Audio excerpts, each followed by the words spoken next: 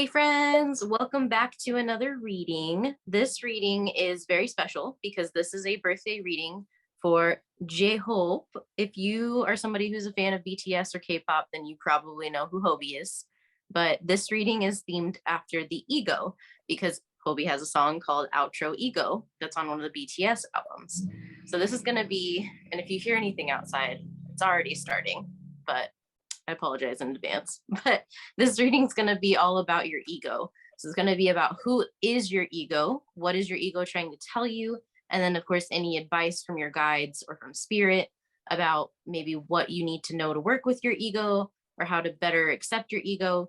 Your ego a lot of times is mistaken for something that's not good.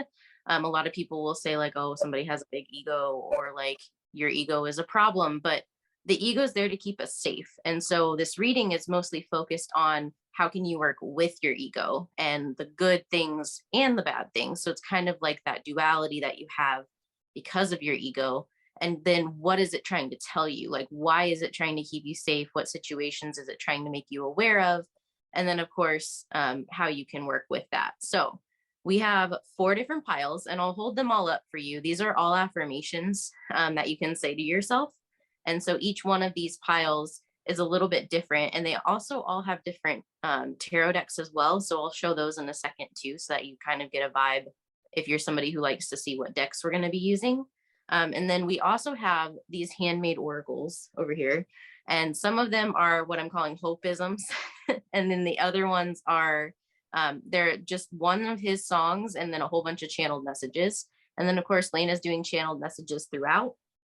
So we kind of have a pretty packed reading for you. Now, of course, whenever you find this, this is a timeless reading. So if you're finding this and it's not Hobie's birthday anymore, no worries. But his birthday is February 18th. So that is when we're posting this. But otherwise, if you find it any other time, it is meant for you, and it doesn't matter when you find it. So I'll go ahead and I'll start showing you guys the piles. So the first pile is You Are Powerful. And then the deck that we're going to be using for that one is the Mystic Mondays deck. The next deck is You Are Creative. And then the deck we're using for that one is the Tarot of the Divine. Very pretty.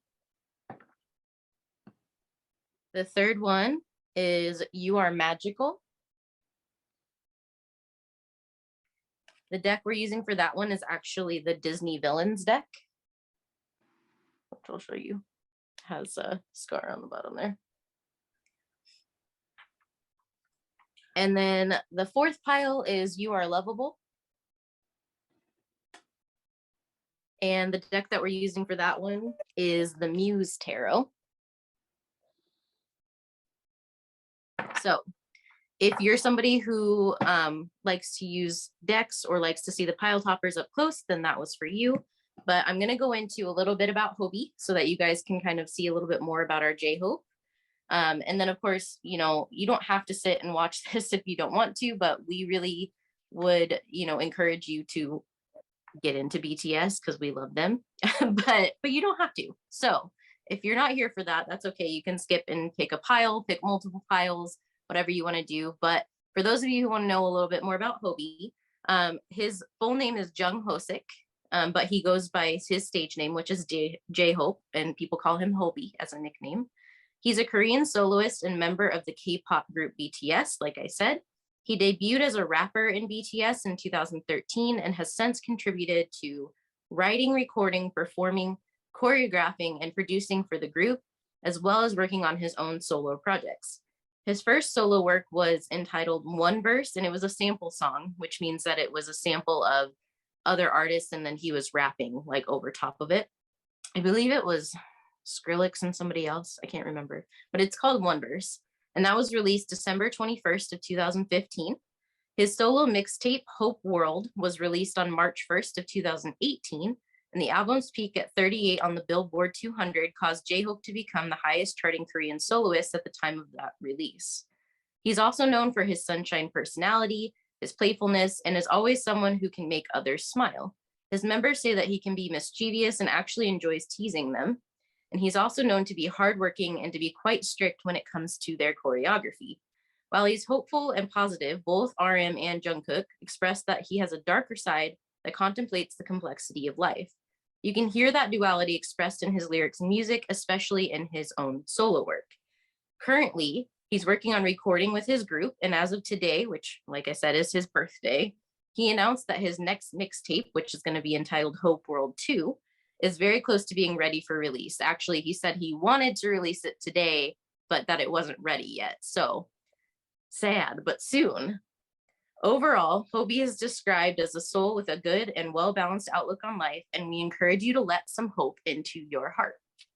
But that is all about Hobie. Obviously, he has his mixtape, and then he also, BTS does this cool thing sometimes where they'll have each person have like a solo song on some of their albums. And so some of his songs like Mama and Outro Ego, like those are actually on BTS albums and not like on a solo album. So if you want to check him out, obviously check BTS out as well. But if you want to check out just his solo stuff, then check out Hope World, which is a very good mixtape and highly recommend. Yes. But yes, that is all about Hobie. So song he did with Becky G, which was called the Chicken Noodle Soup. Yes, he also has a song called Chicken Noodle Soup that he did with Becky G. It is super uplifting and fun, and he has a dance that he does to it that's really funny. So you guys should check that out too, if you need a little pick-me-up. He's very sunshiny, very solar plexus based. So if you are somebody that needs a little more sunshine in your life, again, highly recommend looking into Hobie. But yes, we're very excited.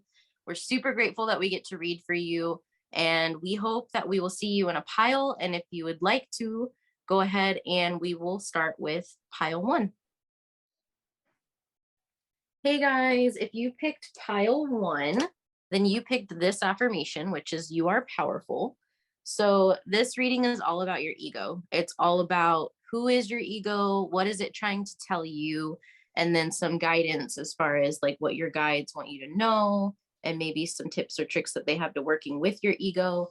And I did preface this in the beginning, if you watch the intro, that the ego is actually not a bad thing. It keeps us safe, but it can sometimes hinder us in other ways if it needs, if it's afraid of something. But usually the ego is seen as something that's negative. Like people will be like, oh, like they have a big ego, or like, oh, well, you know, the ego is the thing that you have to fight because it keeps you scared. And it's like, well, yes, but also no, because without your ego, then you would do things that are not good for you. So your ego is very, very important. And so we kind of wanted to do a reading where we kind of bring the more brighter side of the ego in, and to kind of help you become aware of what it's trying to work with you on. So what is it alerting you to, and what is good about your ego? So that's kind of why we wanted to do this. Now, there are a few different parts to the reading. So the first part is a vibe check, and it tells us all about who your ego is. So what, you know, like what that part of you is all about. And of course, if you're getting through the vibe check and it doesn't feel right, then it's probably not. So if you were drawn to one of the other piles, then of course, feel free to check that one out. Obviously, if you were interested in more than one pile, then, you know, feel free to check out multiple. But I just wanted to preface that. The second part is it's tarot, which you chose the Mystic Mondays tarot deck if you chose this pile. And that is all about what your ego is trying to tell you.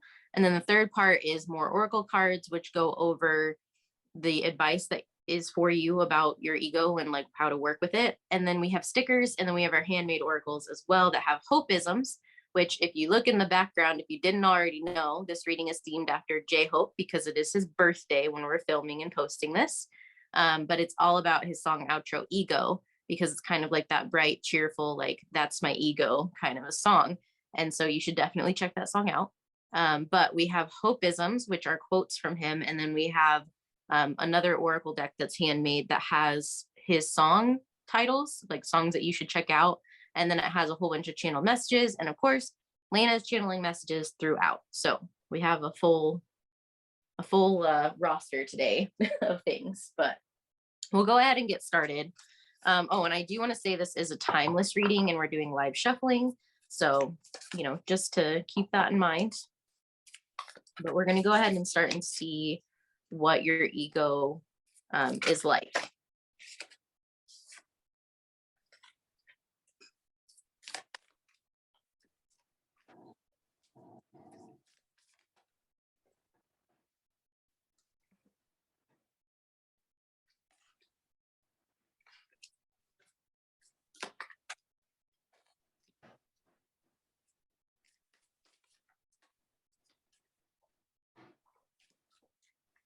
You hear any rustling in the background? My cat also has a huge bag that's like a paper bag. So if you hear that at all, he's just playing. So just thought I'd let you know. Okay. Oh, interesting. Okay. So first card that you got is the Underworld, which is very interesting. That one doesn't come out for me very often, so I'm kind of interested to see what other cards you guys are going to get.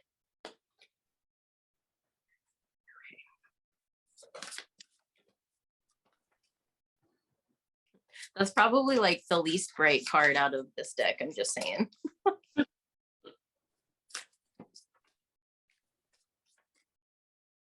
Just based off of that card alone, and then just kind of like the vibe I'm picking up in general while she's shuffling from this group, is that you guys, which funny because I have a couple channel messages from you guys for you guys already, which I have Black Sheep by Jin Wigmore, which makes sense to me. Then also the guides gave the message of steel toe boots, and your guys typically it was for kicking ass and taking names and Martian. So I feel like these are people who have a pretty good kind of I think they have a pretty good balance of their ego, but not only their ego, but their shadow with the underworld. I think that if you picked this group, I feel like a very chill kind of like, I understand who I am and I kind of accept it. Like, I understand my worth, I understand my power. And it doesn't mean that you feel like that every single day because no one does. But for the most part, I feel like there's not a lot that this group is fighting about who they are. It's kind of very much in that vein of like, well, yeah, this is who I am, so take it or leave it. Like, if you don't like me, then that's kind of on you. Like, it's not really on me. And that's a very cool energy to have. I highly admire it. Yeah, I definitely agree with that energy. It is a very chill energy. Like, it's a very like, don't mess with me, but also like I'm super chill and super open. Like, yes, you guys are the type of people that to any and everyone and like their views on things, and you find that very fascinating and you want to hear how they think about stuff, but you also have your own opinions and they're not swayed very easily by what other people think. Like, you're like, okay, so you believe that, you know, that hot coffee is the best, but I'm an iced coffee person. And I'm like, well, I understand that you like hot coffee. This is just a very like vague, no nonsense example, but just go with me here. Well, I think that, yeah, I think that's cool. And I think, yeah, good for you. But I know that iced coffee is the best, at least for me. Like, I don't think that you are someone that necessarily pushes your views onto other people. I just think that you know what your views are and you don't let other people's views change yours. You guys feel like people who have done a lot of soul searching in yourself and like probably spent a lot of time getting to know yourself. Like, I wouldn't be surprised if you have a strong 12th house placement in this group and that you learn to work with it, which would be really cool. Or just strong Pisces placements in general, but it feels more 12th house than Pisces, because Pisces can be escapists, but I don't know, it just, that's what it feels like. yeah, Pisces. So the 12th house gives a Piscean energy, but it depends on what you have in your 12th house. It's kind of weird because it'll basically mesh the energy up. So you might have some qualities that are Piscean, but then some that are whatever sign rules over your 12th. And then of course, any planets that are in your 12th house make a huge difference. Yes. Okay. And don't worry, I will hold these up in a second. I want to point out that I can see that the card says powerfully and you picked that you are powerful. So there's already a nice synchronicity here. Yes, I'm laughing a little bit, but that's fine. Okay. I'm going to go in and read these for you guys so that you can see what they mean. I mean, obviously, like I won't read all of them from like a book or anything, but I'll tell you what they are. So you have the underworld, you have the rat, and then I will read aconite because this deck has a couple different meanings, but this is aconite, which I laughed because it has a skull on it, and that matches the underworld. You have, these are my affirmation cards, but you have, I forgive those who have harmed me in the past and peacefully but powerfully detach from them. And I'll read this side of it. It says, be honest with people about who you are, how you feel, and how you expect to be treated. Anyone who isn't receptive to your wishes and truth doesn't deserve your energy anyway. Some people will only like you if you fit inside their box, so don't be afraid to shove that box up their ass and bounce. If you've been hurt, release tension between yourself and others by disconnecting, reclaiming your energy, and using it to develop peace internally. This is one of my favorite decks right now. Yes. Okay, that is totally your guys' energy, though. That's exactly what I just said. Like, I don't, so for some of you, yes, that might be something that you're working towards, but I do feel like most of you already have learned that lesson of like that you can let that stuff go and like shove the box up their butt and like whatever, like you're not worth my time anymore. Mm-hmm. Yes, I definitely agree. You have going forward, and then you have flow. And then for your scent cards, I call them, you have marjoram, which is comfort. The trigger statement is people cannot be trusted. And the true statement is I trust my heart. And it says your big, beautiful heart is ready to open. Trust that you will be able to discern who is best to walk with you. And again, that's the same energy as this. And I think it's more so that this is who your ego is. Like you've learned this already. This is explaining like your ego's vibe. And then you also got rosemary, which rosemary is actually super good for protection, just saying. But this is wisdom, and it says trigger statement, it doesn't make sense. True statement is I see the bigger picture. You're moving towards a deeper level of understanding from knowledge to wisdom. Take time to absorb the lessons. And then I said I was going to read aconite, so I will. But this deck is really unique. I've only used it one other time on here, but it's called the Seed and Sickle, and it actually has two different guidebooks. And one of them is the Dusk and one is the Dawn. So if I'm going to read both of them, and then if one of them doesn't feel right, but the other one does for you personally, just take that as it resonates. But this is kind of more about your vibe. So 46.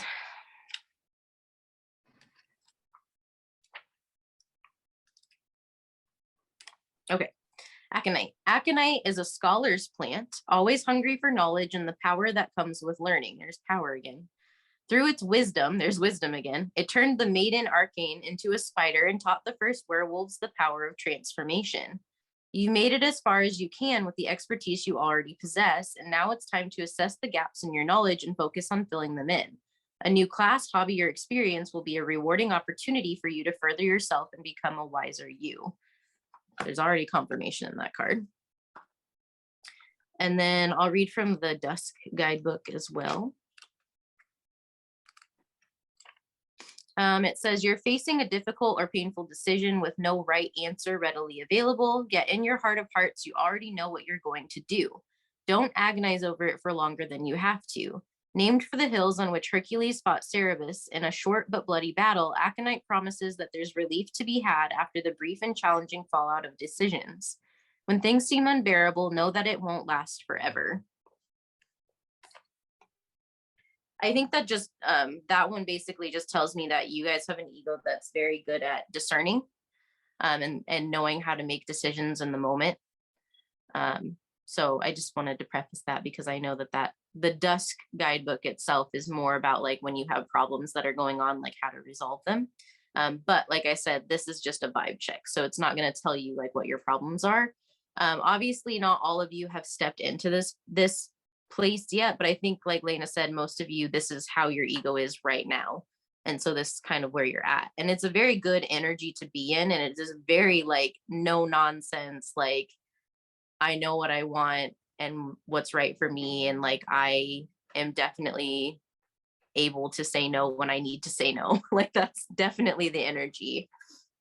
But I mean, there's obviously a lot more to you than that. But as far as your ego goes, your ego is somebody, or you, I should say, are somebody that is definitely very good at moving forward, at making decisions, at being in the moment. And I think you're very good at going with the flow. Like you're somebody who's very good at discerning the energy around you and using your innate wisdom and your knowledge that you have in order to assess a situation and then to make a decision based on that situation. And I think that your ego is very chill. Like for a lot of people, like your ego is the thing that kind of tells you like when you're scared, and it might, like for some people it manifests as like overthinking or anxiety or depression or things like that. But I feel like you and your ego actually work really well together. So I feel like you've probably done a lot of work with your ego. I do think that you're somebody who's very, very humble. And I think that you're somebody who maybe in the past you've had situations where you've let people not necessarily take advantage of you, but they've done things or said things and you've given them chances, like more chances than they should get. And I think through those experiences are how you've learned to work with your ego, in the sense of your ego now knows what is right for you and what isn't, and is very good at letting you know. And I think that there's a lot of, it's almost like you have like the night and the day here. And I'm very big believer in like everybody has a duality, but I think that you've really accepted that you have a duality, and you're very good at knowing the difference. Like you're very good at night and day, like black and white. And I think that that's sometimes very, very needed, especially when you're trying to make fast-paced decisions of knowing like what's yes and what's no. And I think that you also are somebody who has to know a lot of answers. You do a lot of research. And I think that with your ego is something that's going to trigger you to know, like, okay, I need to look into this more, or I need to research this topic, or I need to find out more about this person so I can make this decision. Your ego is very good at informing. And I think that you're very intelligent, very smart, and more than just like mentally, like emotionally and energetically. If you were to ask me, like, I think your ego has done a lot of work with you to get you to the place where you are, where you can really dig in and find that wisdom and find, you know, the good and the bad, the yes, the no, the this person's for me or they're not. Those kinds of things are very clear for you. And honestly, I'm a little jealous because because I'm not quite at that place of like knowing what's the best for me and what's not. And I think you're very good with boundaries. And that's something that's super admirable. I agree. Okay, so Becca's pile, you know, we know that if she has one, that it's going to be about a jealous ego. I'm just kidding. I was like, but on a serious note, I agree. I've actually found that your guides aren't even giving me that many channeled messages.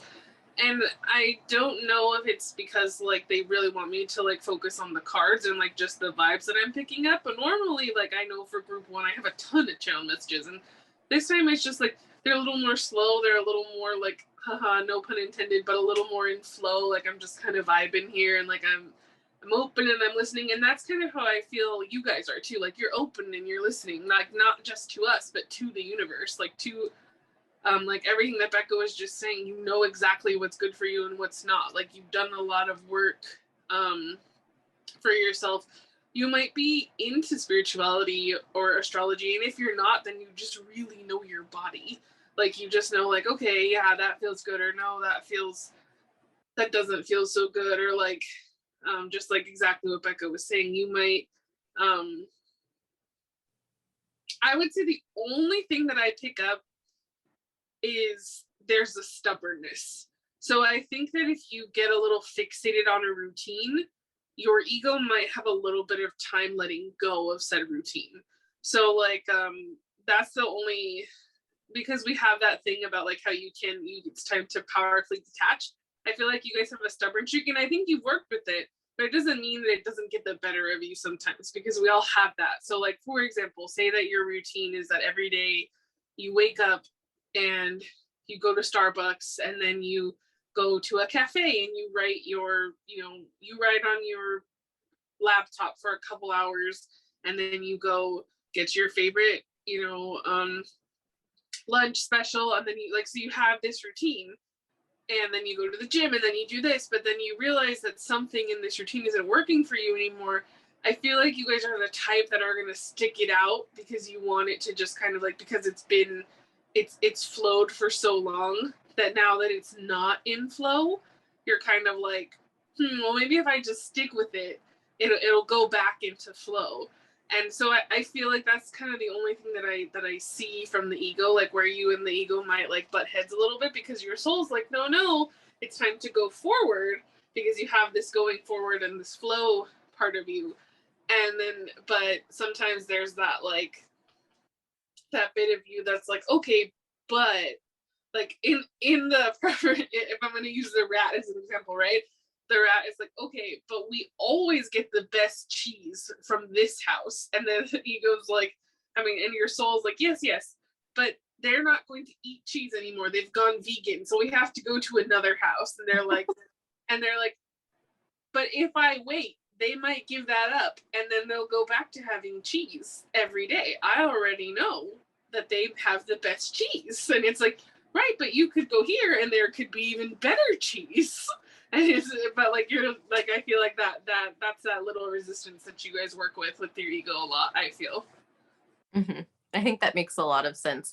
And I think there is innately a curious part of you, but I think that your ego sometimes might block that curiosity a little bit by with that routine. It might be oh, well, I kind of want to check this thing out, but I usually do this on Sundays, and I don't really want to not do that, even though I'm curious about this other thing, because if I don't do this on Sundays, then what else does that change? That's the vibe. You have this innate curiosity, and I think that that's something that your ego sometimes can block a little bit. But like we've said, you've already worked through a lot of that, and so sometimes that might still come up, but I think that it's a lot less than it used to be in the past. But yes, hopefully that was a good vibe check for you. Now we're going to go into tarot, and we're going to see what your ego wants you to know. So what is it trying to tell you right now? Well, I only have, I think, 3 channel messages for you. I don't remember if I said Martians, so if I didn't say it before, I'm saying Martians. Then we have Flow by Monsta X that came through, and then Float On by Modest Mouse. Okay. Okay, so we're going to do your tarot for pile 1. See what your ego wants you to know.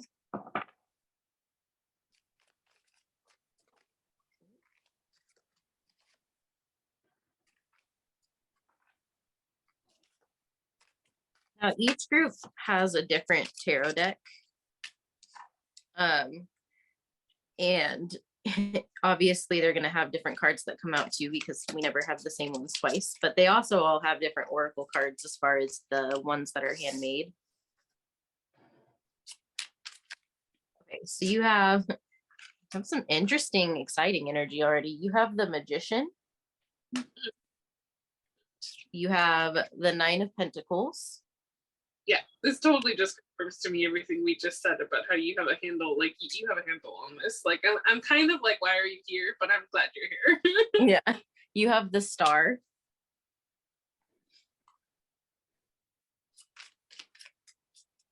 I think you're at kind of a major point of your life right now. You have the King of Swords. And then we'll get one more. Let me see.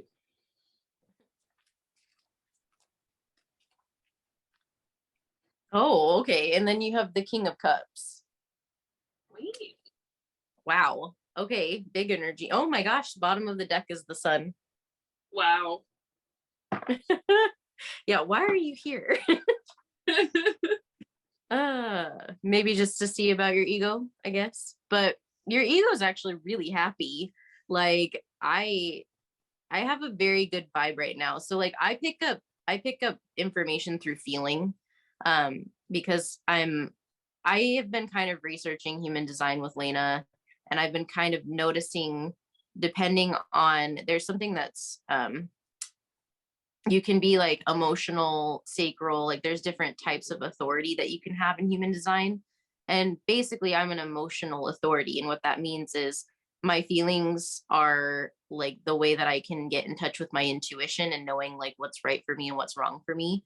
And so right now, I can kind of pick up, and I'm also an empath, so I can pick up on like feelings. And your ego's feeling is like, it's just super happy. Like it's happy, but chill, Yes. which is a really nice vibe to be in. And I kind of want to like hang out in your energy for a while because Too. it's very comfortable. I'm like, can you stay in pile one for a bit? Thanks. Yeah, I'm like, can I just sit here with you for a little bit? Because it feels great. But you have beautiful cards, and you have two major arcana over here and then one on the bottom of the deck. And I think that what your ego is trying to tell you is that you have the ability to manifest anything you want.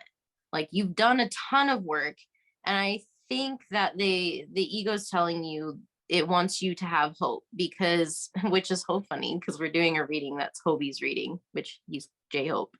But yeah, and this is actually the Aquarius card. So that's also funny too because he's an Aquarius. So if you're an Aquarius in this group, hello, hi, Anyang.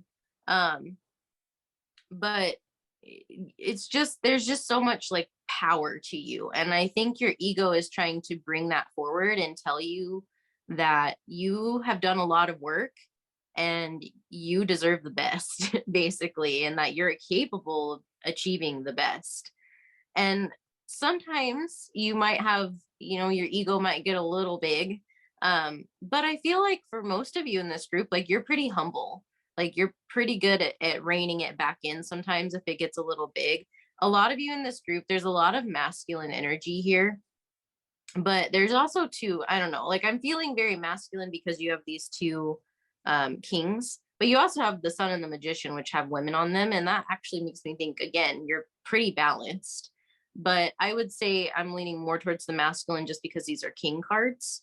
But I think that you have a good handle on your emotions and understanding yourself, understanding your emotions, and not letting your brain carry you away somewhere where it shouldn't, basically. um, and with that, you know, sometimes you may not recognize how far you've come or how well you do at redirecting yourself or at manifesting or at, you know, just bringing in the things in your life that you do. And I think your ego is kind of saying like, I want you to recognize the fact that you worked really hard and that we do deserve these things. And it's okay if you have a big ego sometimes, because your ego is saying like, I want you to be happy because you deserve to be happy and you're capable of being happy and having everything that you want because you're strong and you're emotionally mature and you're a super powerful manifester. So your ego wants you to have hope and knowledge that you deserve all these great things that you have in your life, and that you're just going to keep attracting more great things the more that you keep believing in yourself and the more that you keep, you know, reinforcing your boundaries and paying attention to your emotions and allowing yourself to receive the things that you really, really want. Yes. I 100% agree with that. Sorry if there was like a little blip there. I kind of lost Wi-Fi for a second, but I'm back. So sorry about that, guys. Something I wanted to add, and again, I don't know if Bekah touched on this, only because, like I said, the Wi-Fi kind of blipped out. So if she did, just bear with me, you know. I'm just gonna say what Spirit's been telling me. What I wanted to point out, because those two kings really stand out to me. I think the reason that you're so well balanced is because, like, you know, and like Bekah kind of mentioned a little bit about how like your ego could get a little big sometimes, like it might get a little inflated. I think, yes, that can be true, but I think your King of Cups is what keeps that in check, because you also have such a deep empathy and care and compassion for other people.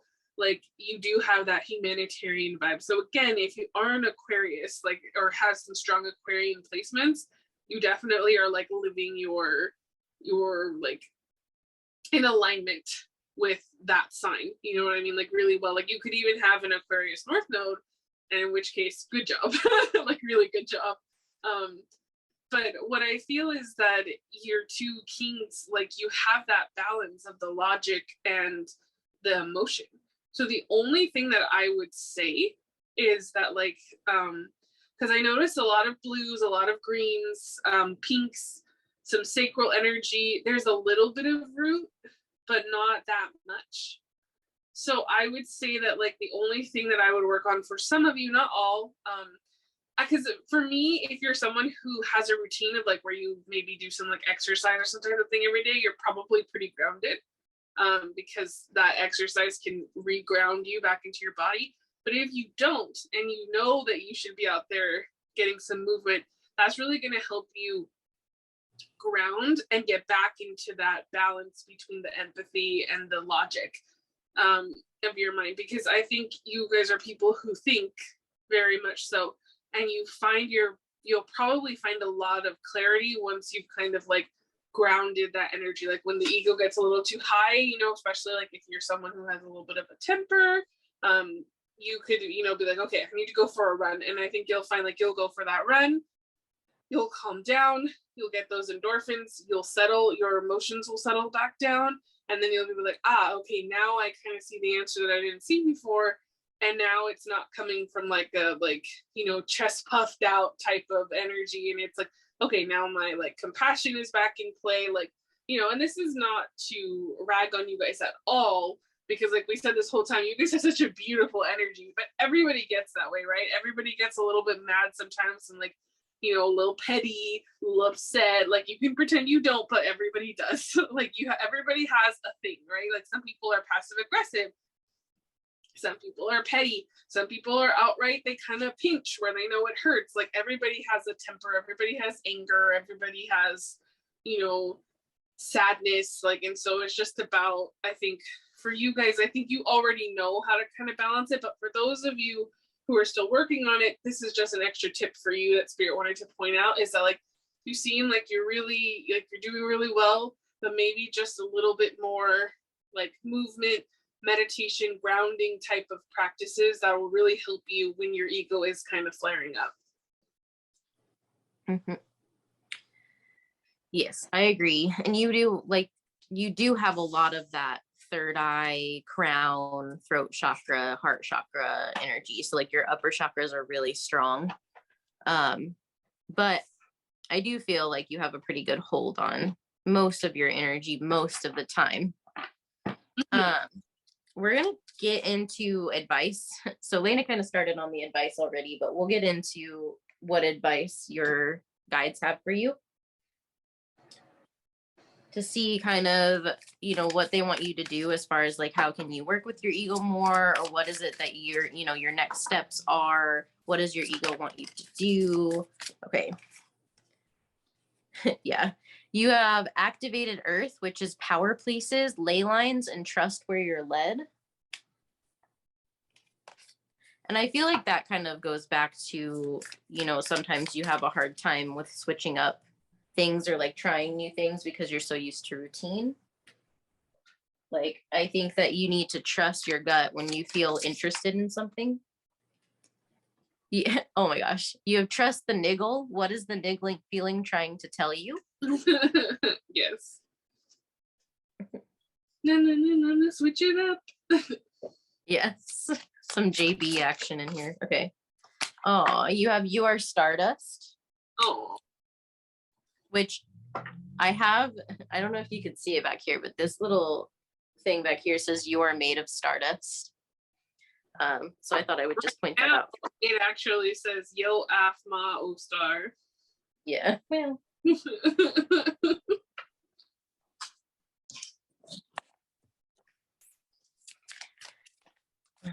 You have okay, I will talk about this in a second, but you have it's time to release negativity, full moon in Scorpio. You might have Scorpio placements.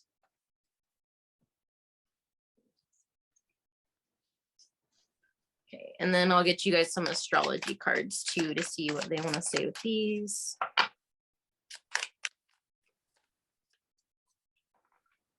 which I feel like this group might be actually kind of interested in astrology. If you're kind of just dipping your toe in, I highly recommend, there's a lot of YouTube videos that you can watch, but books are the best way to get information on astrology, in my opinion. And of course the internet, because you can find everything on the internet. But there's a blog called, I think it's called Tea and Rosemary, that's really, really good. Yeah. But I think, there's so many different books that you can buy. And I think that if you're someone who is interested in astrology, now would be a great time to start checking it out, because there's just so many resources everywhere. So let's see.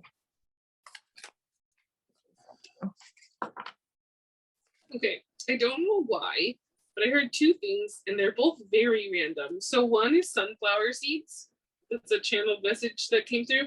And then I also heard Jimin Shi, which if you don't know is Mr. Jimin in Korean. I don't know why. Jimin is Hobie's roommate, so maybe you resonate with like Jimin's energy, or if you're having a bad day, you can watch some Jimin videos and those can make you laugh. Maybe he's your bias. Like, I don't know. Just there you go. Okay, so this is kind of crazy to me. You're getting a lot of stuff about work from these cards. So your focus right now is probably very strongly on work. I achieve, I create. Yep. I'm gonna get 2 more of these. Maybe they'll send us out something. It's not a house.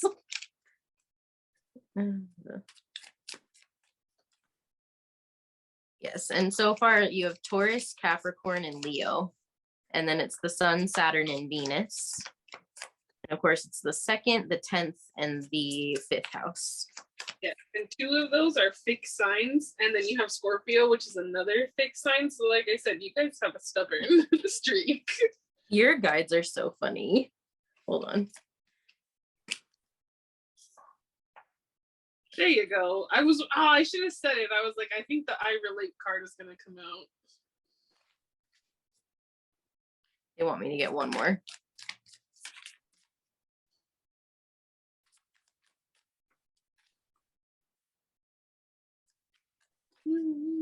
This. Oh yeah, okay, that makes sense to me.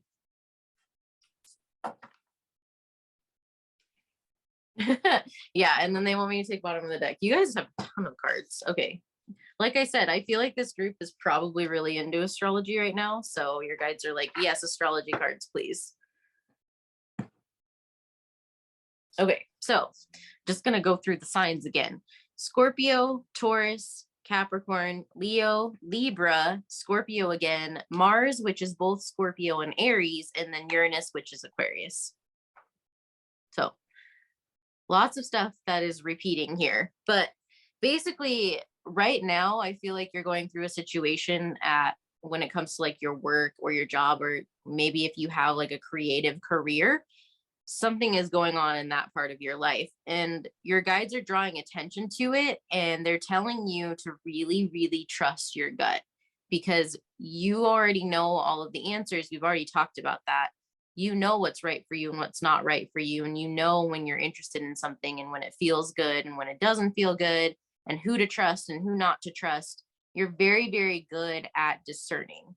And your guides want you to be a little more free when it comes to those creative ideas or those inklings or those niggles that you get, and to trust that and to know that you are very powerful, and those things that are coming to you are coming from your guides.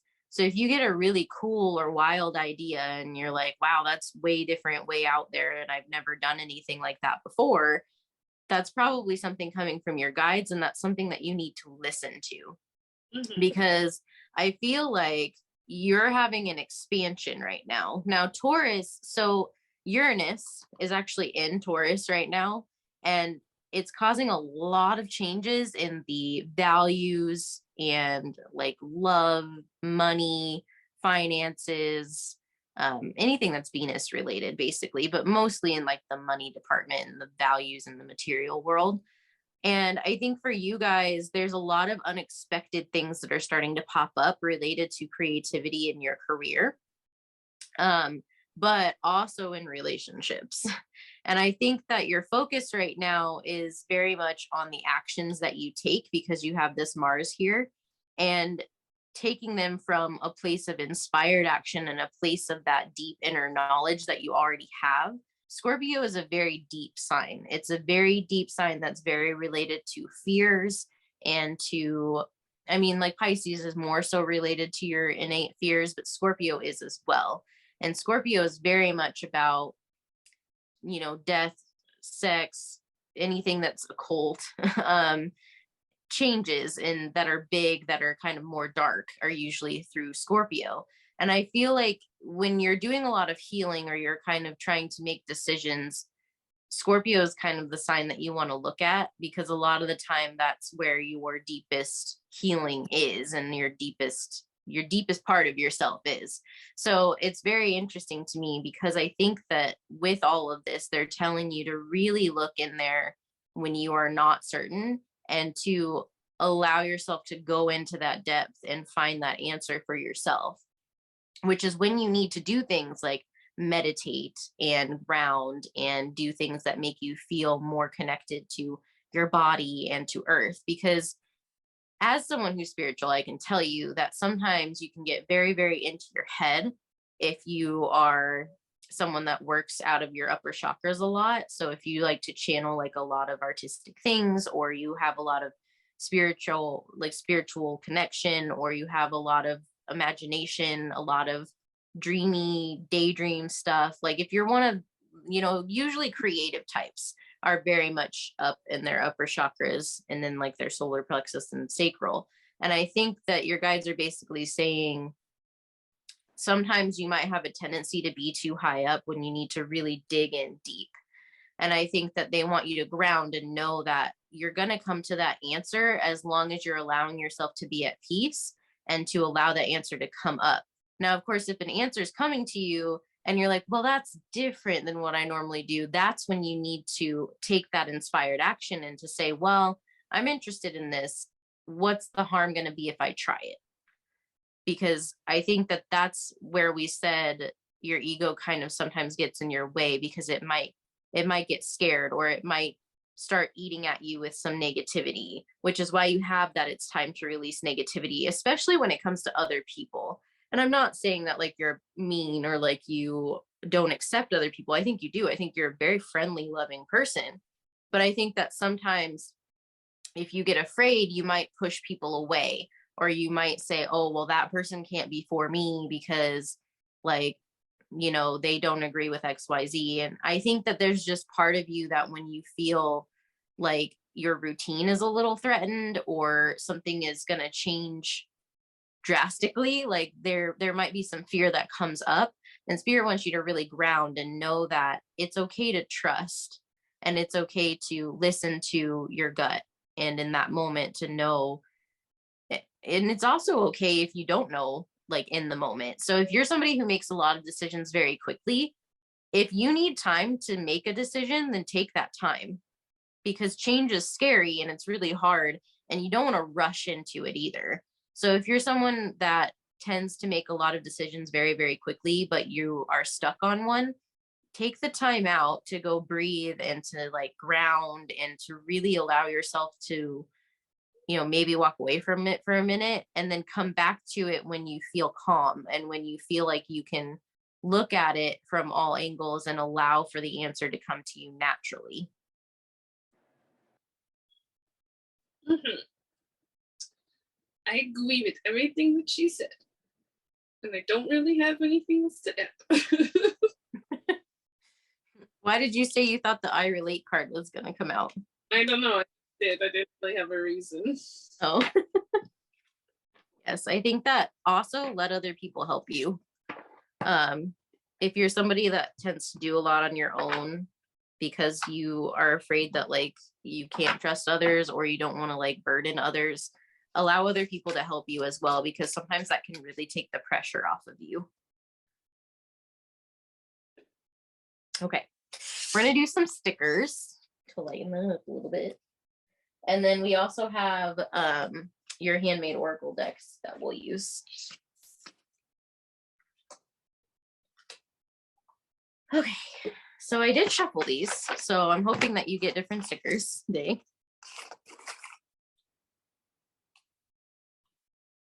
And then, of course, once we use the stickers, I don't put them back in the bucket. So if you're interested in another group, the stickers will also be different. I'm going to get like another, just because I'm feeling generous with my stickers today. Plenty. All right, so stickers is one of my favorite parts, so I enjoy it. But this is going to tell us maybe some things that your guys want you to know. Maybe you're seeing some things your ego wants you to know. Maybe stuff that's unrelated to your ego in general. But we will see what they want to tell you. So, oh man, you have a lot about tacos already. Okay, you have Fantastaco. Maybe you're somebody who really likes tacos or you need to eat. Maybe you're hungry. Can I Want to 1 second? When I was making that pile topper, I almost put a taco on it. yeah, tacos. That says want to taco about it. So again, like if you need to open up to somebody or like to talk through what's going on in your brain, or like if you have a decision you can't make a decision on, then it's okay to talk through and to talk with the people that you trust, of course. Now, obviously, if you meet a stranger and you're like, well, I don't know if I should trust them, then, you know, trust that feeling too. But talk with the people that you trust about the things that you maybe are struggling with. You have the guac. You guys really like Mexican food. That's all I'm going to say. You have thank you, and it's a sandwich. You have a little sushi cat. Cute. Which you do have a cat on there, just letting you know. You have the Fortuna deck. This is actually the infinity symbol, but it's also meant to be like an hourglass. I did not use the Fortuna deck in this reading, so. You really do. You have the margarita too.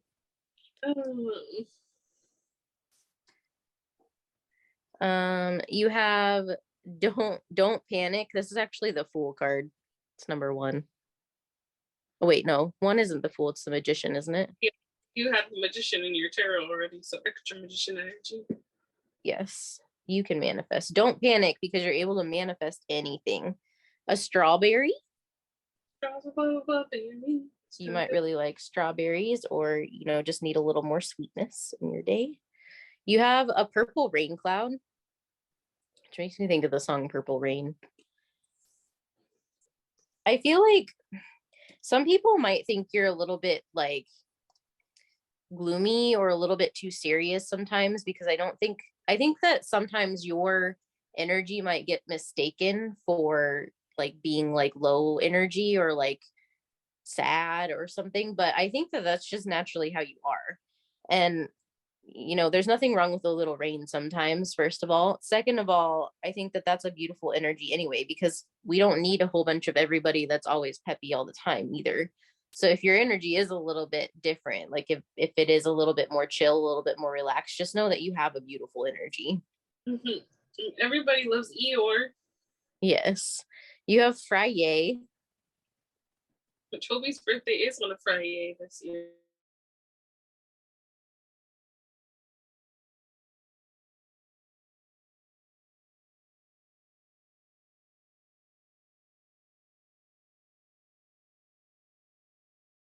Trusting that feeling. You have in a field of horses be a unicorn. Cute. The unicorn is on pile 3 too, if you felt drawn to that. You have Stitch from Lilo and Stitch, which he is kind of his own. So Laina channeled Martian. Stitch is an alien. And I feel like Stitch is highly misunderstood a lot of the time. But he's got a really good heart. And I think that you guys might resonate with Stitch's energy sometimes. And there may even be times where, like, even though you are maybe more serious or more, like a little more like chill, you might have times where you can be a little bit crazy or a little bit out there, that you show that to people. And I think that you should embrace that side of yourself if it does come out. You have Boss Babe.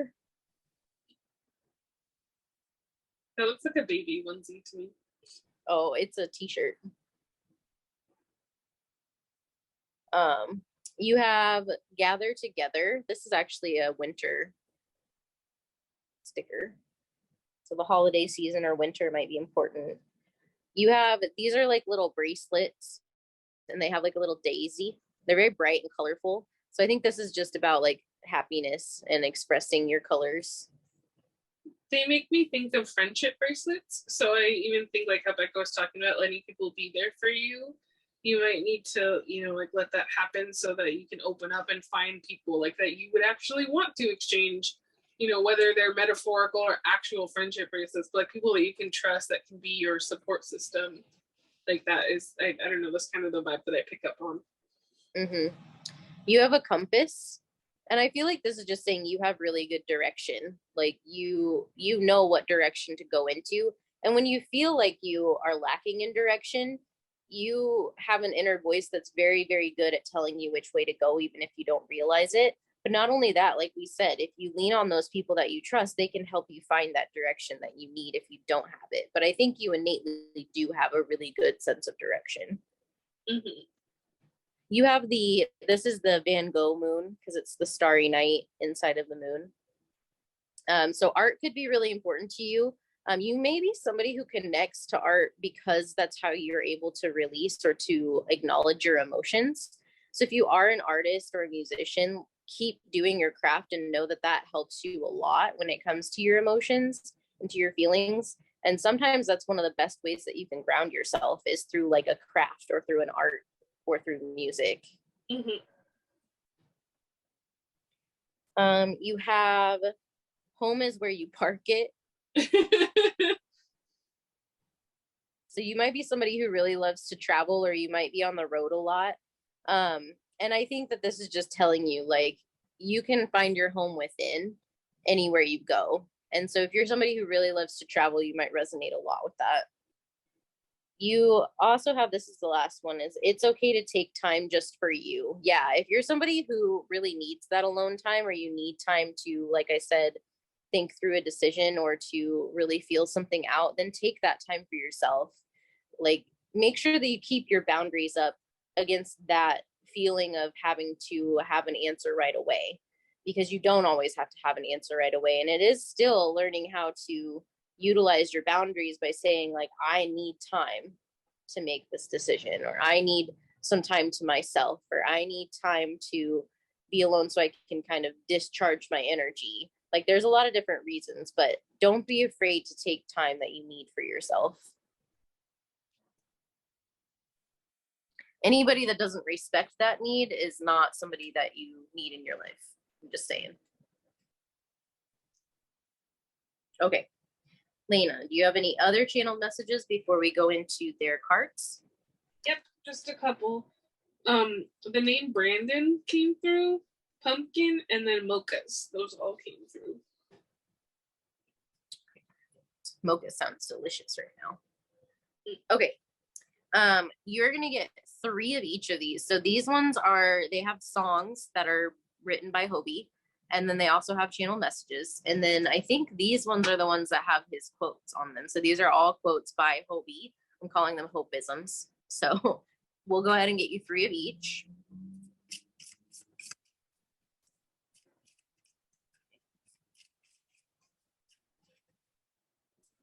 Ooh, okay.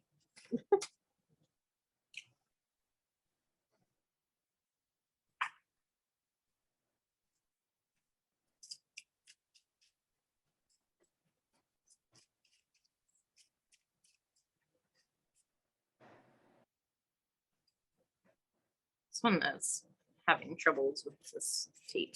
Okay.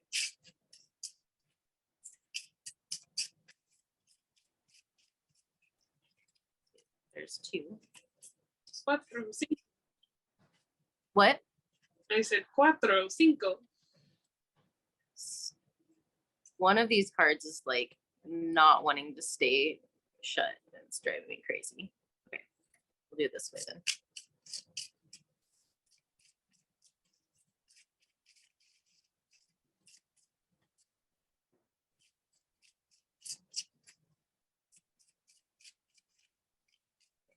You got all unicorn cards for these ones. Shouldn't have said it. I was gonna be like, I think it's gonna be another unicorn. Sorry. Okay, so we'll start with these. Yeah. You have wishing on a sky, wishing on a scar. If there's the sun, I'd want to dream, which is from Daydream by Hobie. And that's off of his mixtape.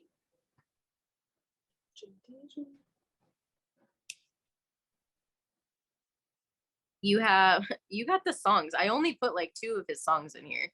You have only one hope, only one soul, only one smile, only one you, which is outro ego.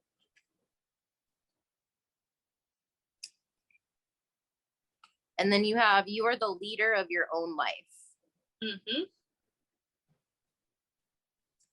Okay, now let's see what you got here.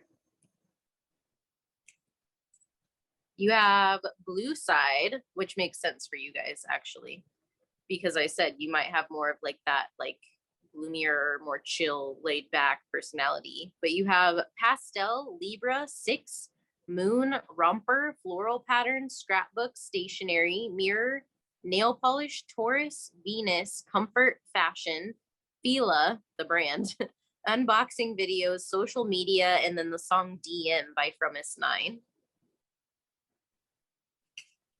I'm hearing Tag Me bi-weekly right now. Tag me. Okay, you have trivia, just dance, and this is video games, purple, lavender, candles, plants, wind chimes, Aquarius, 88, glitter, apples, soda, stars, slumber parties, PJs, self-care, ostrich, lasagna, and itinerary, and baths. And then your last one, you have Hope World, which is wind chimes, meadow, firefly, Virgo, green, art, museum, Nag Shampa, which is a scent, wild, it's also a flower, wildflowers, tea set, 5, imagination by TXT, colors, balloons, luck charm. Oh, it's supposed to be Lucky Charms, my bad. Lucky Charms, twinkle, stars, camping, garden, mushrooms, and spices.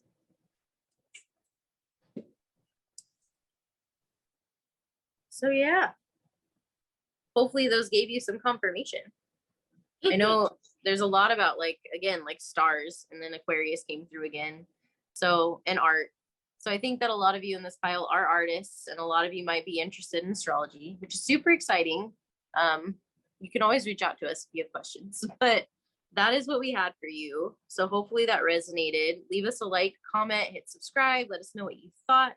All of our social media is linked below in the bio, as well as a playlist for this week, which this week we have some extra Hobie songs on there just because it is his birthday week when we post this. Obviously, if you're listening to this real time. If you're not listening to this real time, then the playlist is probably way different. But yes, hopefully that resonated for you, and we hope to see you in our next video. Bye-bye. If you picked pile 2, then you picked the You Are Creative pile. So this is an affirmation that you can tell yourself, I am creative. And this is all about your ego. So this reading is actually themed after Hobie's song, J.Hope's song from BTS. He has a song called Outro Ego. And this is all about what your ego is trying to tell you, who is your ego, and maybe some advice on what you can do to work with your ego or anything that your guides want you to know right now. So we have a few different sections to this reading. This is a timeless reading. So when you find this, just know that at any point, it is the right time for you to find this reading. This reading is one that we're putting out on Hobie's birthday because we're celebrating his birthday. Now, obviously, you don't have to know who Hobie is to watch this, but we highly encourage you to research and or get into K-pop and BTS because we love them. But if you want to learn more about him, we talked about him in the intro. If you are interested in any of the other piles, feel free to check those out because we are going to do a vibe check at the beginning of each pile. That's going to tell us who your ego is, maybe some traits. If that vibe check doesn't feel right, oh my gosh, it's probably not a pile for you. If you can hear in the background, my cat has a paper bag that he is kind of in love with right now. So just excuse him if that's loud. He's just hanging out. But yeah, anyways, we have tarot, we have oracles, we have stickers, Laina's doing channel messages, and then we actually have handmade oracle decks as well. One of the decks is actually quotes from Hobie. They're called Hope-isms. And then we have the other handmade oracle deck that has songs for you that are written by Hobie to go listen to. And then it has channel messages on there as well. So we like to see if we get the same channel messages or if they link up. But we're going to go ahead and get started with your vibe check. As always, make sure that you take what resonates and leave the rest. You know if it's for you or not. And this is just purely for fun and to give you confirmation, and it is not for you to make major life decisions off of. And we don't want you leaving our readings feeling sad or feeling stressed out. It's so obviously if a message is making you feel not good, then it's probably not a message for you. Sometimes there are things that we need to hear that maybe don't feel as great, but for the most part, most messages should resonate for you if they're for you. So if they're not resonating for you, then maybe try a different pile, or just know that those messages might not be for you. So we're going to get started. We are doing live shuffling, so everything is live shuffled. And we're going to start with kind of the vibe check of your ego to see who is your ego? What's it like in there? Obviously, you probably know who your ego is, but we'll get into that. I did want to say, I mentioned it in the intro, but your ego, a lot of times people give the ego the bad rap, but it's really not, it's not bad. The ego keeps you safe. But it can sometimes, you know, be scared, and it might lead to self-sabotaging or overthinking or anything like that. But just know that this is going to be all about your ego and bringing it to a positive light and seeing what's good, what's bad, maybe how to make it feel more safe or more balanced. But you have Anima Mundi, which maybe Laina will tell you a little bit more about because I'm not as familiar with that card specifically.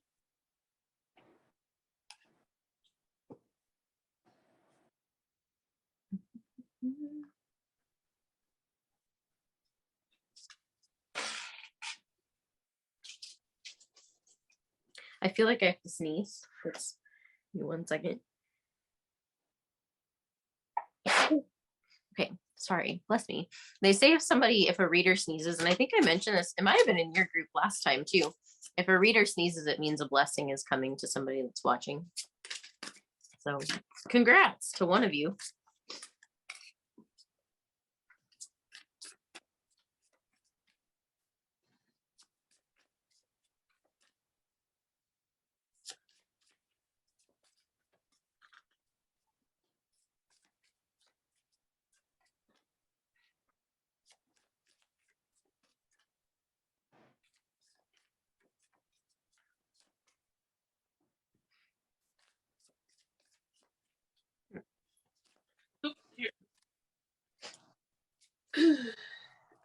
Anima Mundi, the soul of the world and all that is.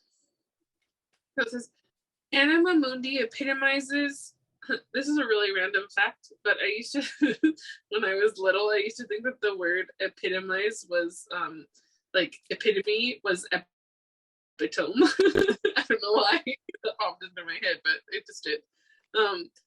Anima Mundi epitomizes the principle, accept all and reject none. Simply put, it is the living soul of the world in all its multifaceted, multidimensional layers, bonded together by loving cosmic forces. Diversity is celebrated, multiplicity is honored, and nothing is denied. Embrace, and nothing is denied. Embrace. Constructs of separation dissipate into the wonderful mess of shared consciousness. Anima Mundi is the link between the literal and the imaginal, the rational and the mythic. It is the connective fiber that makes life meaningful. This card indicates an initiation on the level of the soul. You will awaken the unique light within and witness how this light contributes to the radiance of the entire universe. You will sense yourself as a critical note in the cosmic orchestra. Destiny is altered as you hear the enchanted melody of all living things. The embrace of the Anima Mundi is available anytime, anywhere, to anyone, day or night, rich or poor. It is a process of unveiling our resistance to its love. And it says, Anima Mundi is the energy behind the world card in the tarot deck. both carry themes of universal unity, completeness, and embrace. When light, it is tending to the sacred details of life. When dark, it is overwhelmed by the bigness of existence. If you want to go deeper and learn more, alchemical drawings of Anima Mundi, the life and paintings of Hilma of Klint. So there's some more info, which I think makes sense. I feel like this group has a very big, like, energy, and it's funny because, like, you know, you guys are the creatives, so I think you guys probably live a lot in your mind, in like the upper chakra, in like the in the sacral chakra, of course, as well, like in the creativeness. But I also wanted to say that for some of you, I think there's a level of, because this talks about like when you're overwhelmed, like the bigness of existence. There is a book, and I'm going to grab the author really quick, which might help you. It's, excuse me.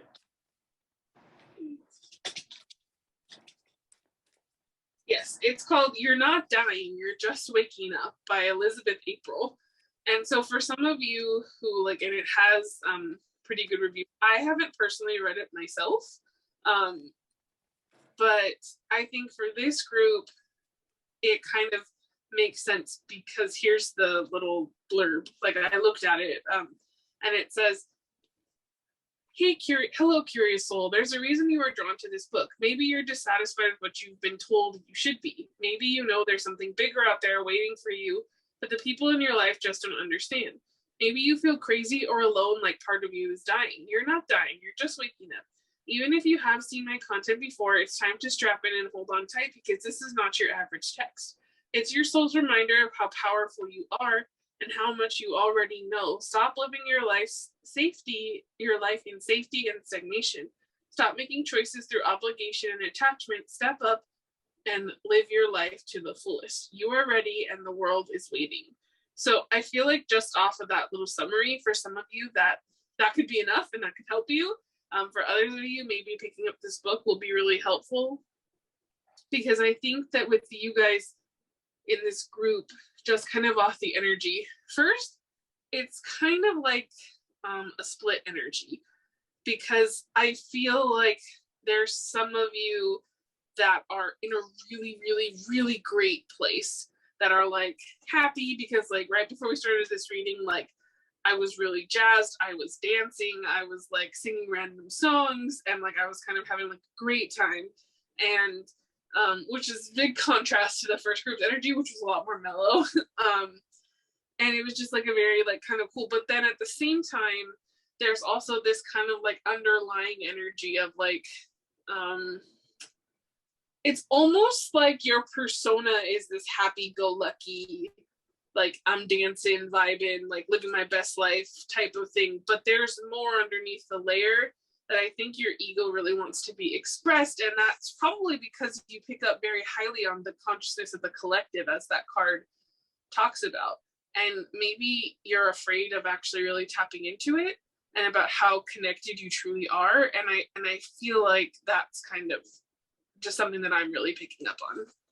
Mm-hmm. We're gonna get into your other cards, because I think that they give some more information as far as like that can relate to this card and what your ego wants you. Well, it's more about this is your ego, so it's not really what it wants you to know. It's just kind of telling you about where your ego's at. You have the Panda, you have Mandrake, which I'll read from the books because I kind of have like a light and dark side for these cards.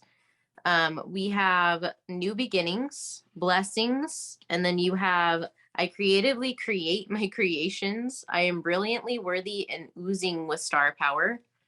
And it says, while thinking is generally healthy, too much thinking opens doors for resistance gremlins to come party in your brain, unleashing swarms of insecurity, imposter syndrome, self-doubt, and excessive justification. Overthinking leads to obstinate procrastination and obstructive of your magic and creativity. Remember, you are composed of the same elements in infinite space, glimmering stars, snow-capped volcanoes, and seraphic waterfalls. You have a gift that only Source has, the power to create. The time you waste trying to justify your creations is time you should be creating your creations. Stop effing around. And then I'll read these. These are the scent cards. So these are essential oils. So the first one that you have is Melissa, which is purpose. And it says, what is the point of it all is your trigger statement. The true statement that you should tell yourself is, I am special. And it says, you have a unique place in this world with gifts and talents that only you can provide. Use your connection with the divine to share them. And then you also have Ginger, which is will. And the trigger statement is, I am a victim. But the true statement is, I am powerful beyond measure. You are strong and capable. With gratitude, optimism, and action, manifest the life that you desire. And then I'm going to read Mandrake. Before I get into the Mandrake card, I just want to say that your ego, I think, has some issues around believing that you're special or believing that you deserve good things. And I think that you might struggle a lot of the time with, it feels like you, like Laina said, you have like this pull of like this very like happy-go-lucky, energetic, like excitable person.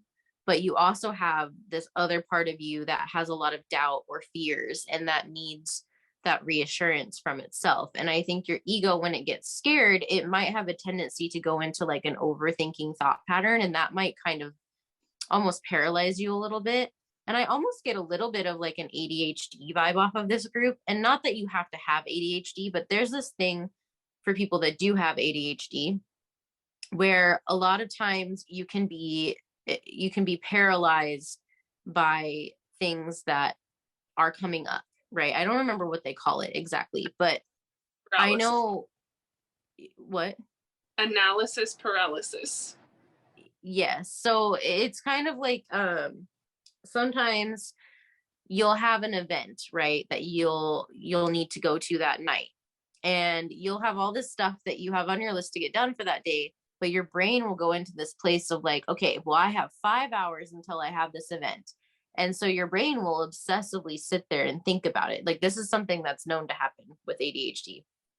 And instead of doing a whole bunch of other stuff, you'll literally just spend that whole 5 hours thinking about this event that you have to go to. And then you'll go to the event. And it's kind of like that's what this card is kind of talking about, is you might get into that analysis paralysis and you might get into this place of thinking about things, but not being able to get into them because there might be a fear, or it might be that your ego has a lot of questions and then you start doubting yourself, or it might ask you like, are you sure you can do this? Like that's kind of the vibe that I'm picking up. But I think the thing is you also are somebody that's super creative and you can do literally anything.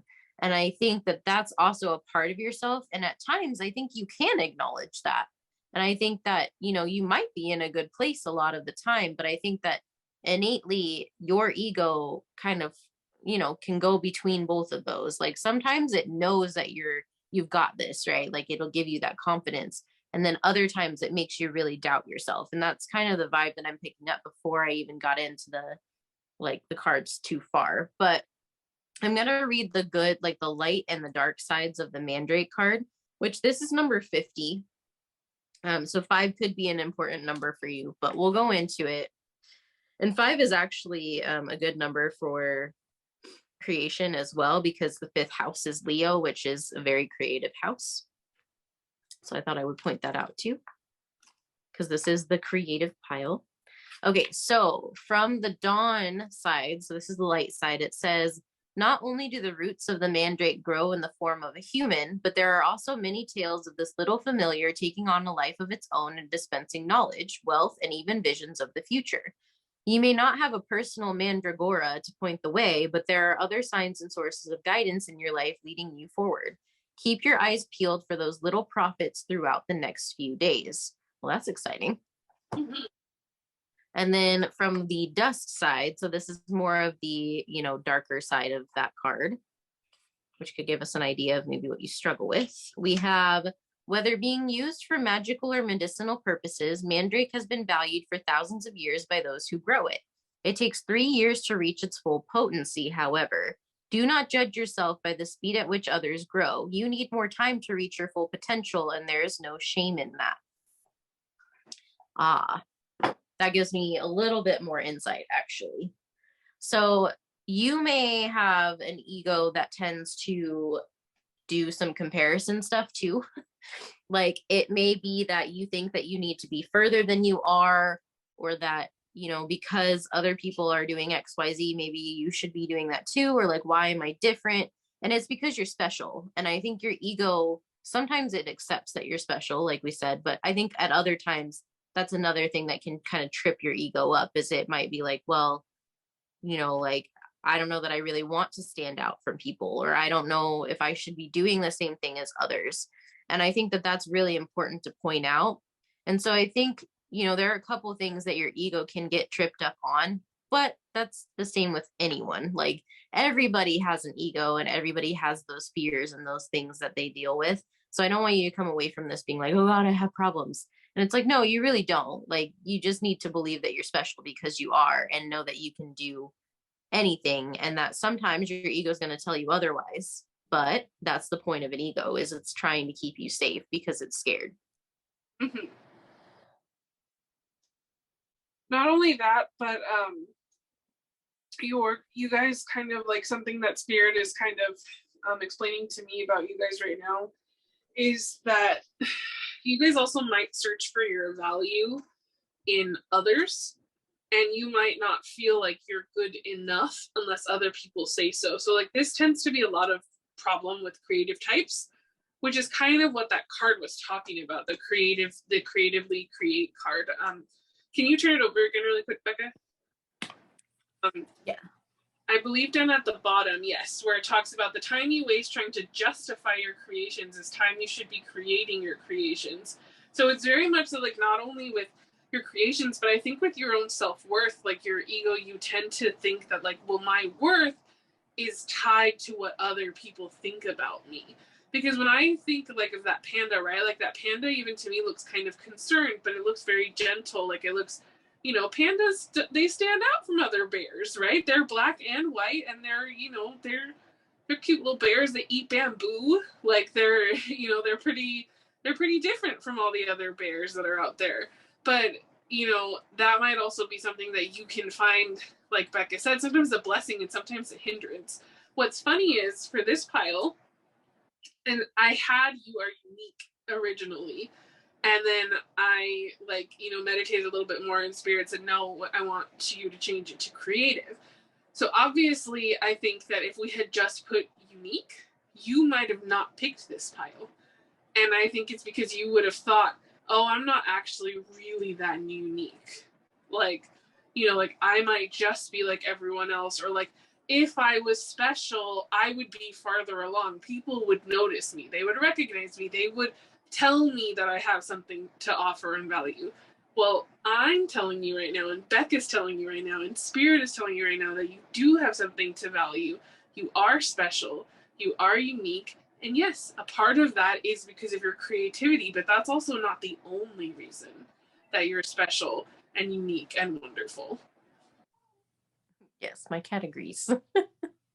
Yeah, definitely. And I think that a lot of your struggles with your ego are going back and forth with that. And I think that, like I said, sometimes you feel great, and sometimes you're like, wow, I'm so proud of myself, and you know, I'm so great at this, and this makes me really happy, and I feel really good about it, and this is right for me. And then like sometimes your ego kind of chimes in and is like, but are we really, you know, unique or special? Like, is this really like that great? Like, so I think that, you know, that's kind of where you are at as far as like your ego goes, because I think everybody obviously goes back and forth with their ego sometimes, but that's really your ego in a nutshell. Yes, I agree. So we're gonna go into the tarot cards now. Each group has different tarot decks. Hold on, my cat's gonna knock over all of my cards. That's fine. I'll pick them up later. Each group has different tarot decks, and this group has the Tarot of the Divine, which is a tarot deck that is based on fairy tales from around the world.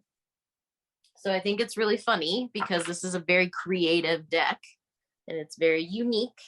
And each story is very unique in this deck. So I thought that was really cool, but it seems to match up. But we're going to get what your ego wants to tell you. So this is going to be all about what your ego wants you to know right now.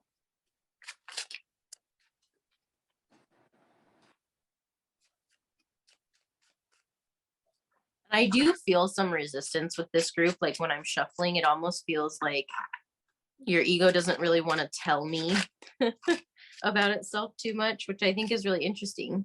Yeah. Okay. You have the High Priestess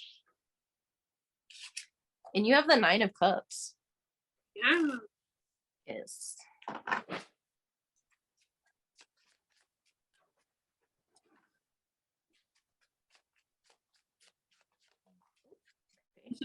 Yeah. That thing in TikTok that's like, now look at this. That's what I'm hearing in my head right now. So it's like spirits like, no, you need to sit down and listen. Now look at this. You have Two of Swords.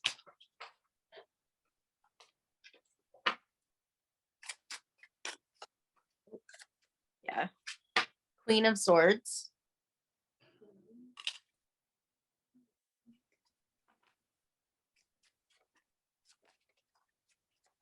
Oh, okay. Two of Wands. And the Queen of Wands. I kid you not. Oh, and then the bottom, this is hilarious because this matches up with your archetype card. You have the World. Yep. So, what does your ego want you to know? I feel like this is more about what spirit wants you to know because, like I said, I feel a strong resistance from your ego. Like, this card is kind of how I feel as far as like how your ego feels right now. Not necessarily like the content, which we'll get into that in a second, but like how she's standing where she kind of has it like blocked off, like protecting herself. And it's like, I think your ego is like, well, I don't want you to say that. And it's like, we're not saying anything bad. It's just a matter of, I think that your ego can get kind of scared. And like, the more that we tell you that you're special, like the more you're like, oh, well, I don't know about that. Like, but you are. So you're someone who's very, very intuitive and very, very in touch with your guides and ancestors, whether you believe in spirituality or not. You're someone who's very, very good at listening to your intuition. And you're someone who's very, very good at following any creative hits, any downloads that you get, whether you know if it's a download or not. And the thing is that brings to you all of these beautiful wishes, like these fulfillments of these desires that you have. But the thing is a lot of the time you have to choose to listen to that, or you choose to listen to your ego that's telling you, well, I don't know about that. I'm not sure. So the ego is not a bad thing. Like we've said, the ego is there to keep you safe. If you didn't have your ego, you would make a bunch of decisions that probably didn't align to you, and that would just get you hurt more. So your ego is not a bad thing. You don't want to get rid of your ego. But I feel like for this group, it's more important that we tell you that your ego does have a tendency to fight you when it comes to your creativity, when it comes to putting yourself out there. And it's not a bad thing. Like I said, you just need to look in there and see, like, why is it fighting me? What is it that it's trying to tell me? And I think that it's trying to tell you that it's scared of you putting yourself out there. It might even be afraid of the fact that you are different, because a lot of times when our ego tells us that we're not different or that we're not special, it's because it's afraid that you actually are, or that people are not going to accept you because you're different. But the thing is you have a couple queen cards here. The Queen of Wands is super creative, and the Queen of Swords is someone who's very, very wise and very knowledgeable and very good at communicating. And then the Two of Wands here, which is actually interesting because these wands are actually, I don't know if you see that, but they're different. And this kind of tells me like you have new beginnings that come to you all the time because you have these two powerful parts of yourself.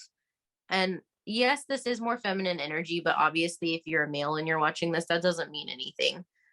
Everybody has feminine and masculine energy within them. But regardless, you have these two very nurturing, but also very powerful energies within yourself. And I feel like that's part of your duality, is you have that like really awesome mental part of yourself, but you also have that really creative part of yourself that really wants to just kind of fly free. And I think that those, when they work together, bring you a lot of really like beautiful, exciting, happy things. And as long as you're allowing yourself to really sit in your power and sit in your energy and sit in your creativity, and to do things because it feels good and because you love them, without letting your ego block you from that, the more beautiful blessings you're getting in your life, because you are someone who's destined to get blessings. You have the blessings card come out when it described your ego. So I feel like with your ego can actually bring you a lot of blessings because it's very good at protecting you. But you have to also know that even though it's really good at protecting you, sometimes it can be a little overprotective. And that's when you need to go in there and say, like, what is it that I'm afraid of? Like, why am I struggling to, put this out there? Why am I comparing myself to somebody else? Or why am I trying to get, that approval from someone outside of myself? Like, why is it that I don't feel like I deserve it unless I'm getting that approval from someone else? Because you have all this beautiful energy inside of you, and you have all of that nurturing, loving part of yourself that you can easily give to yourself. But I think that you tend to give that more so to others over yourself. And I think that's where that disconnect kind of comes in. But really, you have this whole world inside of you, and you are someone who deserves to explore that world and to be nurtured and to be cared for and loved by yourself, so that you are allowing yourself to be unique and to be out there and to know that you are special. Hmm. I definitely agree with that wholeheartedly. Something that Spirit is kind of just wanting to add on here is that for you guys, it's really going to come down to the fact that, like Bekah was saying, the thing, you're always going to fight your ego if you don't stop to love yourself. That is the biggest message that we have for you guys, because I think that you guys have, I would almost say the reason why there are so many like women, right, or females, like feminine energy on these cards, because again, don't take gender, is because you're very comfortable in your masculine energy and you're not at all comfortable in your feminine energy, which is about the being vulnerable, about people seeing who you really are, which is why Bekah is feeling that resistance from the ego of being like, no, no, no, no, you can't see me under this because you're not going to like me. And if you don't like me, then I can't, like, I feel like this can be the group that might bend to people's wills really easily. You want to appear a certain way to other people. And it's, again, it's not because, like, I don't want you to take this and be like, oh, well, like they're calling me, like, fake or anything. That, no, that's not it at all. It's that you don't want to upset anyone is one key, and the other key is that you're afraid that they're not going to like you for who you actually really are. And that can be so simple as, like, your friends. For some people, right, it's going to be a lot more simple than for others. It can be as simple as, like, you're pretending to like these certain things that your friends like when you don't really like them, or you actually like these other things more and you just don't want to say that because you're afraid that, like, then you won't have any friends because they're going to want to do other things that you don't. Excuse me, I kind of burped, so I guess I'm on the right track. Sorry. That you don't feel called to. The other thing for some of you is, like, you're afraid of the rejection from your family, from, like, and that can be soul family and that can be earth, like blood family as well. You're afraid that maybe for some of you it can be whatever it is, like maybe your parents want you to go to college and be a lawyer, but you really love music and so you really want to be a musician, but you're afraid to say that because you don't want your parents to not support you. And even though that would be harder if you had to go that route, if they didn't support you, you would feel better in the end because you would bring in people who authentically support you for who and what you are. And no one here is saying that that's easy, because it's definitely not. but you're also making yourself suffer by not embracing who you really are and by looking to other people to tell you that you are good enough. Because you're good enough as you are. You are not the problem in the relationships that you have where people are mistreating you. Because that's something that I feel kind of happens a lot for this group, is that maybe someone hurts you and your response is, well, what's wrong with me? Not, wow, the way that that person treated me was really not okay. And I deserve better than that. The thing that you go to is, I must have done something wrong. And what I'm here to say, and Spirit is here to say, is no. And they're saying that the more that you continue and continue and continue to blame yourself, it's just going to be so hard on you. And you don't deserve that. You deserve to feel that love and compassion and be like, hey, no, the way that you treat me, that's not okay. Like, you know, and you don't even have to necessarily say that to them. Like, if you're afraid of confrontation, you can just know that for yourself and be like, okay, well, I'm not going to waste my breath giving a rat's booty about their opinion because they don't deserve it. Like, they don't, because I deserve to, you know, make the things that I want and go after my dreams and like feel loved, you know, and cared for. Some of you might actually be attracted to the affirmation on pile 4 as well, because you guys might have struggled with that self-love, and like, you know, it happens to all of us. It really does. But it really feels like a need and a call from your soul to, like, you know, give yourself that self-love so that your ego can like kind of back down a little bit and let you open up and be vulnerable with the world. Because as Bekah is saying, you have the Queen of Wands and the Queen of Swords, and these are both really beautiful, gorgeous energies that deserve to be shared with the world. But I almost feel like with the High Priestess, not so much in the sense of like the actual what it means, but do you see how she's veiled? Like, kind of has the veil only half off.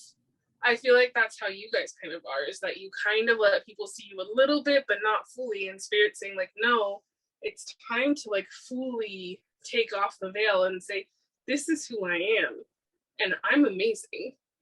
Like, I have creativity, I have passion, I have love in my heart, I have power, and like being able to really stand in that, because the Queen of Wands is someone who has so much passion and drive and love, and she is like, yes, authentic, 100% authentic to who she is.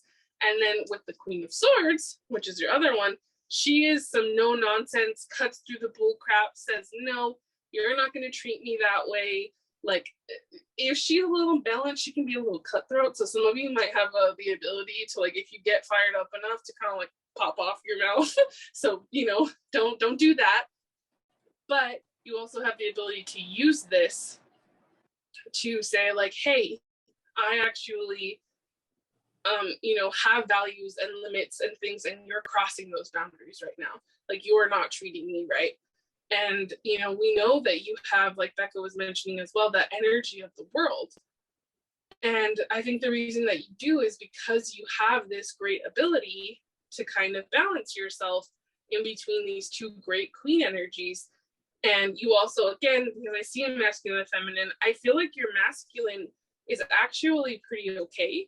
Like, you're really comfortable with it, but you're not comfortable with your feminine energy. And so now it's time to really get in touch with that more vulnerable side of you, and basically not let the masculine gatekeep so that you don't have to come out of your shell.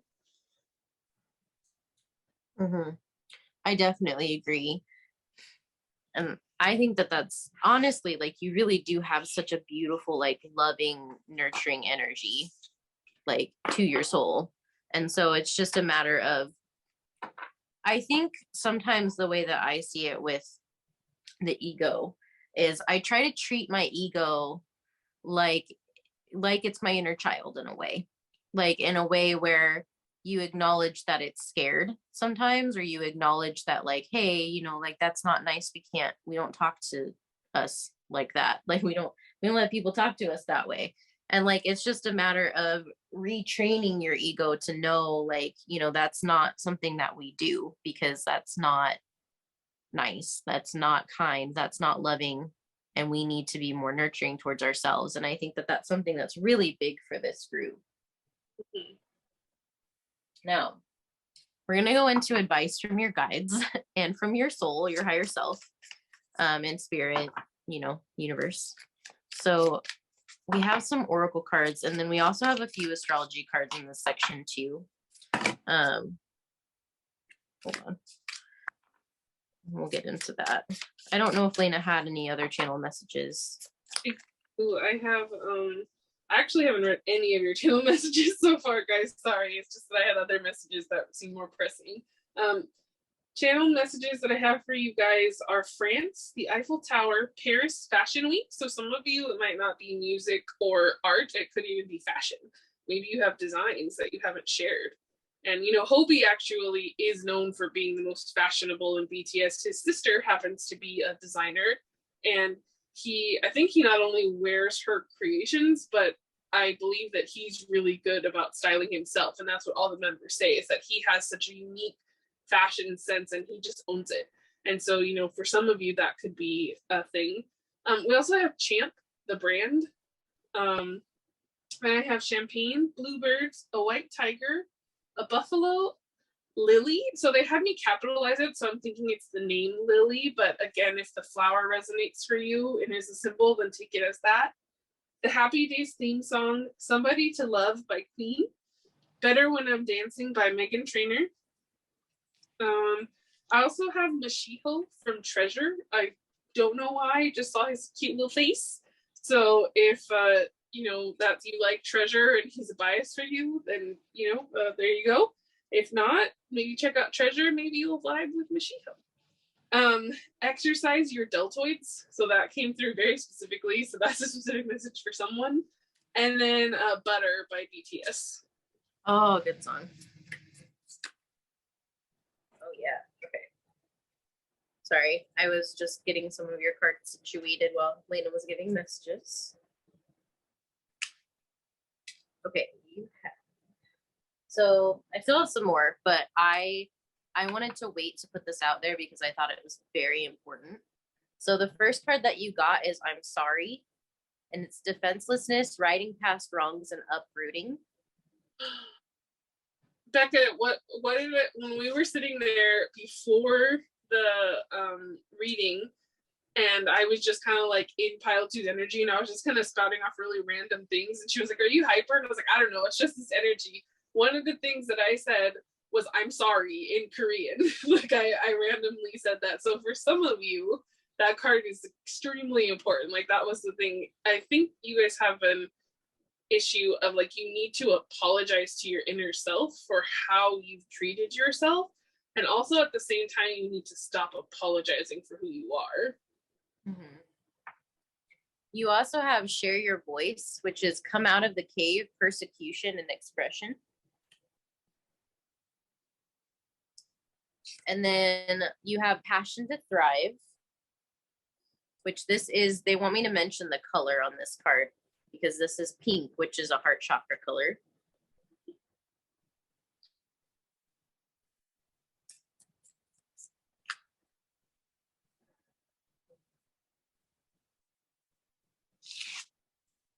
They want me to take both of these. You have the answers you need are coming, which is full moon in Gemini. And then I'm going to move these over as much as I can. And then you have take time to breathe out, which is disseminating moon. I think breathing exercises for this group could be really helpful in like finding your calm, especially if you do suffer from things like ADHD. We'll get your astrology cards. So far you have Gemini that's come out.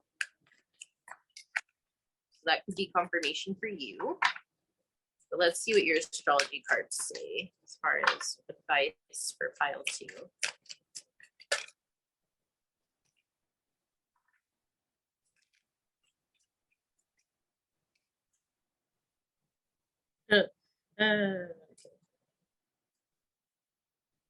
You have Leo.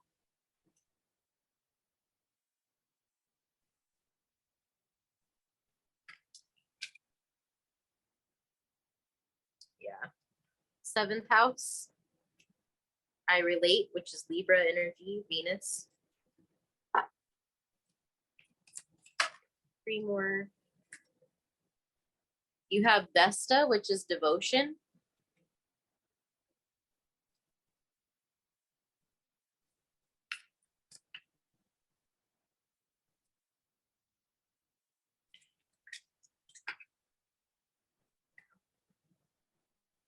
Pisces. Pisces. Okay, thank you. I heard it too. Okay. One more card, please.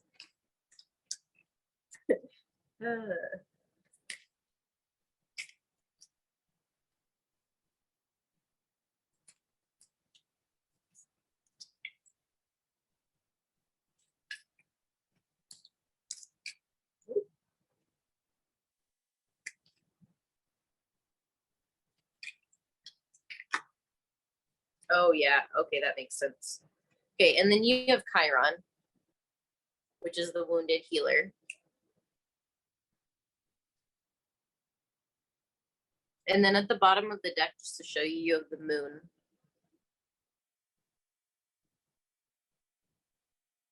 Oh, okay. So sign-wise, you have Gemini, Leo, Libra, Pisces. Yeah. And then you have Venus, the Sun, Neptune, Chiron, and then Vesta. So basically, the advice that your guides are kind of giving you right now is take time to really nurture yourself, to go in and to apologize to yourself for the times where you've put yourself down or you've told yourself that you're not enough or that you're not good enough or that you're not doing what you should or that you're not fast enough or that you're, all the times that you compared yourself to other people. It's about going in and apologizing and being patient with yourself and saying, hey, I know that we've always done the best that we could and that I'm always in the right place at the right time and that it's very, very hard to go through the things that I've been through, but I am special and I am unique and I'm exactly where I'm meant to be doing the things that I'm meant to do. And I deserve better than that. Like I deserve to be treated better than I've been treated. And the stuff that I make, the stuff that I create, the stuff that I love and that I'm passionate about, that deserves to be shared. And I deserve to share that with people and then to receive all of the good things back because of the fact that the things that I make and that I do are good enough on their own. But I also think that you need to know that you deserve love regardless of what you quote unquote do. Doing is not what makes you worthy. What makes you worthy is just the fact that you're a human here on earth existing and you deserve that love and that passion and that, nurturing regardless of what you do, what you make, where you're at in life, how old you are, what you look like none of that really matters. What matters is that you're living here on earth right now in this moment.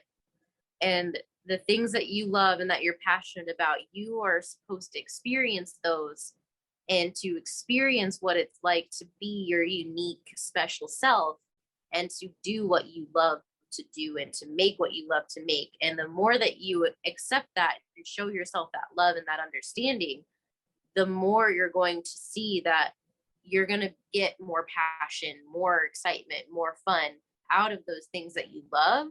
And the more that you are putting your heart and soul into that, the better you're going to feel and the better it's going to be just because you're actually experiencing life. And then on top of that, you're going to be radiating this beautiful energy because you love yourself. And that's going to attract the right people, the right opportunities, the things that help you continue to live your life in a way that makes you feel good, that allows you to be authentically you and to really share those creations. And I think that it's about being devoted to yourself and being devoted to that nurturing energy and to giving yourself the time and the air and the love that you actually deserve and need. And part of that is is healing this wounded placement. You don't know what Chiron is. In astrology, Chiron is actually a little asteroid, but wherever Chiron is in your chart shows you where your biggest wound is. And usually this wound is something that crops up in childhood. And then this wound is something that as you grow older, you're naturally going to be inclined to heal it. And so right now, you might actually be in the process of healing that wound, which is really, really hard. And it's really difficult. But I feel like you're not at the start. You're not at, the beginning. You've been working on healing this for a while, whether you knew it or not. And I think your guides want you to know that it's very hard and you're doing a great job and you just deserve that love. And so while you're going through this healing, going through all of this newness, this new beginning, like you had beginnings and then you also had the Two of Wands come out. While you're going through all of this new stuff, just know that it's, super important for you to show yourself that love and to show yourself that time and patience and this creativity that you have. Like this might be one way that helps you to release those emotions and release those feelings and to really embrace yourself and embrace that healing. So the more that you lean into your creative side, into your gifts, into your passions, the easier and smoother your healing process goes because you're showing yourself that, hey, I have time for myself and I'm going to give myself the things that I deserve and do the things that make me feel good because I deserve to do them without expecting anything in return. Sorry, I'm looking up lyrics really quick for this song. Yes.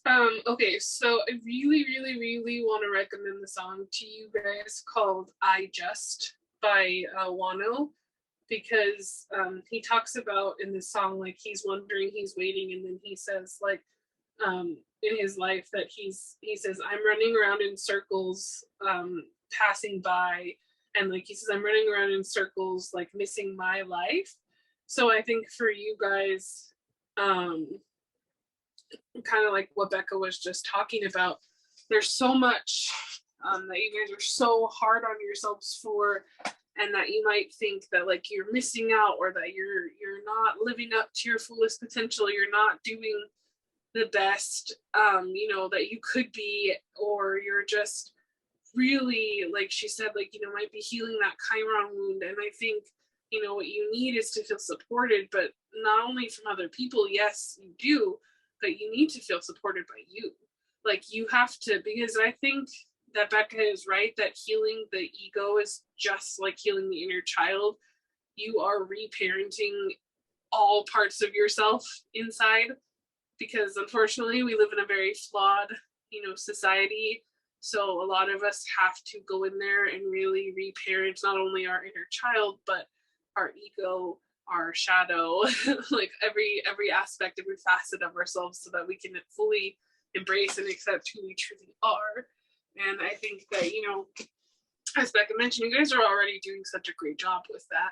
And you just kind of, for me, this is more of a call to keep going than anything else. Like this is the point of like Spirit saying like, yes, you are doing this work and it's really, really hard. And when they say that like you need to apologize to yourself, the one thing that I think they want to be really clear about is apologizing to yourself is not beating yourself up for how you treated yourself in the past. It is saying like, hey, I know and I can acknowledge that I was really unfair and hard on myself, but I promise, I vow here and now that I'm going to do better. I'm going to be better to myself. And on the days that I struggle to be better with myself, I'm going to give myself grace and know that it's really hard to undo all of this stuff that I've, that's been projected on me, that I've picked up from family patterns, from ancestors, from just people around me in my environment. And it's really hard, but you're doing the work. And, as Bekah said, your creations deserve space here, and you have something really great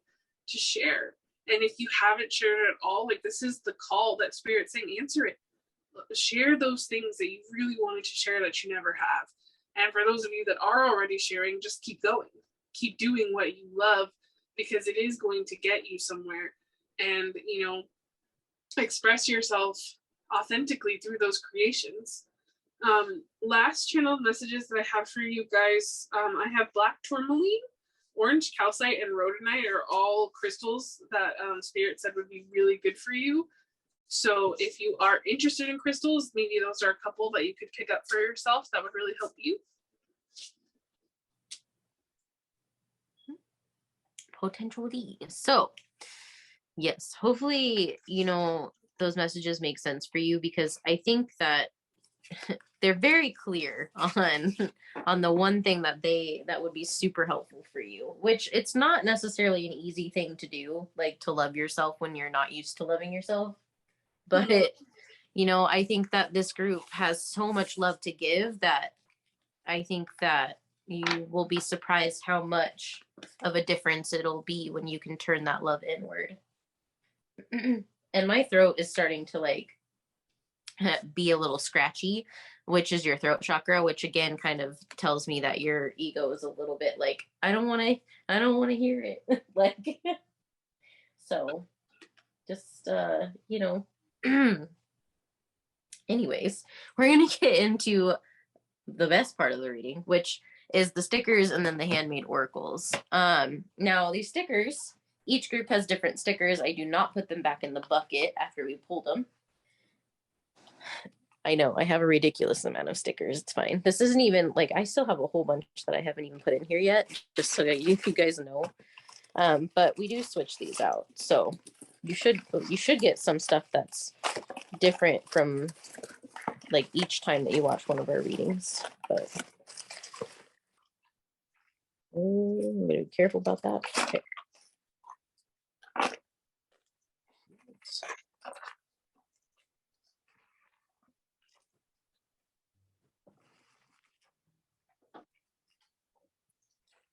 Okay. Should be plenty. If you can hear the car outside, I already apologized in the intro, but my neighborhood is loud as always, even though it's super late. Okay. You have the sandal. So maybe summer is important for you, or you like sandals, or sandals are part of fashion. Maybe you make sandals. I don't know. Oh, hold on. This one's stuck together. Oh, no. Well, okay. It's a little bit sticky, but you have give thanks. So gratitude could be really important for this group. You might even want to like thank yourself, like go through and like write down in a journal like all the things that you're thankful for, and include like thank you to myself for XYZ. Like thank you to myself for all the times that you've shown me love, or thank you to myself all the times that you've taken care of me like in advance. Like if you write like gratitude towards yourself, that can help you really kind of show yourself that much needed love that you might not normally get, because I know a lot of people don't think themselves. Like a lot of people don't think about, oh, well, I got myself this far, I should probably think myself too. Like they go, oh, well, I thank spirit for keeping me safe. And it's like, well, that's great, but you also need to thank yourself too. Like a lot of times in my life, I'll think like my past self or my future self and say like, thank you for getting me through this, or thank you for making sure that I was taken care of in advance. Like, thank you for making sure that I had, you know, enough money in my account for XYZ by preparing in this way. Like, you know, it could be literally anything, but I think that that's a good way to show yourself some love. You have this is your year.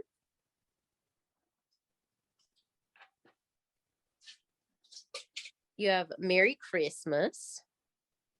So if you celebrate Christmas, this could be that Christmas time will be important for you, or maybe it just is in general. Maybe you're inspired by that time of the year. Or, you know, maybe you were born around Christmas. I don't know. There's lots of things. So that could be something for you. You have you and me. So that tells me that maybe a relationship, or maybe, you know, this is you working with your ego. Could also be like friendship and stuff. You did have the seventh house, which is about like partnerships. So it could be that you have like a person in your life that you trust, that you can go to, that can help you kind of find more love for yourself. Or you may be meeting somebody new this year. You have roll with it, sushi. You have the smiling boy who is like blushing. And so this might be how you feel about about getting compliments from yourself right now. Like it might be kind of like, oh, like that's so new and different. Like, but I think it'll feel really good. You have you have the boy like squishing the girl's cheeks and she's like mad about it, but there's like a little heart. So that tells me like there's a very playful vibe, like either in like your relationships or with yourself. You have toast. Maybe you need a snack. Love toast. You have yas. So some encouragement, some positivity. That makes me think of Changbin from Stray Kids. Yeah. Yes. You have I miss you. So you might have somebody that's missing you, or you might be missing someone. And it's okay to like reach out if you want to communicate with people that you trust. It could also be about like your inner world and how like you're coming back to yourself, and you might find that there are parts of you that you've been missing for a while that you're coming back to. You have mountains, so maybe you like to travel or hike, or maybe you are going on a trip soon or something like that. Yeah, you might have a relationship either coming in or one that's very significant to you. You have them kissing in the rain. You have this little family. This is from the Pusheen stickers, but you have this little family of pets. So maybe you have a lot of pets, or maybe you like animals, but this could also just be talking about like your soul family or your earth family. Laina did pick up that family could be important for you. So communicating with your family, reaching out to your family, relying on other people that you trust again to help you through really hard times, or to help give you kind of a boost of, whatever it may be that you need. Oh, and then the last one we have are these presents, which this is a Christmas sticker, but I take this more as like presents, as in you have a lot of gifts that you need to share, but you also have a lot of gifts that are on their way to you right now. Mm-hmm.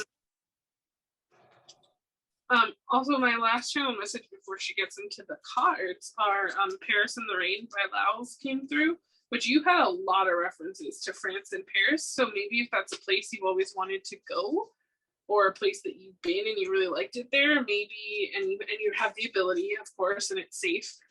Or even if you can't get there, maybe watching shows that are based there, or looking Bekah and I talk about this sometimes, about sometimes how you can like, either Google travel at the moment or YouTube travel by watching things and looking at things for places you want to visit. Maybe that could, like, if you have some wanderlust, that could help with that. And, maybe it'll give you some inspiration. Just seems like something kind of important to mention. Mm-hmm. Yes, I love travel stuff. I have a North Node in Sagittarius. It's in my ninth house. So like traveling stuff is really cool. Like I enjoy it a lot.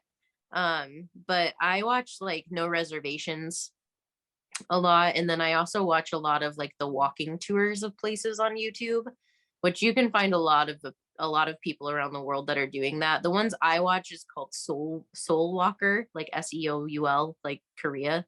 And they literally just walk around Korea and they just film it, and it makes me feel happy. So I watch those. So that might be something you enjoy. And then I actually saw this on the ground. It said, well done. So celebrate you, treat yourself to something nice, have good meals, make sure that you're taking care of yourself. Like that's super important. Yes, if you like to get some steak or something like that, go ahead. Treat yourself. Treat yourself. Yes. Okay. So we're gonna get into your oracles, and see if we have matching confirmation. That would be really cool. But two, we have some quotes from Hobie, and then we also have some of his songs to listen to. So there might be some songs in here that would be really good for you to listen to. We're gonna get 3 of each, and each pile gets different ones. So if you were again interested in one of the other piles, they will have different messages as well, because we won't reuse them. Very picky. Which this pile, like I said, I've been having like, it's been taking a while for your guys to send out stuff. Okay, there's 2. One more.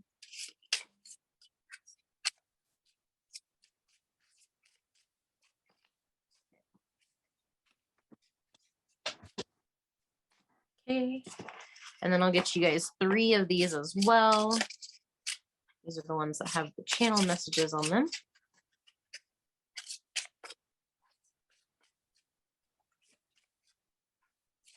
Some of you might be interior designers. I don't know why, but that just came through. So if you are an interior designer, you're being called to share your ideas. Like if you get the opportunity.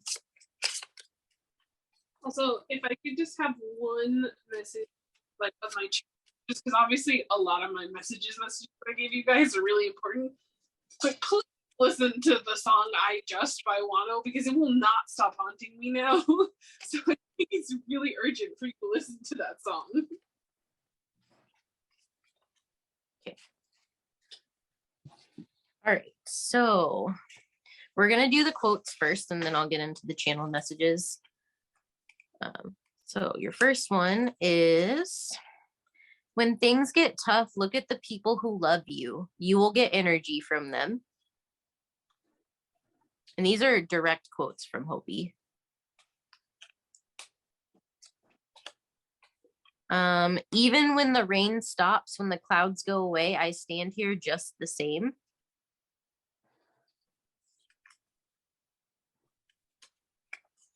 And then your last one is, I've made a decision that I want to make my own path, not the same path as other people. Yes. Yeah, you are unique and you need to let yourself be unique. Okay. And then these ones, you have outro ego. So you literally got ego as your song. But rainbows, neon lights, green, watermelon, 18, winter, festivals, masks, Mexico, Guatemala, tacos, which came out in pile 1, Arizona, USA, crystal cave, dream catchers, deer, Aztecs, jungle, and cityscapes.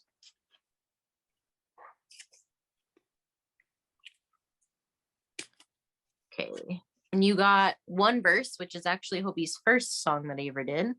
And it's tennis shoes, Gemini, Armani, perfume, boats, Greek mythology, blackboard, spa day, beach towel, 45, wax, car wash, white, wedding, doctor appointment, loft apartment, New York City, and Seoul.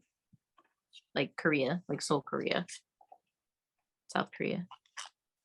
And then the last one you got is POP, pop, which is forest, Capricorn, buck, writing, cartoons, hiking, fishing, 44, zoo, explore, solar plexus, anteater, anime, glass case, cider, morning dew, sunrise, Andes Mountains, and Montana.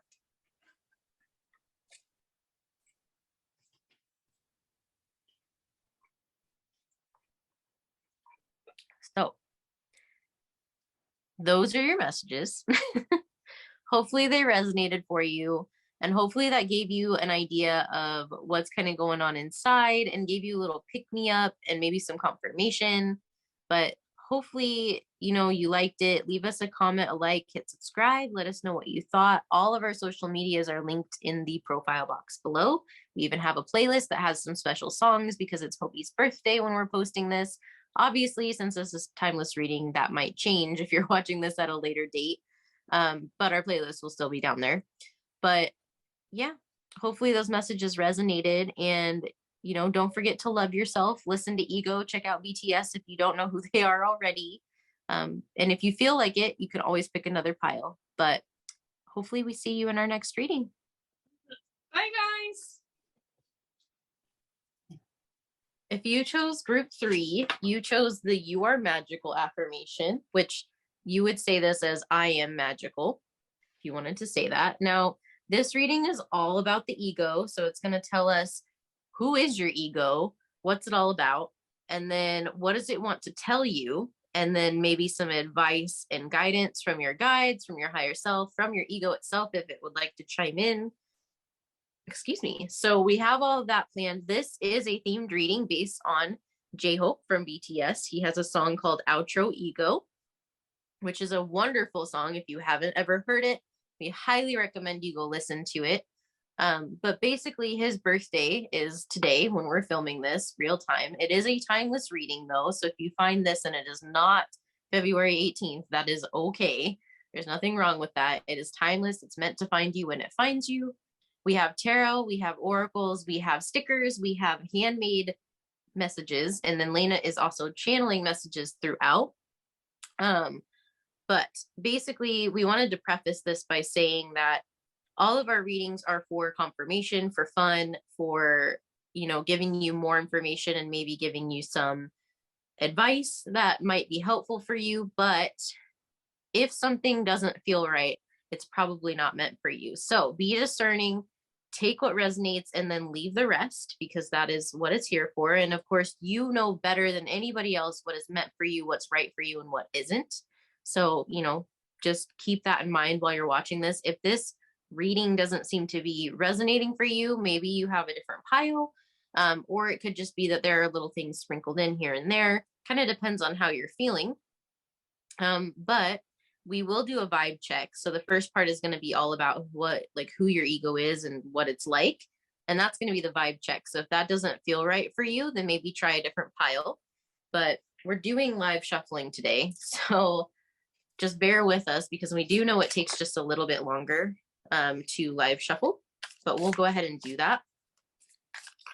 And then with this group, I just wanted to preface this that with this group, there's a very high energy and it's just very interesting. So bear with us if things don't come out right, or they come out hyper, then that's just because your energy is very energetic right now. Bless you, bless me, but also bless you.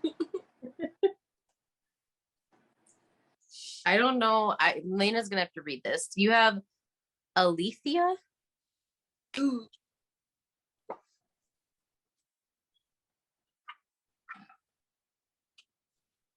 And while I'm looking for it, I will read you guys your channel messages really quick. So you have 11:11. I looked right up at the clock when we were about to start filming, and it was 11:11. Then I have Tokyo Ghoul, which is an anime and a manga. So if you're interested in that or you like it, that could be a confirmation for you. Otherwise, you might resonate with it.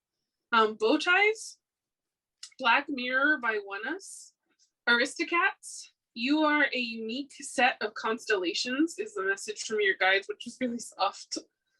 And then this is such a throwback, but I have to say it. So if you are watching this and this is you, please comment. But it says, or if you watch this reading and you remember this message, please comment. It says, Tiffany, did you ever go to New York? Question mark. And and the rolls. So Tiffany, go to New York, please. my friend. It's gonna be funny because this Tiffany is probably gonna find this years later. But that's okay. We'll still remember you. So if it's been a couple years since we put this out and you're Tiffany, let us know. Yeah, please. Oh, I don't know which. I'm going to take both of these, I think, because I don't know which one of well, hold on. Okay. I want to take both of these. So I'm just going to stick those out there.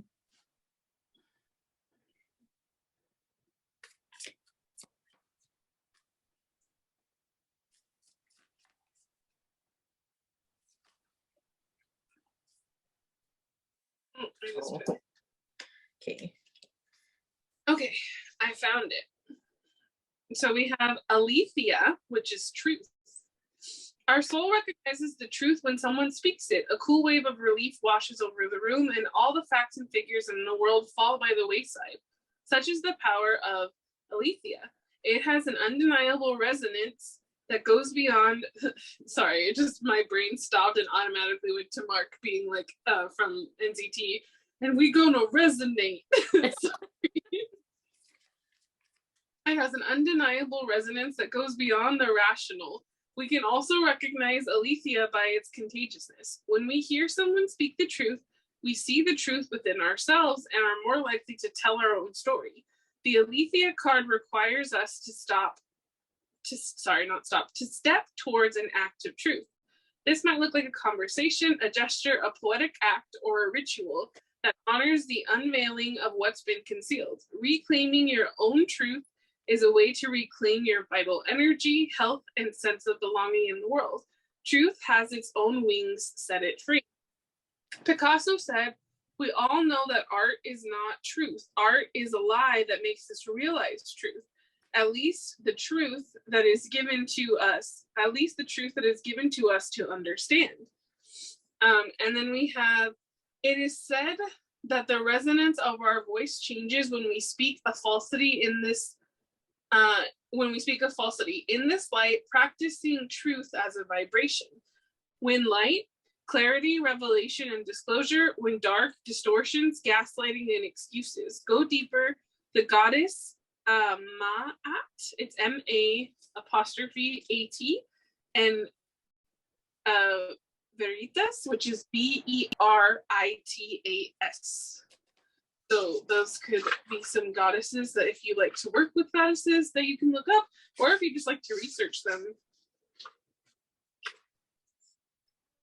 This definitely, this card has a polarity on it with the white and black rose and the contrasting colors. It's very cool.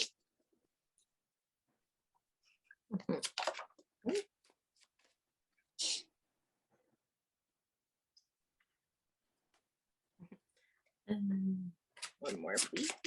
Okay, I have one more card and then I'll read them for you. Okay.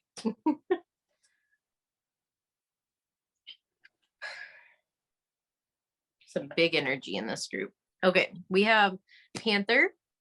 We have Daisy, which I'll read from the books because I have a light and dark on that, which I think is especially important for this group. You have, with my attitude of gratitude, I light up the moon. And these are affirmation cards, so I'll flip it over and I'll read the other side. And it says, if you gaze at the stars, it may seem like darkness owns most of the sky. However, light exists everywhere, even in the space where it appears black. There just isn't any matter in that space to reflect the light for you to see. Gratitude is the same way. You may only see it when it reflects off an object, like your big-hearted friends, your sassy cat, or that last roll of toilet paper grandma just punched for you. Just punched you for. If you have an attitude of gratitude all the time, the moon will always be full. And then you also got, I am willing to let my life explode with greatness. And it says, you have unlimited potential to attract all the goodies you've ever dreamed of into your life. The opportunity is so big, it's scary. Our powers are beyond our comprehension, so we create securities, blocks, and obstacles to give us a greater sense of control. Every limitation you experience is there because you allow it to exist. There is comfort in not pushing yourself to be all you can. Everything you've ever wanted also wants you. Will you allow a meeting of the magic? As our friend Sarah Seidelman always asks, how good are you willing to let it get? You have leadership. You have openness. Lots of like stars and moon references. You have adaptable blend, this is essential oils, and it says liberated. The trigger statement is what happens next, but the true statement is I am divinely connected. Dear soul, please remember that you never walk alone, which now I have You Never Walk Alone by BTS in my head. And then the other scent card you got is bergamot, which is expansion. The trigger statement is I am not enough, but the true statement is I love myself. Your tender heart is in need of care. Know that your body is here to help you experience a miraculous life. Embrace it. And now I'm going to go into the Daisy card. So I'll read from the dark and light because this deck is so cool. So this is the Seed and Sickle deck that this card came from, and it has a dawn and a dusk guidebook. So it has two different guidebooks depending on what you're looking for. So I'm going to read from both to see kind of maybe the duality of your ego. And so I want to mention Daisy is number 25, which reduces to 7. So that could be an important number for you. Okay. So from the Dawn book, this is the light side. It says, spring isn't the only time for a flurry of creativity. Daisy, the day's eye, is a vivacious little hard worker who makes sure her flowers are in season practically all year round. A second wind of productivity is on the horizon, and it's not too late to make the most of it. Take a deep breath and get ready. It's time to make something beautiful. And then in the Dusk guidebook, we have, nothing that has passed away is truly gone. It is simply waiting for the chance to return in a new form. The Irish Celts believed that the spirits of children who died prematurely would be reborn as daisies. You may be grieving a loss, be that of a friendship, a relationship, a personal situation, or otherwise, but keep your eyes peeled. There are plenty of signs that you are not alone, and a brand new connection is on its way. Super soft.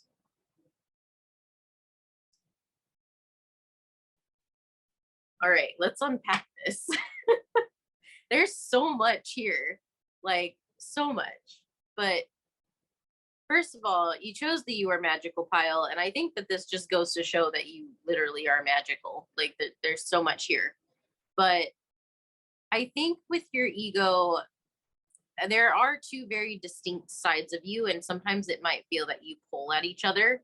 Now, the ego isn't necessarily a bad thing, and I've said this in the other piles too. The ego is something that keeps us safe. It's a part of ourselves, and if you want to live your most authentic life, you have to accept all parts of yourself, including the ego. The ego isn't something that you get rid of. It's not something that goes away ever. It's not something that you can conquer. The ego is a part of you. And the thing about the ego is that it is there to keep you safe. It is there to make sure that you don't jump off a cliff that you're not supposed to jump off of. But sometimes the ego can get in your way and you can self-sabotage. It can cause you to feel held back. Now, the thing about this group is I actually feel like you have a pretty good hold on what your ego is already. But I think that you might struggle sometimes with feeling worthy or feeling like you're enough or feeling like you are allowed to be as big as you are, because I know that this group has a ton of energy. Like it's this big, you just have a big energy, and it's almost like you have the panther, which is a very solitary animal. And I think that with this group, you have a tendency sometimes to kind of retreat into yourself because you might feel like you can't share yourself, or not only that you're not enough, but that you're too much for some people. And I feel like that's just your ego that's telling you that, because it's afraid that, one, it's kind of the last group, we kind of talked about this a little bit, but this group, it's a little different, but I'll say it in a way that is similar to the last group. But it's almost like you think that you're either too much for everybody else to handle. Like if you really like authentically express who you are, you're afraid that people are going to be like, oh my gosh, like that's too much for me. Or you're afraid that you're not enough. And so you feel like if you put yourself out there, you're not worthy of what you receive back. Which I think is very interesting, because I feel like you do have a lot of gratitude and you do have a lot to share and a lot of energy and a lot of emotion and a lot of greatness that's within you. But I feel like sometimes you feel kind of lost because you can't accept that you putting yourself out there fully, authentically who you are is, one, enough, and is two, worthy of the blessings that you're receiving back. But you're a leader, and your ego wants you to know that you're a leader. Like it is innately within you to be open, to be honest, to be authentic, to share all of that, to be a leader, and to have people around you and love around you, and to feel happiness and excitement and joy, and to share it, and to not, just hold it all inside. because you literally can make magic with things like your emotions and your energy. And I feel like you might feel a little lost sometimes because you might disconnect from yourself when you're feeling like when you're overwhelmed with emotion or when you're overwhelmed with energy, because you might get to that point where it almost scares you that you have so much going on inside. But I think that this group has learned really well how to kind of balance that out. But like we said in the other piles, your ego always is going to be there. And there are going to be times where it pops up, no matter how much work you've done. But I do feel like this group has done a lot of work. And I feel like sometimes you may also, and I know this is only going to be a message for some of you, but for some of you that work on your healing a lot or work on, shifting your inner world a lot, you might feel like, okay, what's the next thing? Like, I've done this healing, so now what's next? And I think spirit wants you to take a moment to like breathe out and to realize that you have done a lot of healing and you don't always have to heal. You don't always have to be actively trying to quote unquote fix everything because you're not broken. So I think that that's a really important message, is that you should just, with the gratitude card, another thing that's coming through is you're not broken. You're actually very, very, very whole and very complete and have so much to you. And I feel like spirit's asking you to be more celebratory. Like, I don't feel like gratitude is necessarily the right word. Like, yes, they want you to be grateful, but I think they mean in more of they want you to appreciate how far you've come and how big you are and how wonderful you are on the inside, instead of trying to always fix it or to change it or to, okay, well, what's my next step? What's my next healing? Like, slow down a little bit and know that there's so much going on around you right now that you don't have to be 20 steps ahead of yourself, and you don't have to constantly be healing. And sometimes you can rest. Sometimes you can literally just enjoy what's going on in life right now and not worry about what's coming or what's next. But this Daisy card had a little blessing at the end of it, which basically said that you're going to get some new connections. And I think for this group, that's really important, because I feel like with this group, you may feel a lot like the panther or a lot like you're this lone polar bear, where it feels like you don't have a lot of people that understand you or your bigness or your depth. And I think that it's kind of a beautiful thing that spirit's saying that there are connections on the way to you, because I think these connections are going to help you realize that you yourself as an individual have done so much healing, and sometimes you just need to take a break because the next part of your story doesn't happen as far as healing goes until you make a new connection. And it may be that right now you're just meant to be a leader and to share what you've learned so you can bring a connection in and experience life in a way that's different than you have before, to prove to you that you've done all this healing and that you're not the same person that you used to be, and that there are people that'll love you and your bigness just as you are. Mm-hmm. I definitely agree with that. I think that everything that Bekah said is 100% true. And she even mentioned something that was one of your trigger statements on the adaptable card, where it said, like, what's next? That can be something that is triggering for you, where you're always asking yourself, what's next? What do I have to do next, Spirit? What hoop do I have to jump through? And they're like, no. Like, can you reread what the true statement was on the adaptable card, please? Yes. The true statement is, I am divinely connected. Exactly. So you don't have to have the answer. Like, and like that also end there that says, dear soul, please remember that you never walk alone. So like they're saying that, like, hey, we're always here with you, like on your side. And you don't have to constantly be asking us, like, well, what do I have to do? Because I think there's this falsity in you, that, which makes sense because you had that card about truth. And I think the thing is like, for you guys, the person that, like, because we talked about, like, when dark, like, this is like gaslighting, dishonesty. I don't think you ever, if you do, very seldom do that to other people. I think you gaslight yourself and you lie to yourself and say, like, oh, I'm not special, like I don't deserve the stuff that's coming for me, like I'm not a leader, I don't, you know, like I'm really grateful for all the stuff that I have, but like maybe this is all that I get. And you're not letting yourself stay open to like really what is out there, which is why they have this openness card here. Because if you look at the polar bear card, you can see all the cloud is kind of like clouding around the polar bear, and he can't really see anything that's above him. But he is divinely, to me, the polar bear is divinely connected.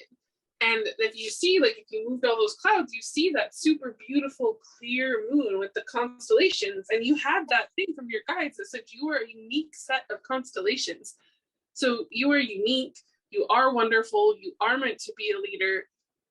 You have these beautiful constellations that make up who you are. You're that like big, bright, shining, you know, the shining stars, the moon in the sky, like you're all of these things, but yet I think you're with your ego, sometimes you tell yourself that you're not. You say, I'm not magical, I'm not special. And Spirit's saying, like, no, you are. You have to be able to recognize that in yourself. And, you know, I think that's why you're kind of like getting back to my main point. There's a tendency, I think, in this group that because sometimes you undervalue yourself, and like, you know, Bekah was saying, you might need to step back a minute and appreciate what you have done and how far you've come, and that you don't always have to be actively healing, is because I think there's a part of you that, you know, I'm sure you're working on very hard to kind of make peace with, is that I think there's a part of you that thinks you have to earn like blessings from Spirit, and you have to earn being good enough, and you have to earn being loved, but you don't. You are innately good enough already from the moment you were born, from the moment your soul was born, not even born in this life. From the moment your soul was created, you were good enough. You were beautiful, you were loved, you were amazing, you were a creature of, you know, divine love, of consciousness, of the universe, and you deserve good things. And you don't have to constantly be in the zone of like, okay, like Bekah was saying, you're not broken. So you don't have to constantly be looking inward at yourself and be like, okay, what do I have to fix so I can get that, you know, that connection in my life, so I can get this? And Spirit's like, hey, you already deserve it. And like Bekah and I have talked about this a lot, but I know she's mentioned it in the past couple of our readings, is that like you are never going to be fully healed when you meet your soul family, when you meet your partner, when you meet, you know, anyone in your life. You're just never going to be fully healed because we're humans and we have flaws, and like that's part of what makes us human, right? Is that we have flaws and that we're never going to be fully healed. So I think you have to stop holding yourself to this standard of like, well, I haven't reached the peak yet, and once I get there, then I'll know and I'll deserve all this stuff that like I want. So if I just keep working harder and I keep going like, okay, Spirit, what's next? What is the next thing for me, like that I have to do so that I can get my, you know, my stuff, because like I'm really grateful, and like, you know, like you're kind of like, and I feel like once I hit this milestone, like then you're gonna be like, ta-da, here it all is. And Spirit saying like, no, like it's divine timing, dear. Like you've done a lot of work already. You've you know, what is that song that just popped in my head? It's like, I'll climb every mountain. The Reason by Callum Scott, I think. That could be something for you. But, you know, for me, like, to me, Spirit is saying, like, you don't have to constantly, you know, earn things from us. Like you were already good enough for them. And like that card said, the things that you want you. So how good are you willing to let it get? You know, I think that sometimes with your ego, you almost hold yourself prisoner in the sense of being like, well, we haven't earned that thing yet. And it's like, but I don't have to earn it. I already deserve it. And this is not coming from an entitled place. This is not, because there's a complete difference between being entitled and being like, well, I deserve that because I'm the best and no one else is good enough for it. And there's the total difference of like the humbleness that I feel in this group's heart of like, I really want connection and I want friends and I want people to understand me and I want to be able to be myself. And Spirit's like, yes, you deserve that. That's completely different than thinking that you're owed something. I hope that makes sense. Mm-hmm. I think it makes a ton of sense. Another song that popped into my head, it's called Daisy Chain, but I cannot remember who it's by. And I went to look it up and I still couldn't figure out who it was by. So R.I.P. But maybe you know what that song is. But there's a song called Daisy Chain it's a really soft song. But it's about relationships. So if you're able to, if you know what I'm talking about, just comment. But yeah. More channel messages I have for you all, Bekah, switching up the cards. You guys had Daisy by Pentagon. You also had dragons, so those could be another spirit animal for you. And then you have the lyric Crazy for Myself, which is From Home by BTS. So for me, again, I think this is about you guys becoming crazy, but not in a like you're, you know what I mean, like hype, your biggest hype man, right? Like there again, I don't think you guys have it in you to be egotistical. So I think that because to me, people who have a fear that they're gonna have a big ego and that they're gonna be like they're gonna become like I want to become an egomaniac, or I don't think they have it in them to become it. Unless that's something that has actually happened to them before and people have had to sit them down. Like, because then the fear's kind of there for a reason. But if you've never actually had that be an issue in your life before and you've always kept yourself kind of small, it's very highly unlikely. I think that just tends to be a fear. It's kind of like they say that, like, how they say, like, if you think you're a narcissist, you're most likely not a narcissist because narcissists don't have that capability to have that thought. It's kind of the same thing to me with people who think that they have a big ego. You're probably not going to have one. Tossing everything everywhere. Hold on. Also, can I just say that it's amazing that your first card is the Magician, which is the most spiritual of all the Disney villains. It really is. Yes, this is a villains deck, so like if you expected like a soft situation, that's not gonna happen. I mean, you guys got Tokyo Ghoul, but I haven't watched that anime personally, but it's not exactly the most soft anime out there. Not that you No, don't. I feel like this group is a little bit too deep. Like it's not. This group doesn't have like a rainbow. I mean, it does, but like it doesn't have like a marshmallow feeling. It has more of like a. Maybe it has a marshmallow, but the marshmallow wears combat boots with spikes. Yeah, that. Oh, hold on. Knows best. I am super like I don't know, man. It's this I did not partake in any substances, but this group definitely has a vibe. Wow, these are great cards. The Magician, the Six of Wands, the Empress, the Chariot, the Relative. It can't decide. Okay. Let me see if that's all they want. You have 3 major arcana.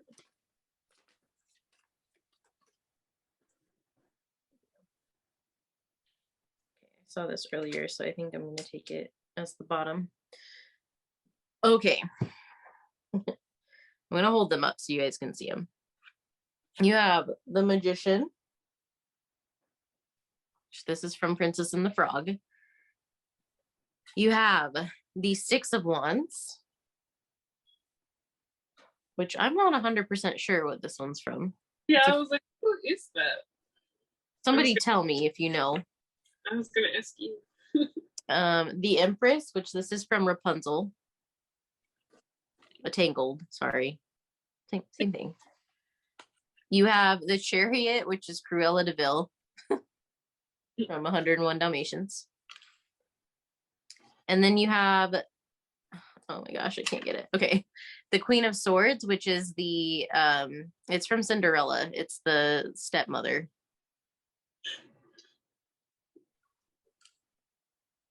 These are great cards, even though they all have villains on them. And then you also have the Eight of Wands at the bottom of the deck. So I just wanted to point that out. I have no idea what this is from, but I looked at the book. I remember when I got this deck, I looked in the book to see what this was from, and it didn't tell me. So, but anyways. So this whole tarot section is about what your ego is trying to tell you. And I think your ego is pretty excited. Your ego's pretty happy, pretty zazzed, one might say. Yeah. There's not a lot, like there's no negative cards, like there's no like bad cards here, and you have three major arcana, like Laina said. I feel like your ego is basically saying, like, I think it's just kind of acknowledging what we already talked about, which is you have the power to create anything. Like you are literally magical and you're having all of these victories. And I think that one thing that it can tell you is that you need to ground. You need to be more grounded. So you need to do things that really help you get back into your body, get back on earth, get more rooted.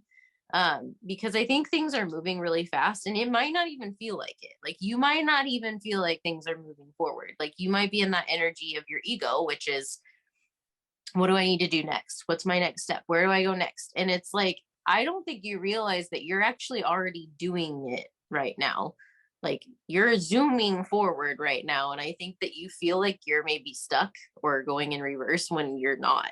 Like it's almost like your ego is tricking you. Like Laina said, you're kind of gaslighting yourself. Your ego is like tricking you into thinking that you're not moving forward when you are. And so I think that the recommendation that you're getting from your internal world is that you need to ground and to breathe and to take a moment to like slow down so you can actually see things clearly, because you also have the Queen of Swords at the end after the Chariot, and I feel like you have so much clarity and so much knowledge and so much wisdom inside of you that is easier to tap into. I feel like you do tap into it, but I feel like it's easier for you to tap into when you're grounded and when you are calm and when things are going, very peacefully in your life. And I think you have that great ability, but you also have this really high energy, high emotion vibe about you. And that tells me that, things move really fast for you, and it may feel like it doesn't, but it does. And so you'd have a lot of success if you just allow yourself to really ground with being able to be still and being able to not feel so overwhelmed or not feel like things are out of your control, because you'll realize that you've been in control this whole entire time. There's nothing to fix, and like you are fine where you're at, because before you know it, all of this time that you have right now that you're spending, working or doing whatever it is that you're doing to try to get ahead, like you need this time. Like you need this time to relax because things are moving super fast, even if it doesn't feel like it. And I mean, even the Eight of Wands is super fast communication. Like I feel like you have stuff on the way to you right now that you don't even see yet. And I think that if you were to slow down, you might have more of an idea of what this stuff is and where it's coming from. You might get more downloads. You might hear your guides better if you were to slow down, to get grounded, maybe go out in nature, do things that help you feel at peace. Is really that's literally like the information that I'm getting from this, because you have so much going on and going well and going right for you that you literally can't fail. You just need to, take a breath.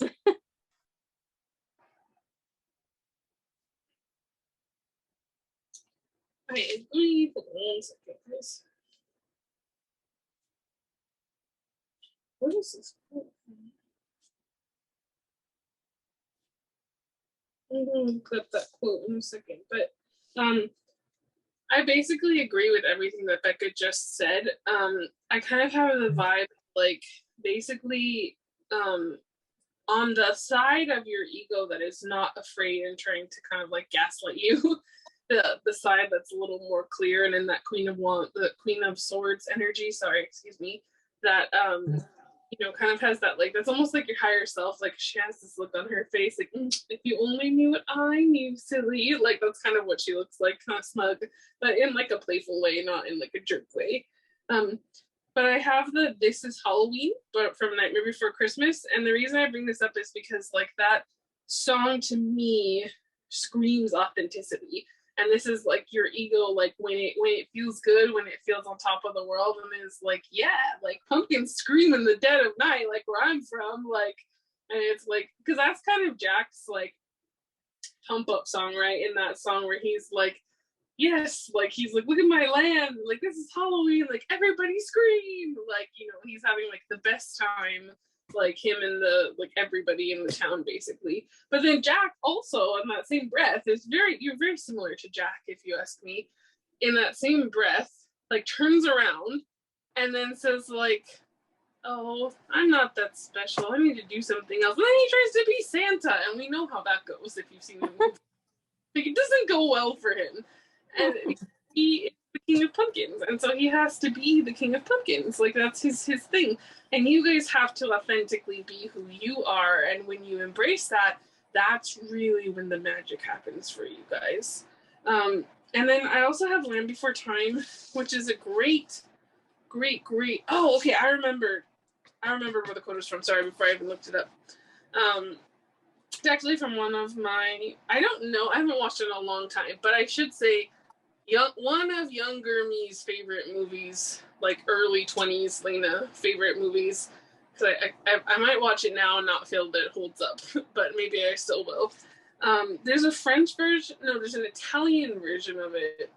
The Italian version is really good, but I also really like the Americanized version of it. I actually think the Americanized version is better, which I know some people will be like, yes, but only because in the movie, the main character makes a mistake, and instead of in the American version, and actually takes accountability for it, and in the other adaptation, they don't, and they kind of get away with what they did.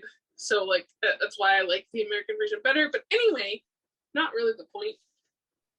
Land Before Time, but the quote came from where he says, you can't fail if you don't give up. So, like, if you're sitting here constantly thinking that you're going to fail, that you're going to mess this up, that you're not going to get to where you need to go, that, like, it's never going to show up, you cannot fail if you don't give up. No matter what, if you keep going and you keep following your passion, you keep following your bliss, it's going to pan out. And like Bekah said, with that 8 of Wands right there, probably a lot sooner than you think. Like, in my mind, I'm seeing like these little like fays and little elves and like little spirit guides that are floating around, like they're passing down packages, and you know, like I see like the name that's like pile 3, and it's like they're moving them, and they're like, so you know, like it's like a busy little workshop up there, and you don't even know like what's happening. But it is like, even the, you know, especially because we have this on the bottom of the deck, like it's very much behind the scenes. But like, you have the magician, the card of like fame and victory and success, the Empress, which is like being in your divine power, the Chariot, which is forward movement, and then the Queen of Swords, who is like, you know, like Bekah said, she's kind of all knowing. She's attuned. So like, come on, man, you got this, pile 3, you got this. Mm-hmm. Also, you never said what movie that was. Oh, sorry. It's called The Last Kiss. It's called The Last Kiss. Has Zach Braff in it. I see that you're picking up on this pile's energy. Yeah.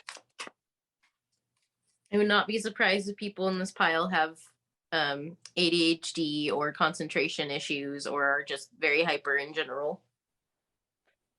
Okay. This section is going to be about advice from your guides, or your higher self, your spirit guides, spirit themselves, angels, soul family, whoever wants to come through. That's not right. So, look at that. If you hear anything, don't worry, it's just my cat being the cat. If you're not new to this channel, you're super used to my cat being in readings, and Laina's. Kitty, kitty. Mm-hmm.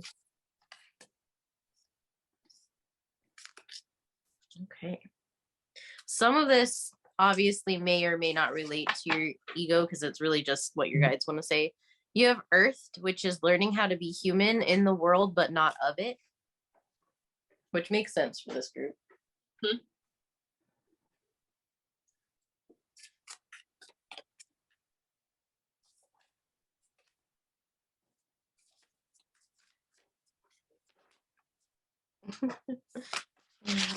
Okay. Yeah. Priestess. How are you being called to step up and lead? It's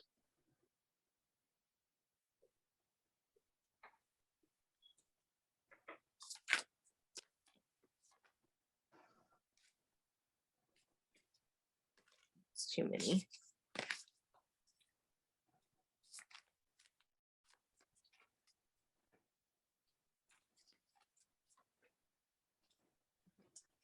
Radiate your light.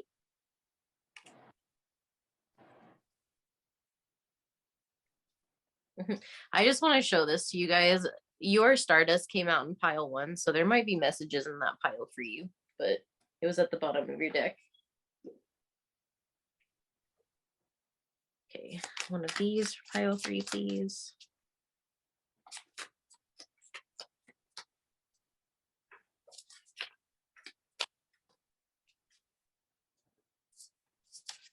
No. Oh.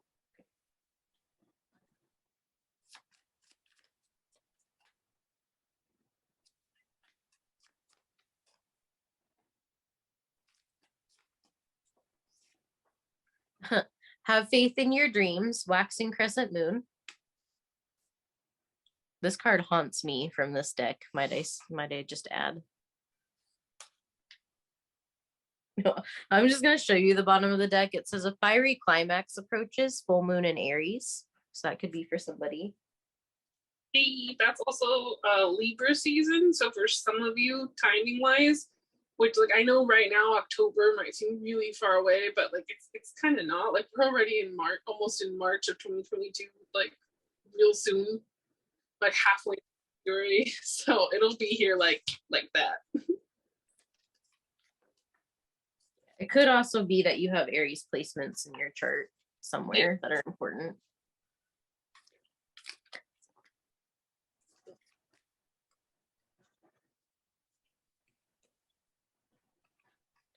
Okay, you have last quarter moon, which is transition, letting go, forgiveness, and adaptation.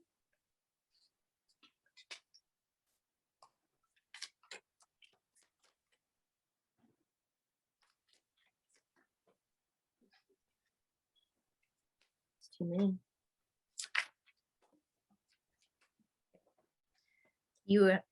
That doesn't feel right.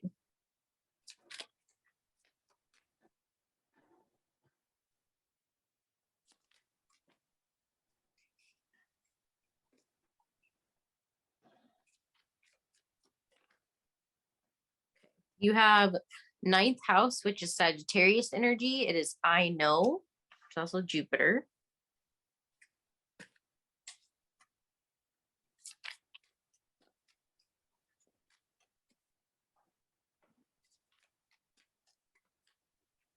I have Snapping by Chunga stuck in my head. Snapping, snapping.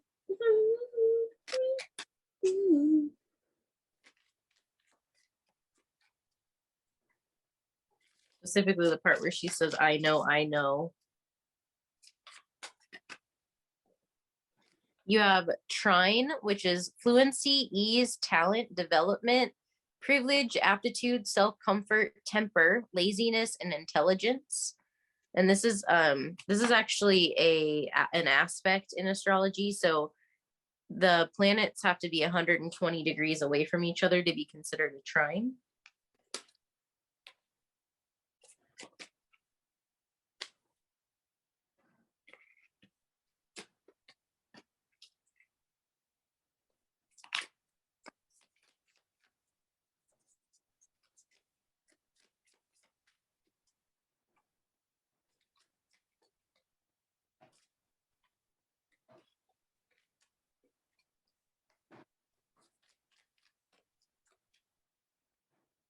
Being very picky about your astrology cards, I'm just saying.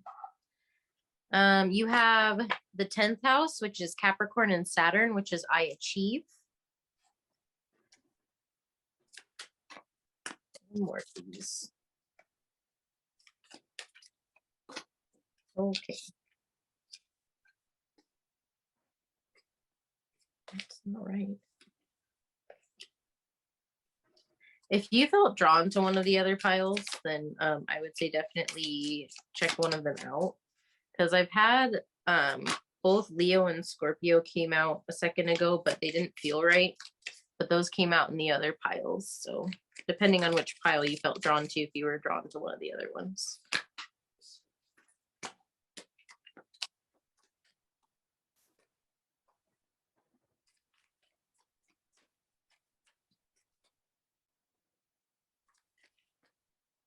Okay. I'm not going to take all of these, but okay. You have the Sun, which is Leo energy, but it's self-expression, ego, creativity, and identity. And then at the bottom of the deck, you have Libra, which is Venus energy, which I think makes sense for this group. Okay, so basically, it's funny because your guides are kind of like, we don't really have advice for you because you already know.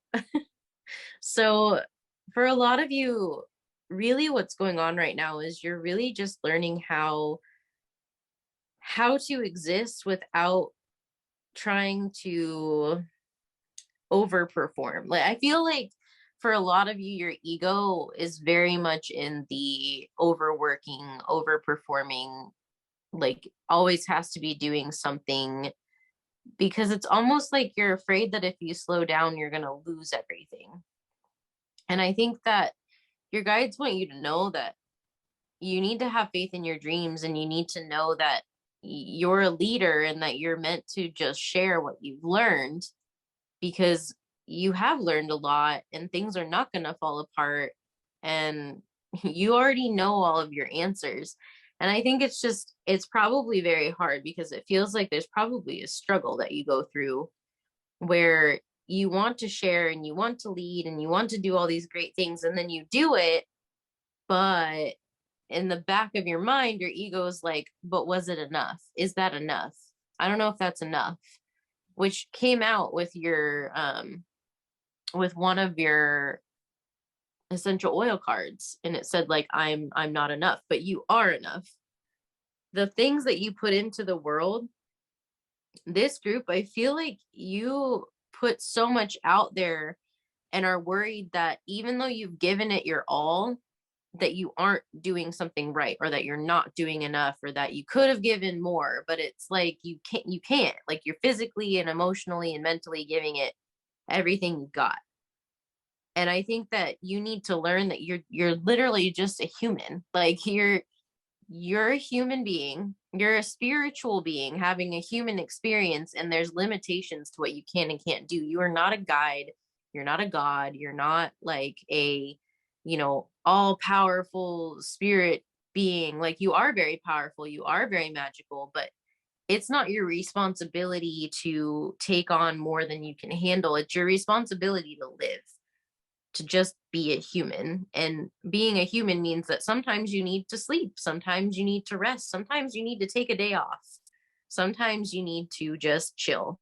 And I think that sometimes you need to be able to radiate your light and put your stuff out there and be a leader, and not judge yourself on it, and not be like, well, was that good enough? Because the answer is yes, it's always good enough. Because for you, if you're watching this pile, at least most of you are very, very hardworking, and some of you might be perfectionists, and some of you just make sure that you triple check everything and make sure that it makes sense, and you're really great at what you do. But I feel like you have a big fear that the stuff that you put out isn't worth it, because maybe it's not garnering the attention you hoped it would, or it just doesn't feel as good once it's out as it did in your head. Like it's almost like this, you get really confident, and then once you put it out, it's like that's when your ego gets scared, is when you put yourself out there. When you are your authentic self, your ego is like, oh my gosh, I can't believe we did that. Like, and I think that that's what causes you to go into this anxious state of like, oh no, I must have something else to fix because I'm freaking out about this. And like, if I was ready to share it, then I wouldn't be freaking out. And it's like, well, no, that's not true. Like, something that Laina and I say to each other a lot is that we have to do it scared, which, like for us, like we've been doing things scared the last like few years. And it's hard sometimes because it's like fear is not fun, but it's false evidence appearing real. It's not real. It's not here in this moment. Like, anything that you're afraid of is not currently happening because it wouldn't be a fear if it was.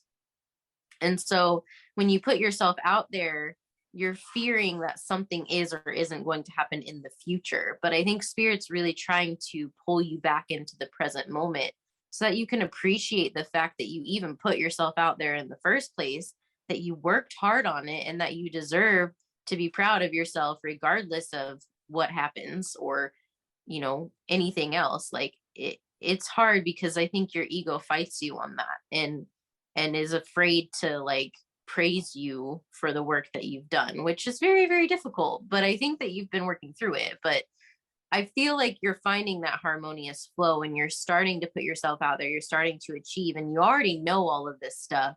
But happiness is here. Your creativity is here.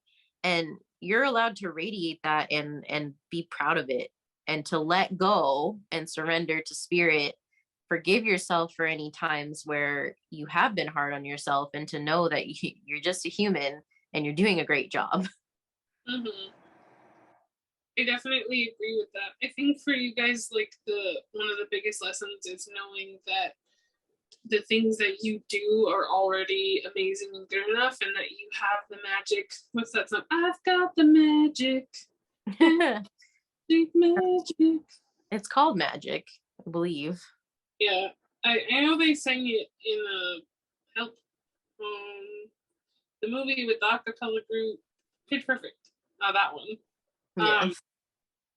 In that movie, I believe that Benji sings that song, and that kind of feels like your guys' vibe. Is like he was super magical and super awesome, but he had a lot of fear, and at first he didn't, like, he would kind of let people tell him that he didn't belong in places, and it came up to that, like, luckily he had a great friend who helped him realize that he did belong. And I think that if you guys are very lucky and you have that amazing friend, then definitely hold on to them. But if you don't, like, you can be that friend to yourself, and spirit will be that friend for you, because they want you to succeed and to thrive and to, as we said, you already know all of this. So just, truly try as much as you can and believe in that, because as we said a million times, you are magical. So that's something that you should say to yourself often is, I am magical, because you are, and you have so much to offer. And, right now for you, it's about learning that, even if you don't have everything that you want yet, that it is coming, and that, you deserve those things. Mm-hmm. I agree.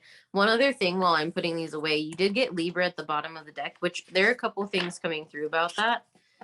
One of them is that you don't see that there might be potentially a partnership coming for some of you. And by partnership, I mean, it could be like a best friend, it could be a business partner, but for a lot of you, it could be a romantic partnership. So if you're not in a relationship and that's something that you've been trying to manifest, that could be on its way to you. The other thing with that is to lean into partnerships that you already have.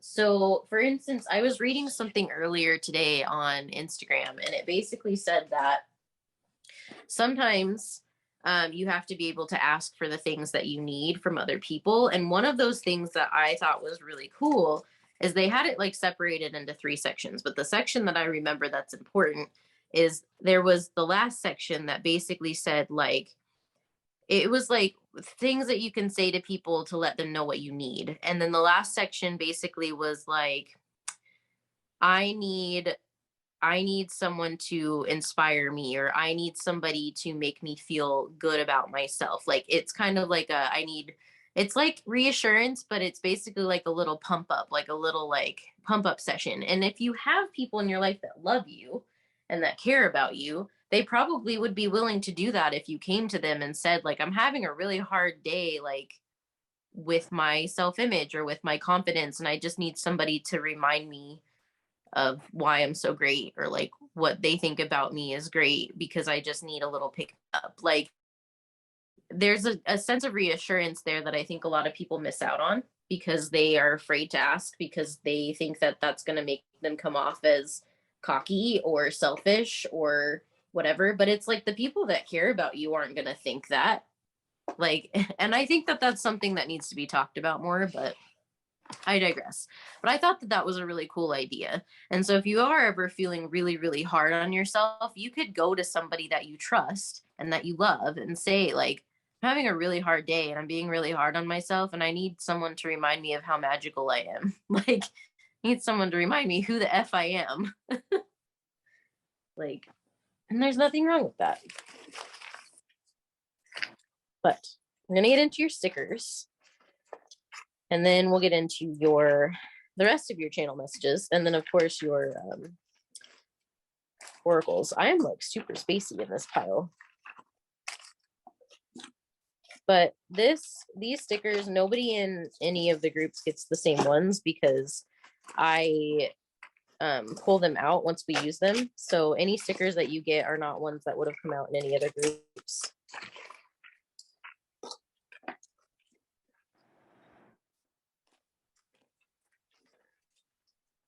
That's plenty. Take that one. All right. So we have stop and smell the flowers, which flowers seem to be important for this group. We've had a lot of references to flowers. You have the little smiling alien. So you might feel like you're an alien in this world, but don't worry. A lot of us are strange and weird and feel like aliens. You have yes. So if you ask a question, the answer is yes. Life is better in the sea. So you might be somebody who really likes the ocean, or who needs to get out into nature more. Like I said earlier, maybe going to a beach or going to like water or to a forest would be good for you. Oh, you have a girl telling a boy a secret and he's blushing. So somebody might be confessing something or communicating with you soon. Or you could be communicating with someone and it might make them blush. Might be getting brave. You have squeeze the day. Little lemons. You have party, which is so funny because when we started this pile, I had the song We Like to Party stuck in my head. So I don't know if some of you are celebrating. Maybe you're celebrating Hobie's birthday. Okay. We have keep growing. Yeah, keep growing, keep going. Current mood, happy. You have home for the holidays. So the holiday season might be important for this group. Or it could just be that you're getting a new home or something this year. You have a little strawberry popsicle, which a strawberry came out in pile 1. I know I've mentioned that a couple times as far as pile 1 goes. You have Wonder Wander. And there's a whole bunch of little like dandelion flowers and mountains in here. You might be somebody who likes to travel, or who, like I said, needs to get out in nature. You have a lion. So this is all about like strength and being brave. And lion is the zodiac animal of Leo, which you did get the 5th house / the sun / Leo. So you may have some creative energy that's going on. When we film this, we're actually still kind of coming down out of the energy of the full moon in Leo. If you're watching this real time. So that could also be why Leo came out for you as well. You might have really felt inspired by the full moon energy, because it was very inspiring and there's lots of change going on. But for some of you, you could have Leo placements, or it could just be that you're being brave and strong and taking a leadership position. You have good. So I feel like that, like, good job is what I kind of wanted to say, but job isn't on there. You have you do you. Yeah, so be yourself, do you, do what's best for you. You have another popsicle. Maybe you really like ice cream or popsicles, or maybe summertime is going to be important for you. And then you have think happy. Now, that's not to say like toxic positivity. We hate that here. But, you know, when you are when you are having thoughts where you're like, oh, I am proud of myself, let yourself sit in those thoughts. Let yourself sit in your happy vibes and like revel in that and be, just allow yourself to be in that energy if you feel that way. Okay. So now we're going to go into your oracle cards. So we have two different decks. We have this deck, which is channel messages and then songs that were written by Hobie. And then we have this deck, which is actual quotes. And I'm calling them Hopeisms, but they're actual quotes that are from Hobie himself that he said along the way in his life. I think all of the ones that were songs already came out, but they should all just be his quotes now. And each file got different ones of these too, but we'll get you 3 of each. That one wanted to come out.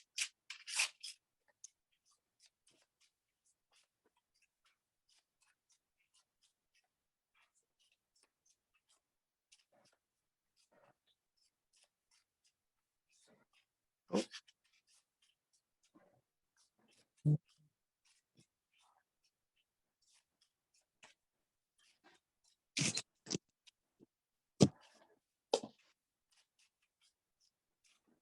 Okay.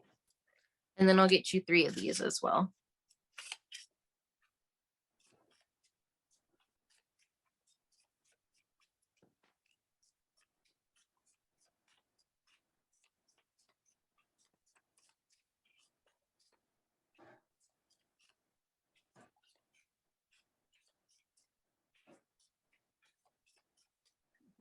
Maybe. We'll see. Okay, one more.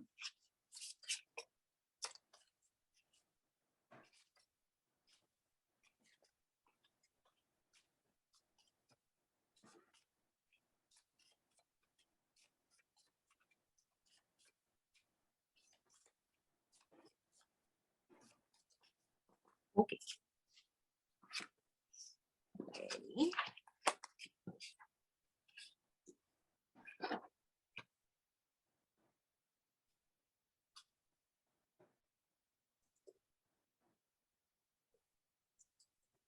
Okay, so we'll start with this one, which is a warm smile is the universal language of kindness.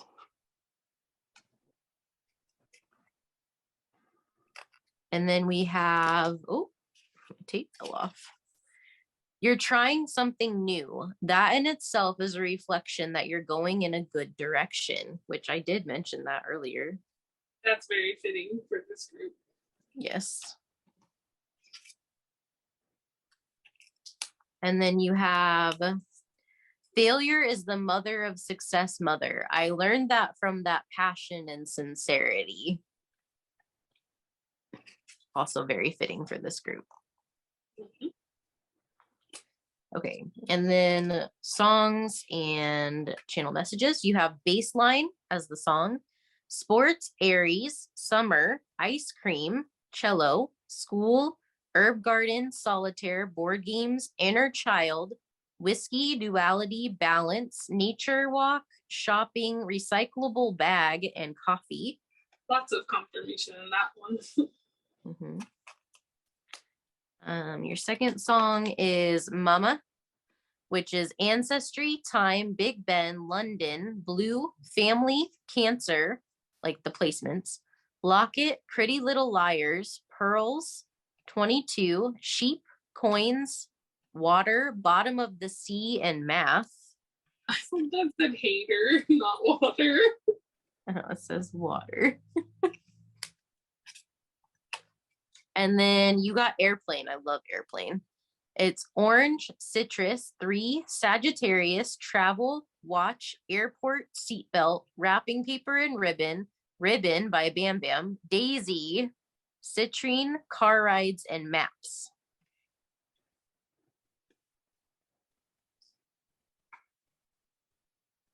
You guys got confirmation. The last channel message I have for you is Ice Cream by Blackpink. So there you go. Yeah, there you go. Yeah, hopefully that resonated for you and gave you, some hope because that's what we're trying to do today because it's Hobie's birthday. But hopefully that gave you some hope, some confirmation, some good messages. Leave us a like, a comment, hit subscribe. Let us know what you thought. All of our social media is linked down below in the description box, as well as our playlist, which for the special time, if you're watching this when it went live, is Hobie's birthday. So there's a couple of extra songs on our playlist that are Hobie songs this week. So if you want to check that out, the link's down below. Otherwise, we want to thank your guides and our guides for allowing us to read for you. And yeah, we hope to see you in our next video. Bye, guys. Bye, guys. If you picked pile 4, you picked the "You Are Lovable" affirmation. So you would say, "I'm lovable." This reading is all about your ego. So who is your ego? What is it like? What does your ego want you to know? And then advice from your guides on how to work with your ego, or just kind of anything they want. We have tarot, we have oracle, we have stickers, we have handmade oracle decks that have quotes from J.Hope, who this reading is based off of. And they also have his songs, as well as some channel messages. And then Laina's doing channel messages throughout as well. So this reading is based off of J.Hope from BTS's song Outro Ego. This is basically, it's his birthday today when we're filming this. It is a timeless reading though. So if you find this and it's not his birthday, like that's totally okay. When you find it, you're meant to find it. We do want to put the disclaimer out there that any messages that you get, we want you to be discerning. This is for confirmation and for, support, and to show kind of what things you need to hear. And anything that you hear, if it makes you upset or if it makes you feel, not good, then it's probably not a message for you. Sometimes, every once in a while, there are messages we need to hear that we don't necessarily like. But for the most part, if you're coming to a reading, like, we channel things that are in the greater good and through unconditional love for the people that watch the reading. So if it's not resonating for you, or you're like, I've already been working on that for forever, like it's probably not meant for you. And then of course, with this reading, the first part is going to be a vibe check for you. So when we get into it, if it doesn't feel like you and it doesn't sound right, and you were drawn to one of the other piles, feel free to check out one of the other piles, because it may just be that there were like 1 or 2 things in here for you, and then like one of the other piles was a pile that really resonates. But just kind of be discerning. And of course, if it doesn't sit right, then take what resonates and leave out the rest. But anyways, we are going to do live shuffling. So I want to mention that too. But we're going to get started on who your ego is. So we'll go ahead and get you some cards.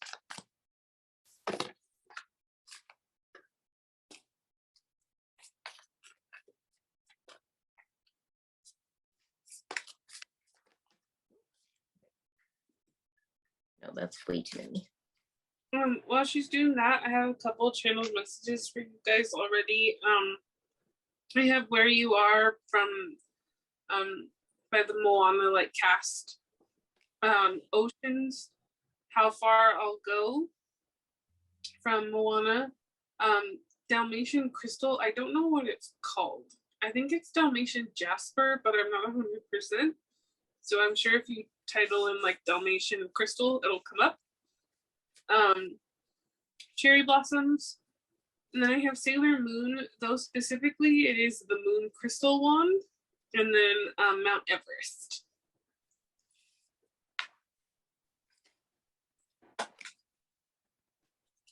Okay. Your archetype card that you got is the Riddle. So I'll let Laina read that one for you. Riddle.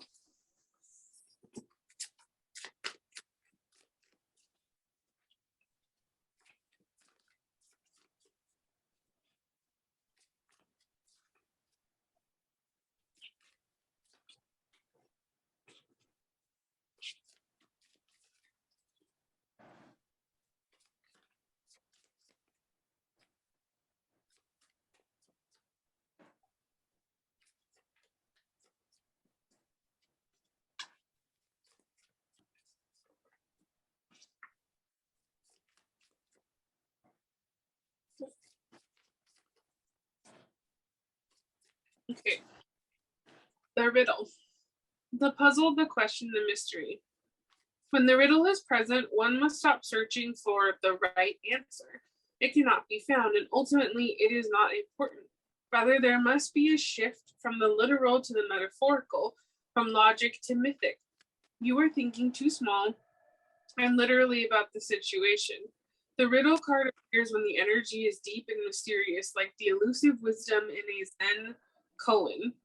Focusing harder won't do it. Neither will increased effort. Time, surrender, and humor are your only allies. What feels like the most pressing dilemma won't reveal its deeper wisdom for a long time. Eventually, you'll learn a profound lesson from the riddle. For now, get comfortable with the limitations of your intellect and the reality of not knowing. It may, in fact, be the only reality there is. You guys should definitely watch pile 3. Ponder these koans. The coin that's lost in the river is found in the river. If you meet the Buddha, kill the Buddha. Then it says, who am I? Only way to work with the riddle successfully is to not work. And it says, when light, a great awakening or an aha moment, and when dark, manipulation, deceit, and trickery. Go deeper, practice the Buddhist I don't know mind.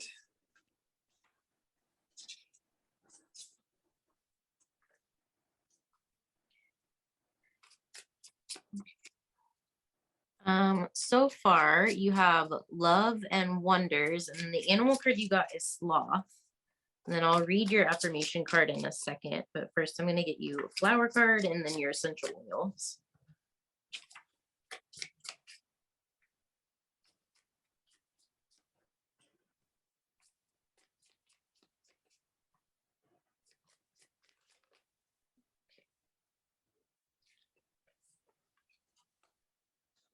You got chamomile, which I'll read this from the deck. The number is 49, which is, I think it's 13.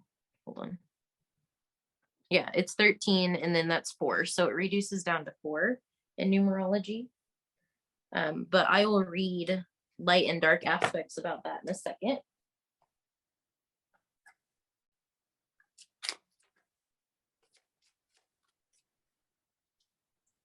Okay. Sorry, guys. So I looked up the I don't know mine because I was very curious about it. And so here's just a little excerpt from a website that says, use this practice to bring wisdom to a situation of inner and outer conflict. Initially begin by sitting. Later you can practice in social situations. Sit quietly and easily, focusing on your breath and body. When you feel settled, bring to mind a time 10 years ahead. Recognize that you don't know what will happen then. Feel the not knowing and relax with it. Think of the earth spinning through space with hundreds of thousands of people being born and dying every day. Where does each life come from? How did it start? There are so many things we don't know. Feel the truth of the don't know mind. Relax and become comfortable with it. Now bring to mind a conflict, inner or outer. Be aware of all the thoughts and opinions you have about how it should be, about how they should be. Now recognize that you don't really know. Maybe the wrong thing will lead to something better. You don't know. Consider how it would be to approach yourself, the situation, the other people with a don't know mind. Feel it. Don't know, not sure, no fixed opinion. Allow yourself to want to understand anew. Approach it with a don't know mind, with openness. How does don't know mind affect the situation? Does it improve it, make it wiser, easier, more relaxed? Practice the don't know mind until you are comfortable, until you are comfortable resting in uncertainty, until you can do your best and laugh and say, don't know.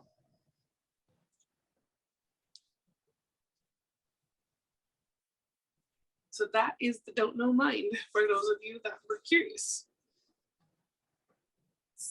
I think makes sense.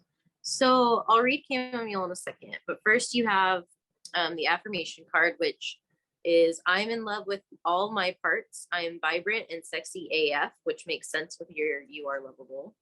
And it says, you are so effing perfect and gorgeous just the way you are. Otherwise, you wouldn't be you.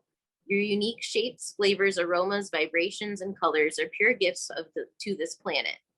As flowers open up to bloom in celebration of the sun, so too should you open your rainbow wings and shine your sexy on everyone, including yourself.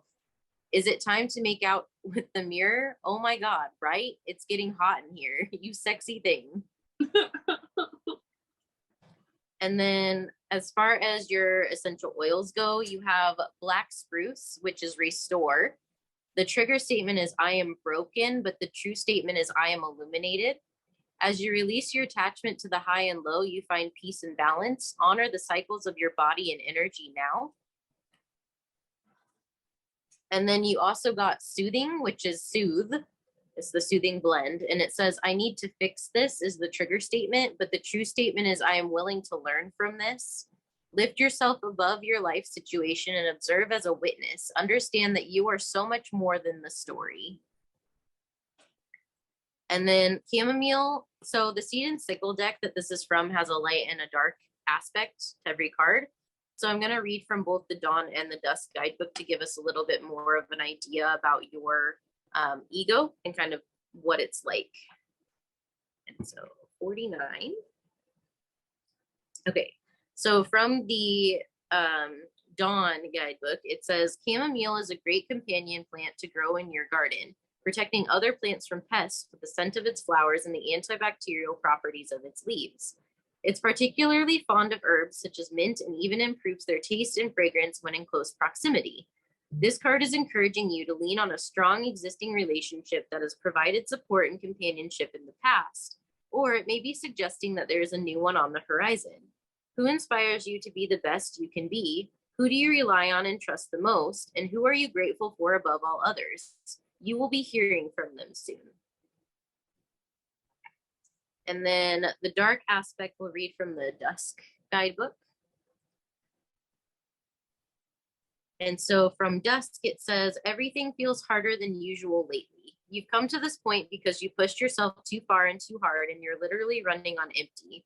If you keep going the way you have been, you're going to burn out entirely. Exercise some kindness towards yourself while you still can. Don't be afraid to take time for yourself. Channel chamomile's soothing restorative properties by making a cup of tea, taking a nap, and finding a new sense of balance and harmony to replace your energy. Okay, so I think I have a pretty good idea. So we know that you picked the You Are Lovable affirmation. And for me, I think that this card really speaks to me in this deck as far as like the I'm in love with all my parts, I'm vibrant. And I think that with your ego, you have a pretty good grasp on your ego. You're very good at like taking things slow and soothing it when you need to. But I think that the way that your ego likes to manifest as far as like when it does come in and, you know, the ego has two sides. So it has the side of it that keeps you safe, that keeps you from jumping off of a cliff into like crazy town. But it also has the side of it that can keep you trapped, and it can, out of fear, even do like self-sabotage or hinder. And I think that, you know, everybody deals with this. It doesn't matter who you are. Your ego is there. Everybody has an ego. They all have different things. But for you specifically, I think when your ego is not in its, you know, in its positive, happy, colorful place, it's in a place of doubt. And it's in a place of, I think that it's in a place where it doesn't show you enough love, where it will beat you up and it will tell you that you're not moving fast enough, or that you have to do, go. You have to put in 150%. And like, if you don't put in 150%, if you don't measure up to these super high standards that you have, that you're not worthy or you're not good enough. But I think it also beats you up in the sense of self-love. I think that a lot of times, I feel like you've made a lot of progress with this. Like, and I think it's been very like, it's been a long time that you've been working on this, and you have a lot of mystery to you and a lot of things that you've unpacked. But I think that at times your ego can come in and be like, well, you know, I think, I don't want to say like anything that's super upsetting, but basically like, I think that your ego will come in and be like, oh, well, you're not lovable, or you're not pretty, or you're not thin enough, or you're not, attractive enough, or the reason why things aren't going exactly the way that you thought they would, or they're not moving the way that you thought they would, is because you're not XYZ. And I think that you have a very good grasp on your outer reality, as far as like, I think you understand that things take time. And I think you understand that, things will happen when they're meant to happen. I think you have a lot of connection spiritually. Like the riddle card talks a lot about like mystery, and it has kind of like a spiritual vibe. And then you have wonders, which is very like spiritual, because it's very much like mystical imagination, that kind of spiritual side of life. And you have all of this like calm and soothing energy. But I feel like you have such a good grasp on how everything in the world works around you. But I feel like your ego has a struggle where internally it's trying to over search or over analyze who you are as a person. And so if anything goes wrong, or if anything doesn't seem to go according to plan, and your ego, isn't in a good place at that time, then it'll be like, oh my gosh, it's your fault. And it's like, I think that that's where your ego goes. And that's why you need that reminder that you are lovable. And that even when your ego comes in to be like, well, you're just not good enough, or you're just not lovable, or like, you're just, something's wrong with you. Like, you need that reminder that there's nothing wrong with you, and that you're exactly where you need to be. And you're, you have made a lot of progress, and you deserve to take it easy, take things slow, relax, rest, have patience with yourself. Like, you deserve all of the grace and love in the world. And, sometimes your ego gets in the way of that, I think, which is unfortunate, because I think that you have so much love and so much peace and soothing energy to give to others, that you also need to give that to yourself. And we did kind of touch on this in pile 3 too. So I think it's kind of funny, because Laina mentioned maybe you should see pile 3 as well. And there could be stuff in both piles for you. But this pile specifically is all about, there's so much love that you have within you that you need to give to yourself. Because I think that you're the type that you'll go out of your way to give and give and give and give to everybody and everything around you, to the point where you're exhausted, and you're not giving the same 110% back to yourself when you should be. And so when you need to, take that time to yourself, and to rest, and to sleep, to eat what feels good, what sounds good, to watch, rom-coms, or read a book, or take a class, or, anything that makes you feel good. I feel like you don't have the energy to do that for yourself, because you've been so busy trying to do that for everybody else, or trying to meet these standards of, well, I think I need to do this, this, and this, and so I have to get them all done right now. And it's like, I think that you might be one of those people where sometimes your ego can burn you out, because it's trying to measure you against what you can do, and trying to give you your worth based on what can you do, and how much can you get done, and what do you, like, have you made any progress? And like, oh my gosh, if you haven't made XYZ amount of progress, then you're worthless. And like, that's just not fair. Like, that's not fair to you. You would never do that to somebody else. Like, if you're in this group, you're somebody who has so much love that there's no way you would do that to anybody else. And so the question is why do you do that to yourself? Because that's where that ego is coming in, and is afraid of something. And that's why it's telling you, like, you're not good enough if you don't do XYZ. And I think like it's mostly just afraid that if you don't meet all these expectations, like, what's going to happen? Or like, is something going to get, shifted or pushed back? Or is someone going to be mad at me? Or, like, I just feel like there's kind of this tension there. And I think that you'd find out the more time and energy that you give to yourself in the way that you would give to others, the less you're going to be worried about all of that other stuff, and the more capable you're going to be of giving your energy to the things that actually matter, and that make you happy, and that make you feel good. And so I think that it's, and there's that balance. And I'm not saying that you don't, because obviously, like, some of you in this group, are pretty highly evolved, and you are in that energy of like soothing and, giving that energy to both yourself and to others. But for some of you, yeah, you're definitely at that point in your journey where like you have all this like soothing, calming, like grounding, soft energy, and you're giving it to other people, but you need to be giving it to yourself and filling up your own cup. Because what happens is when your cup is overflowing, then all of that overflow is what flows out onto everyone else. And you don't even have to try to give it to them. Like you'll just automatically ooze that out for them as long as you're giving it to yourself first. Mhm. I definitely agree with that. So I don't have a lot of channeled messages for you guys. I have one, but then I have a lot of notes that I took while Bekah was talking that Spirit wanted me to talk about a couple things. So I have, which is funny because my mom said this quote to me today. She said that you teach people how to treat you. And I kind of hate it. And the reason I hate it is because it's true.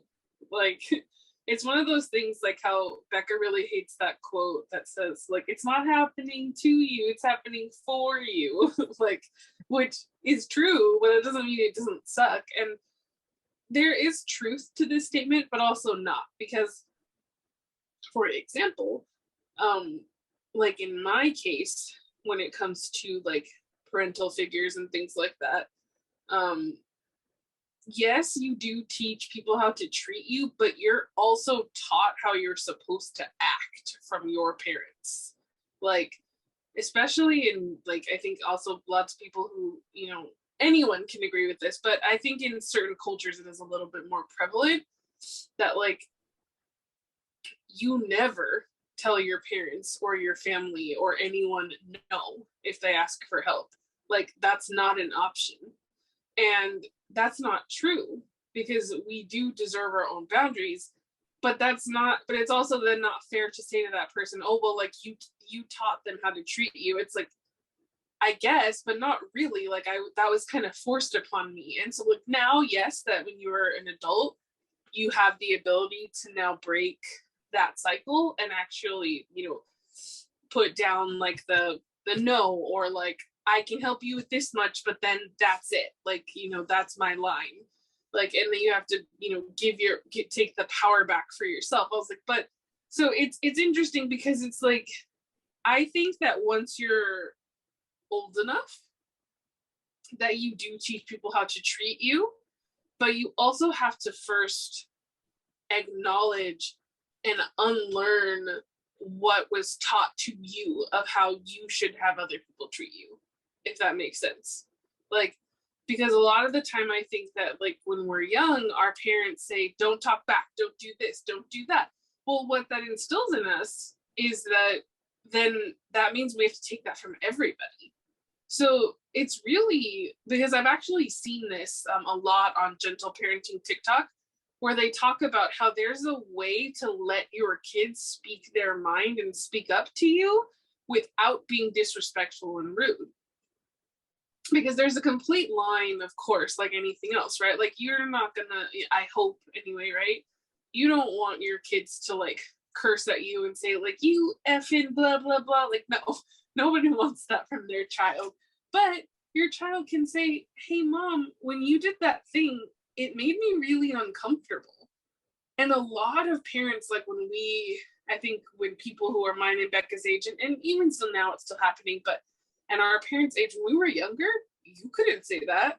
Like, I remember my mom saying that, like, her mom would pinch her and pull her ear, and like, and I never got to meet my grandma on my mom's side because she passed away when my mom was 15. I was like, but what I've heard about her is everybody loves her and thinks she's a great lady, and she was, but that's what she was taught, was parenting, and that you control your kids and that you do these things and that you do that. And like, my mom, she didn't pinch us and pull our ears because she hated that. Like, she hated that happened to her, or that, like, my mom, like, not to call her out, but if my mom like laughed at a, like a fart joke because she found it funny, like, she would get in big trouble for that. Like, so her expression was stifled.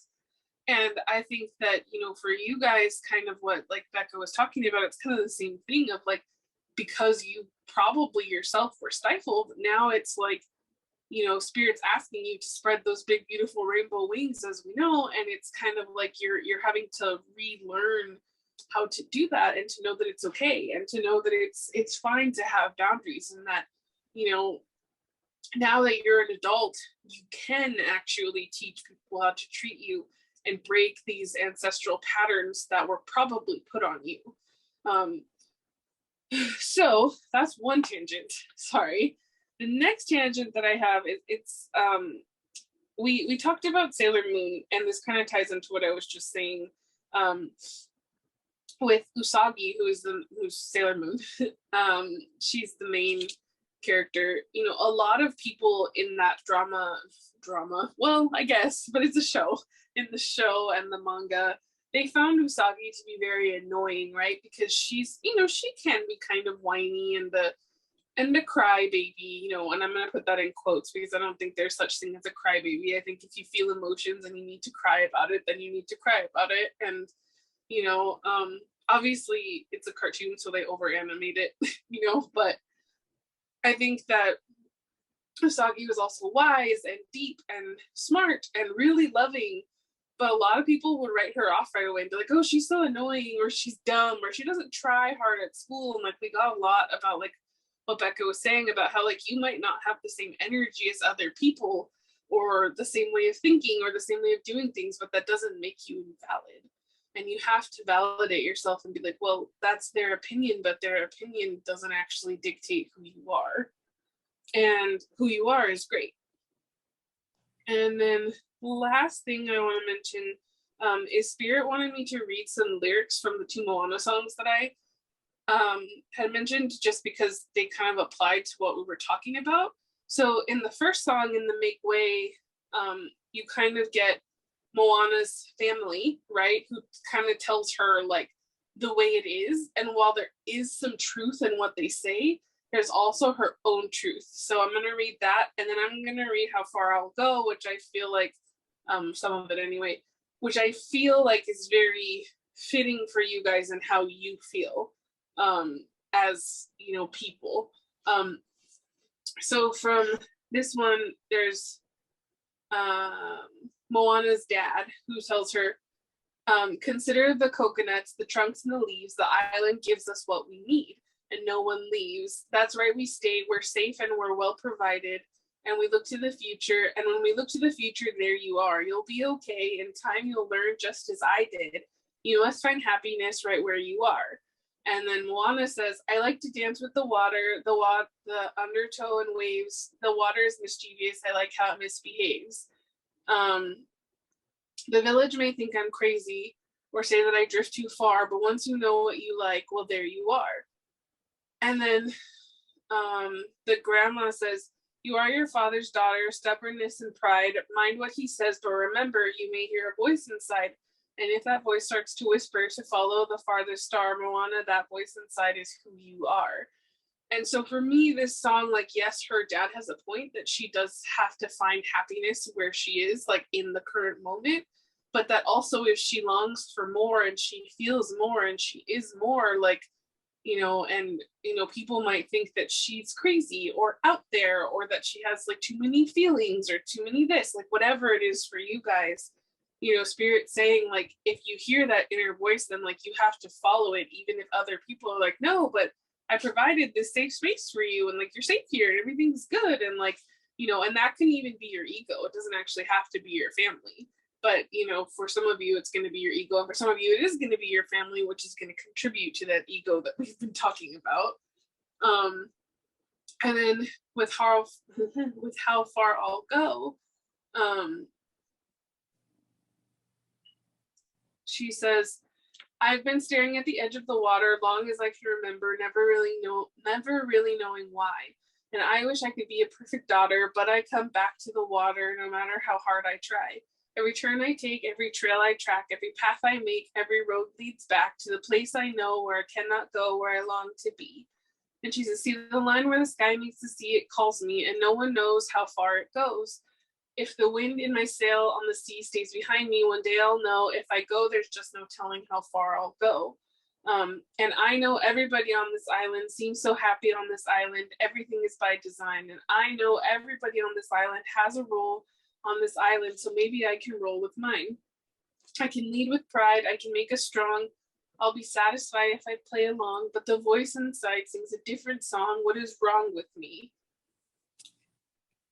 So it feels like, for me, with you guys, you tend to, like what Bekah was saying, is you're constantly being like, well, what's wrong with me?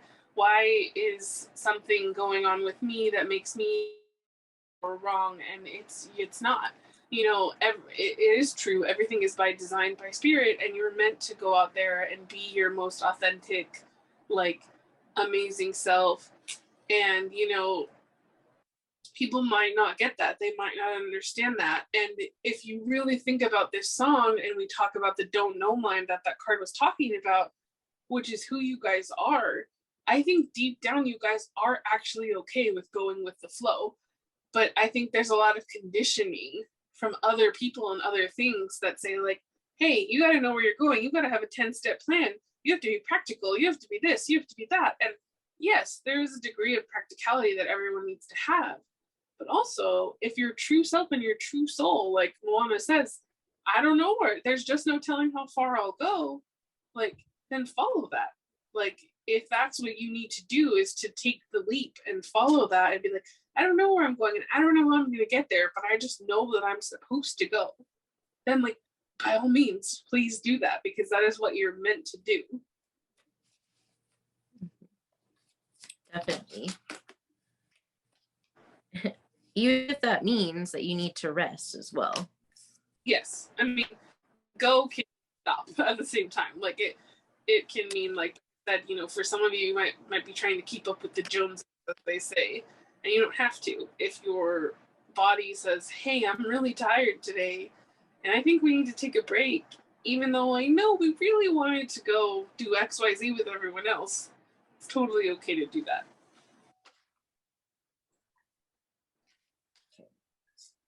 Yes, and I agree with that. So this next section is going to be tarot, and it's going to be what your ego wants you to know, which we'll see if your ego wants to open up, because I know at least in like one of the other piles, the ego was like, no. So we'll see. If it's not your ego, then it's going to be your higher self. But you have the Four of Wands, Four of Inspiration. You have the Page of Inspiration, the Page of Wands. You have the Nine of Cups, which so far this is really pretty energy, but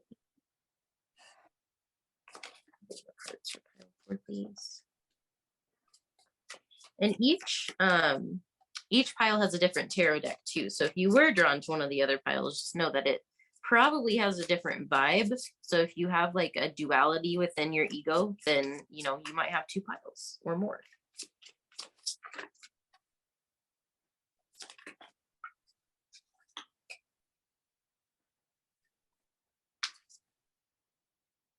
Yeah. Oh yeah. You have the Eight of Cups. And then you have the Sun.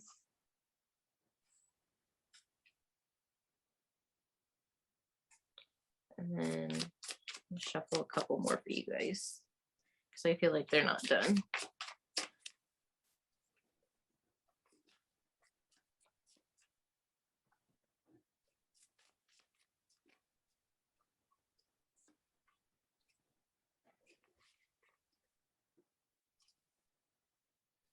Okay. And they have Death, the Knight of Wands,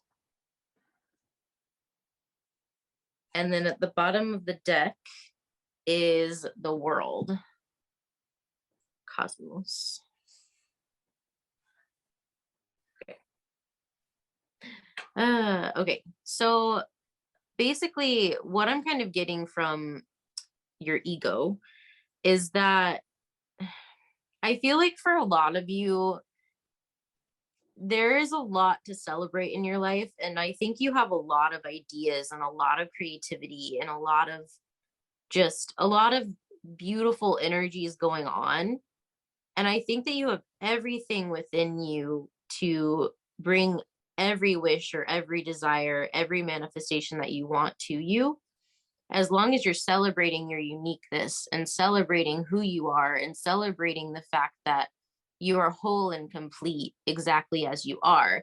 And I think once you move away, or I guess for me, this is more like moving into, but when you kind of move into an energy of letting yourself love yourself more and of filling your own cup and of setting your boundaries, right? And you walk away from your old patterns, your old conditioning, like you're walking straight into the sun, which, sometimes people would say that's a bad thing, but in tarot, that's a beautiful thing because basically what that means is you're in the process of leaving behind all of this old conditioning and all of this stuff that was never yours in the first place, in order to come to a place where you actually feel happy and you actually feel fulfilled, and where you do understand that you're unique and special and lovable, and that you deserve all of these great beautiful things that are going to make you feel good and make you happy. And like all of those wishes and dreams that you have, you do deserve them. And you do deserve to be loved and to feel loved by yourself and by others. And I think that for some of you, you're even going through maybe like a death of the ego, because the death card is about transformation. And the ego, when we say like death of the ego, it doesn't mean that the ego like goes away, because you need your ego. It means that your ego is being transformed. It means that it's being changed from the old conditioned ego into a new, better ego. And a lot of people, if they're spiritual, will go through many, many, many ego deaths, because it's like you'll transform and then you'll go through a new level, and it'll kind of unravel to where you have all of these different levels, and you're never going to be done healing in your life. Like, unfortunately, as a human, you're going to constantly in your life be healing. And sometimes you'll be conscious of it and sometimes you won't. And the big stuff, yeah, if you actively are trying to heal, then you can heal from the big stuff, but you're still going to have it come up. Just like the ego is always going to have fears. But the thing is as you grow and as you have these shedding of the old ego, you come into a place where you learn how to soothe and nurture your ego, and you learn how to say, you know what? My inner voice is stronger now. Like my soul, my higher self is stronger now than my ego. And my ego is being reparented because the parent has now stepped up and is now parenting the child. Because I mentioned this in another group. When I see the ego, I think of the inner child. And so even though the inner child and the ego are technically separated, I still treat my ego like it is a child in some ways, because you have to reparent it. You have to train it. You have to recondition it to know what is good for you, so that you're not in there beating yourself up constantly with the parenting that you got from your traumas or your wounds. And I think that once you start doing that, you find that your higher self, your divine masculine and feminine parts of you will come in and be like, you know what, we're going to step up as the parents of this ego. And I think that your ego is currently in the process of shedding another phase or another layer, whether it's your first time going through an ego death or your 20th time going through an ego death. I feel like you're coming into a place where this wound specifically around feeling lovable and feeling worth it and feeling like you deserve to be loved for how unique you are. I feel like that is something that everybody in this group is going through, regardless of how many ego deaths or how many other things that you've dealt with. And I think that it's actually really beautiful, because this ego death is quick, it's fast. And it's not, I can't promise that it's going to be painless, because it's not. It's hard to go through this. It's hard to shed a layer and say goodbye to a part of you that, you no longer need. And to learn how to trust yourself is very hard. But at the end of it, you have the world, you have the cosmos, you have all of these beautiful things going on inside of you that you're going to be letting shine through, because you're allowing yourself to transform from this caterpillar into a butterfly, to let go and to come out of the cocoon even bigger and brighter and bolder and more able to love yourself with better boundaries and more colors and just more love for yourself, which then will, of course, shine out onto other people and draw in all of the things that are meant for you in this life. I definitely agree with that. The only thing that I really want to just like add on is that I have the song Here Comes the Sun stuck in my head now. So I feel like for you guys who are struggling and maybe going through an ego death, because not always, at least the first one, I feel like for most people, okay, most people, the ego death can be kind of heavy. But if you've been through them a couple times, you know, because you can definitely have more than one. I feel like they do get just a little bit easier. So if this is your first ego death, I think, you know, Here Comes the Sun can be really relevant for you, because it's saying like, hey, it's not going to be all doom and gloom here. Like you're going to get, you know, your bearings and like get back, you know, up and feel good, because, you know, you do have all these other cards here with like the Four of Wands about the stability, and then like, you know, the Nine of Cups. And so there's a lot of good. And, you know, that Eight of Cups is about, you know, you're leaving behind this version of you and you're going to be stepping into the sun. So just a super beautiful, amazing energy. Yes, definitely. So the next section is going to be advice from your guides, maybe, you know, from your spirit guides, from your higher self, from universe, from spirit, whatever you believe. We're pretty chill on this channel, but this next section is going to kind of tell us maybe some more stuff or some more tips or things that can help you through this time. And your ego is actually very open, so I'll let you know. Okay, so you have I Remember, which is soul plan, the fated life versus the destiny life. Before I even like get into it, that card already told me that some of you are struggling with deciding between living a life of authenticity towards yourself or living a life that others want you to live. You have birthing a new age, which is birthing new creations, dreaming a new world into being.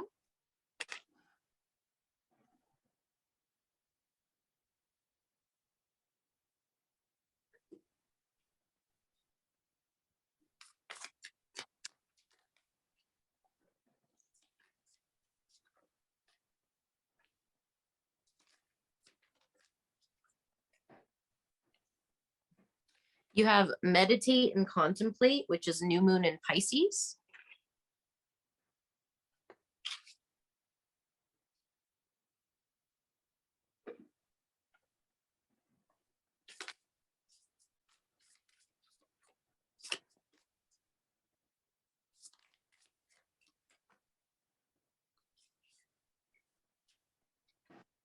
Probably gonna have to read this one. It says projecting oneself.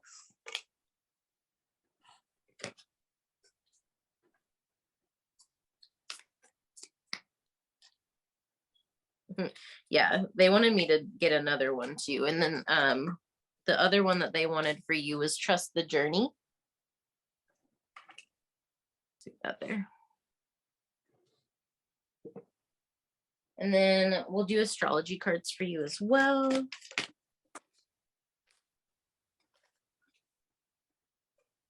Yeah, okay. You have Venus, which is Libra and Taurus energy. Not surprised. This is the planet of love. You have the sixth house, which is Virgo, and Mercury, which is I do. That's the house of routine.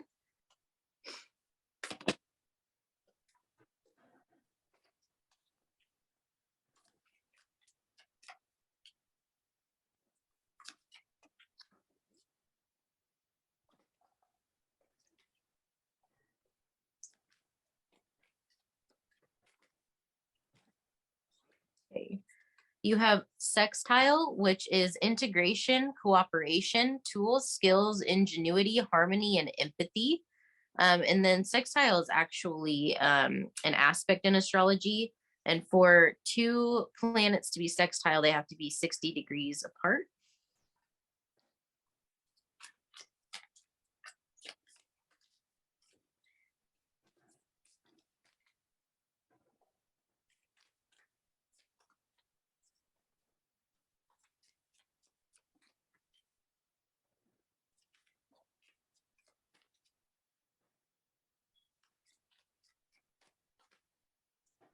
Okay.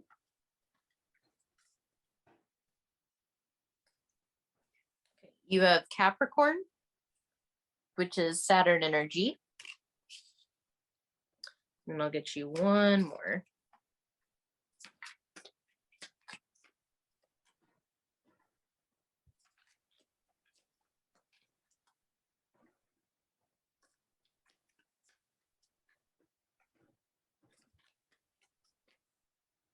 Okay. And then the last one you have is Mercury, which is Gemini and Virgo, communication, knowledge, information, and curiosity. Okay. So, the bottom of the deck was the moon, which is about your emotions and intuition. So, what I feel like your guides are trying to say is that they're kind of giving you advice on how to get through an ego death, but also, they want you to know that you are doing a good job and that you are lovable. Some things that you can do is to kind of switch up your routine, as far as maybe add some meditation, maybe add art or some self-care.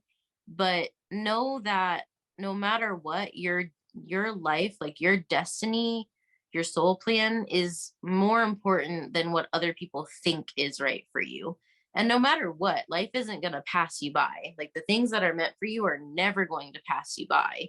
And I think sometimes you may have some doubts as far as, well, I may want this thing, but I don't know if I'll ever get it because I didn't do XYZ last Sunday at 2 p.m. Like, and I think that, that's your ego, obviously. But I think that you should know that no matter what you decide to do, or no matter what path you quote unquote follow, because really, like, you're guided by the universe. But no matter what you decide to do, the things that are fated and destined for you are meant to be in your life. And you'll constantly have that call, and you'll constantly be reminded of who you are, and the beautiful things that you have in your brain will continue to be there, and you'll still be inspired to take action on them.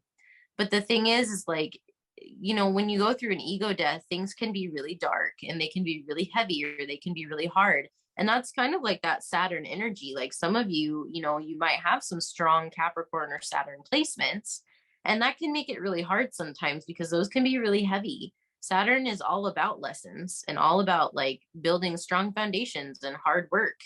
And I think that life is not meant to be lived as hard work all the time. And so if you do all the time, like it's just not, you're going to burn out. You're going to be exhausted. You're going to be miserable. You're going to be upset because you're not taking the time that you need to do what feels right for you.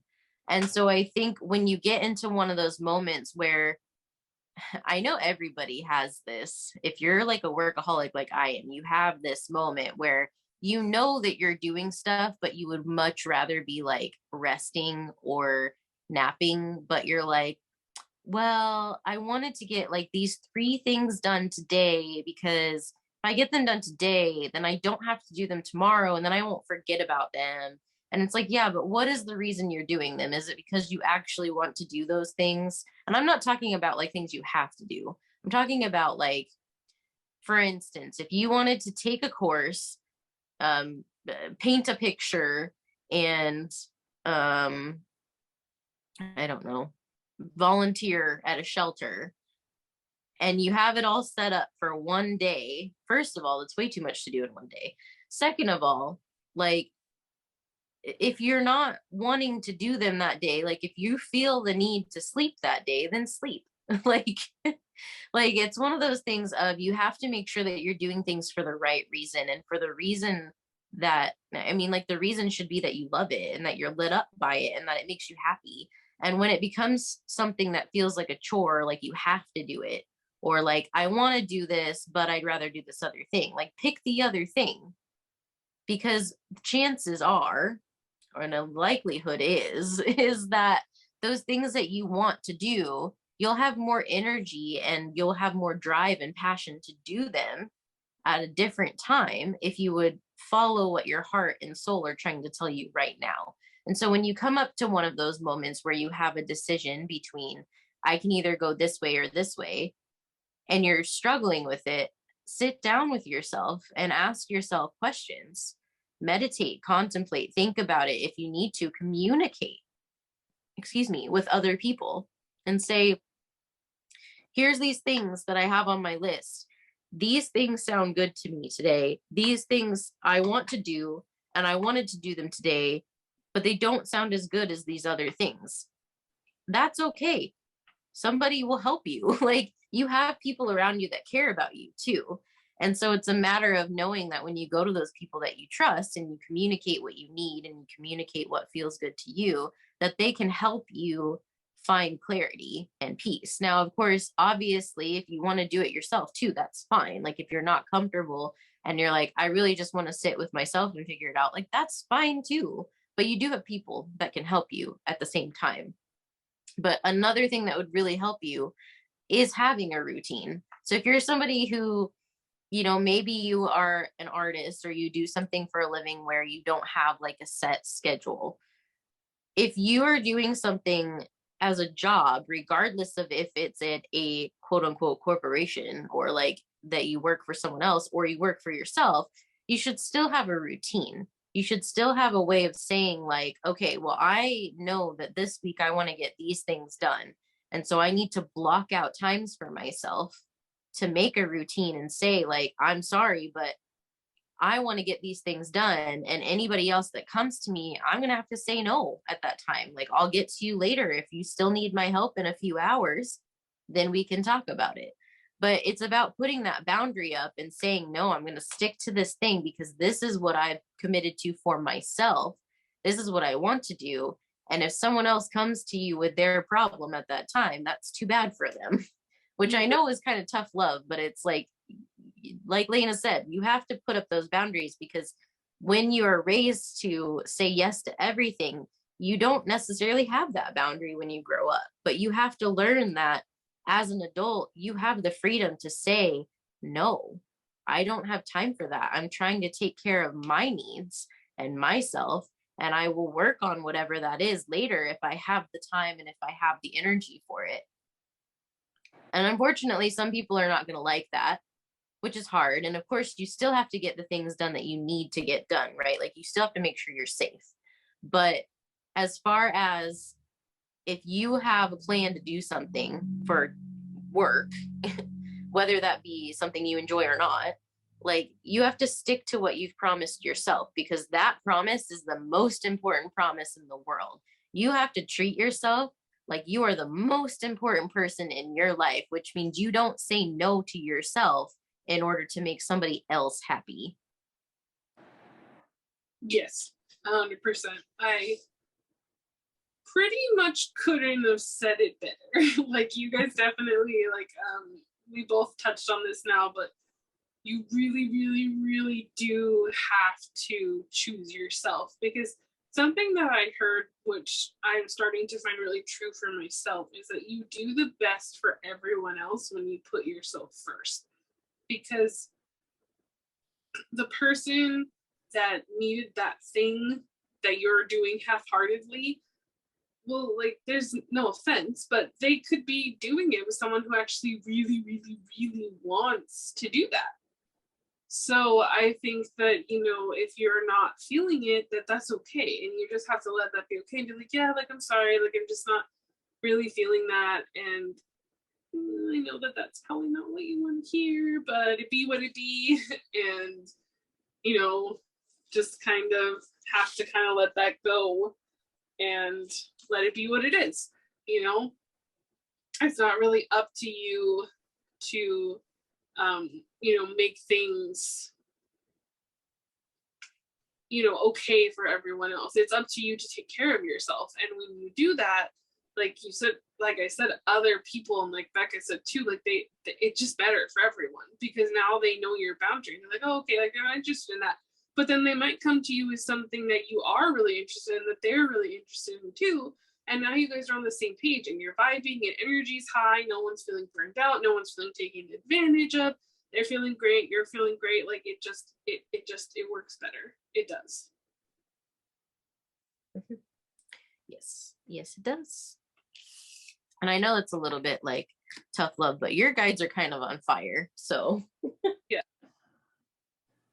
like they want you to see your worth, and it's all out of love, but they definitely are very passionate. Okay. Now to the super fun part. So stickers. And then we also have the oracle cards that we'll do after the stickers. But everybody got different stickers because I take the stickers out once we use them. So nobody gets the same stickers in any group. Not that you really probably could with this many, but you know, just want to make sure that everybody gets something different. Okay. These. And these messages could be from your soul. They could be from your ego. They could just be from your guides. It just kind of, you know, whoever wants to come through. And they might not relate to your ego at all. They might just relate to what's going on in your life too. So, you know, okay, that's plenty. I got a couple extra out of there. All right. Yeah, I'm not surprised. Okay, you have the moon, which I knew you would, because it's all about your emotions and your intuition. But I wanted to mention the moon as far as astrology goes too, because I feel like that nurturing energy is energy that you need to give yourself. And I think that even though there's like, you guys are a little bit like tough love right now, like I think they very much want you to sit in that energy of mothering yourself right now and of being that mom that you need, regardless of if you have a great mom or not. Like we all have parents, and parents all make mistakes. They always do. There's nobody in this world that's the perfect parent. It's impossible. But right now you are the one who gets to parent your inner child, parent your ego. And I think that that moon is really, really important because it tells you to acknowledge your feelings, acknowledge your emotions, and acknowledge your intuition, and acknowledge what you already know, and allow yourself to really rest and have that self-care time. You have choose joy, shrimply the best.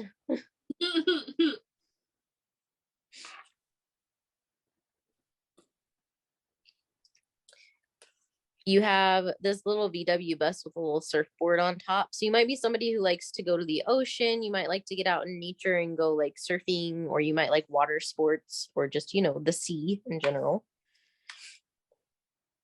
You have get stuff done. Yeah, I feel like this is your ego. Like you need to get stuff done in the way that feels good for you. And it's not about what you're getting done. It's about how you feel while you're doing it.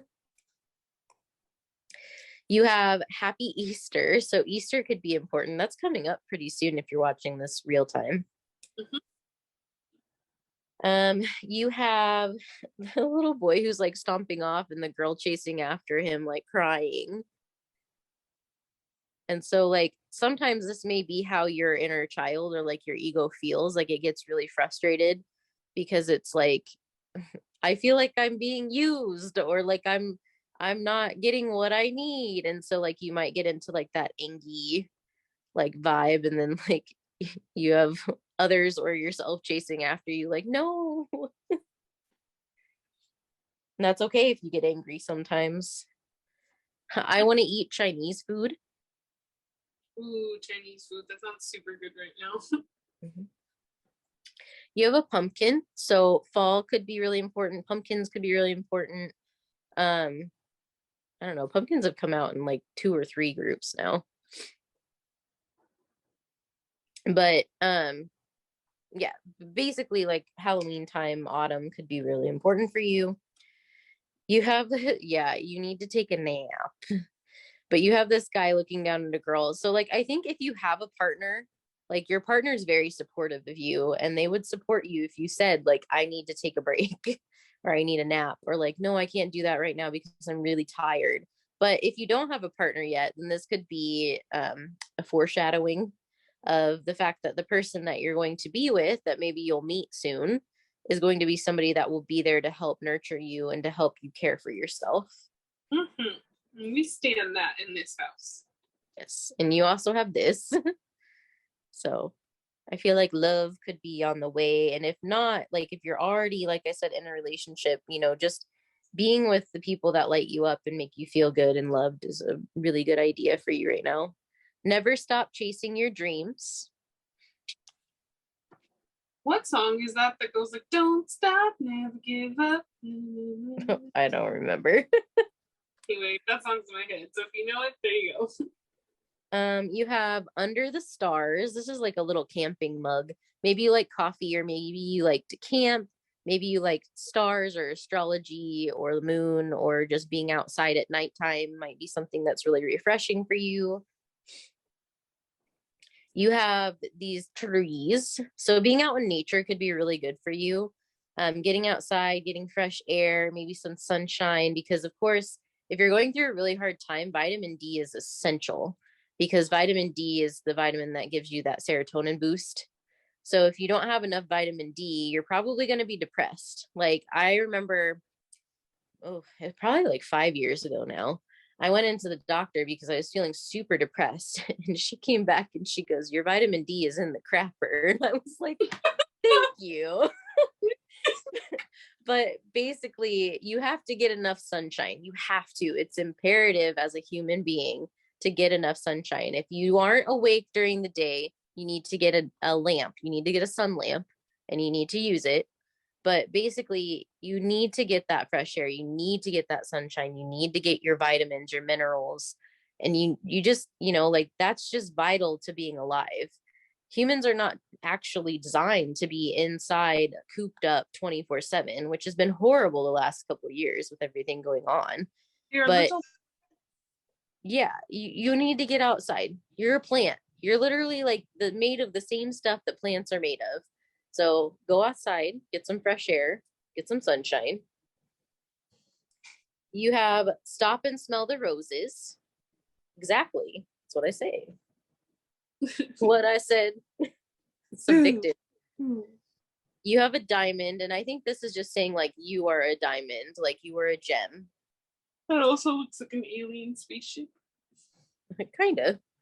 You have a compass, which a compass came out in group 1, but this kind of tells me like, you have a sense of direction. Maybe you like to travel, you like to go out and explore. Go east. Mm-hmm. You have the sandwich. I think it's a burger. It's either a burger or a sandwich. You might be hungry. If you are not eating enough, please eat more food. You have a unicorn, which did come out for pile 3's topper.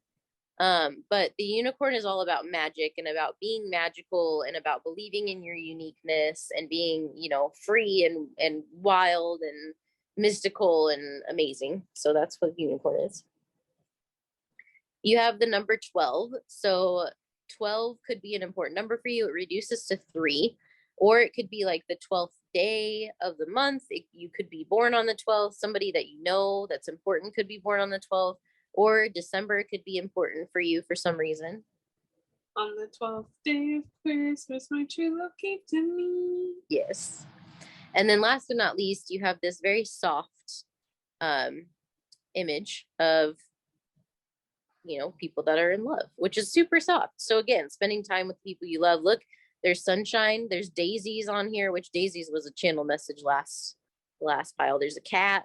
Like, this is just kind of like a calm, relaxing, spending time in a place where your energy feels good with people that you love. Yeah, they're being plants. Yes. Okay, so for you guys, I don't even have to shuffle because there's 3 of each of these left.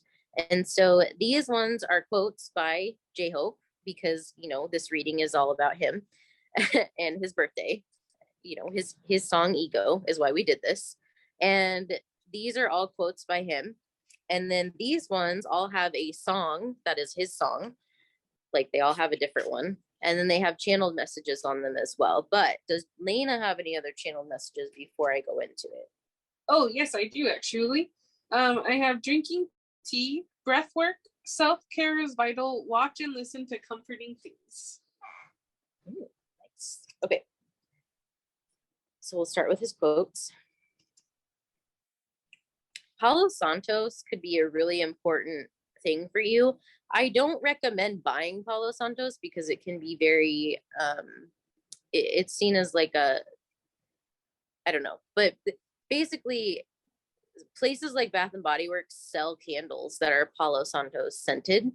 So I would say if you're going to do something like that, like, candles are also better for you than inhaling smoke is anyways. So, you know, that might be something for you if you want to have something to clear your space, but you don't want to light like sage or Palo Santos. Anyways, that was a message for somebody. Don't ever make decisions based on fear. Make decisions based on hope and possibility. I called you out. True facts. Excellent. Great quote. Yes. You have trying to comfort myself. I tell myself the world can't be perfect. Well,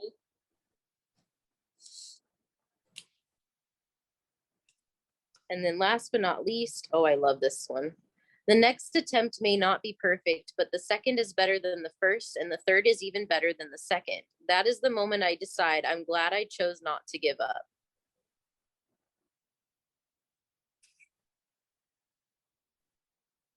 These just speak for themselves, really.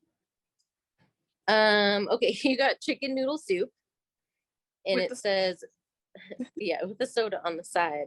Food, bread, sunshine, pastries, France, cheese, cobblestone streets, red, root chakra, Cornelia Street by Taylor Swift, Sound of Music, Grassy Hillside, 15, and Forever Young, like the song, like Forever Young, that song.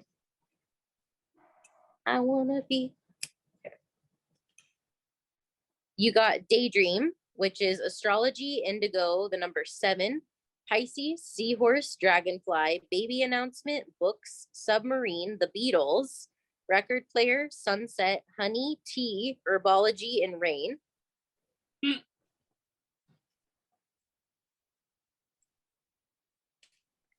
then last but not least, you got intro, Boy Meets Evil, Blood, Sweat, and Tears by BTS, Scorpio, Angel, Organ, Piano, Convenience Store, Traffic Cones, Puddles, the number 9, Yellow Rain Boots, Ducks, Origami, Dragons, City Lights, Chinese Food, Snapdragon, Unique, Dice, and Instagram. Awesome confirmation on those, you guys. Yeah, for real. It's not like Laina knows, and it's not like I could plan what stickers were coming out or anything. So those are special, but hopefully those messages resonated for you, and we hope that you go through your ego death with grace and that it's not painful and that you get through it relatively easily and quickly, if you are going through an ego death. But if you want to, you can leave a like, a comment, hit subscribe, let us know what you thought. All of our social medias are linked below in the description box, including our playlist on Spotify, which this week, if you're watching this real time, has some extra Hobie songs on it because, of course, it is his birthday, February 18th. So if you want to check that out, you can. Obviously, if it's not real time, the playlist probably doesn't have extra Hobie songs on it right now, but you know, it'll still be there. So you can check it out whenever you find this video. But we want to thank your guides and our guides for allowing us to read for you today. And yeah, hopefully we will see you guys in our next video. Bye, guys. Bye.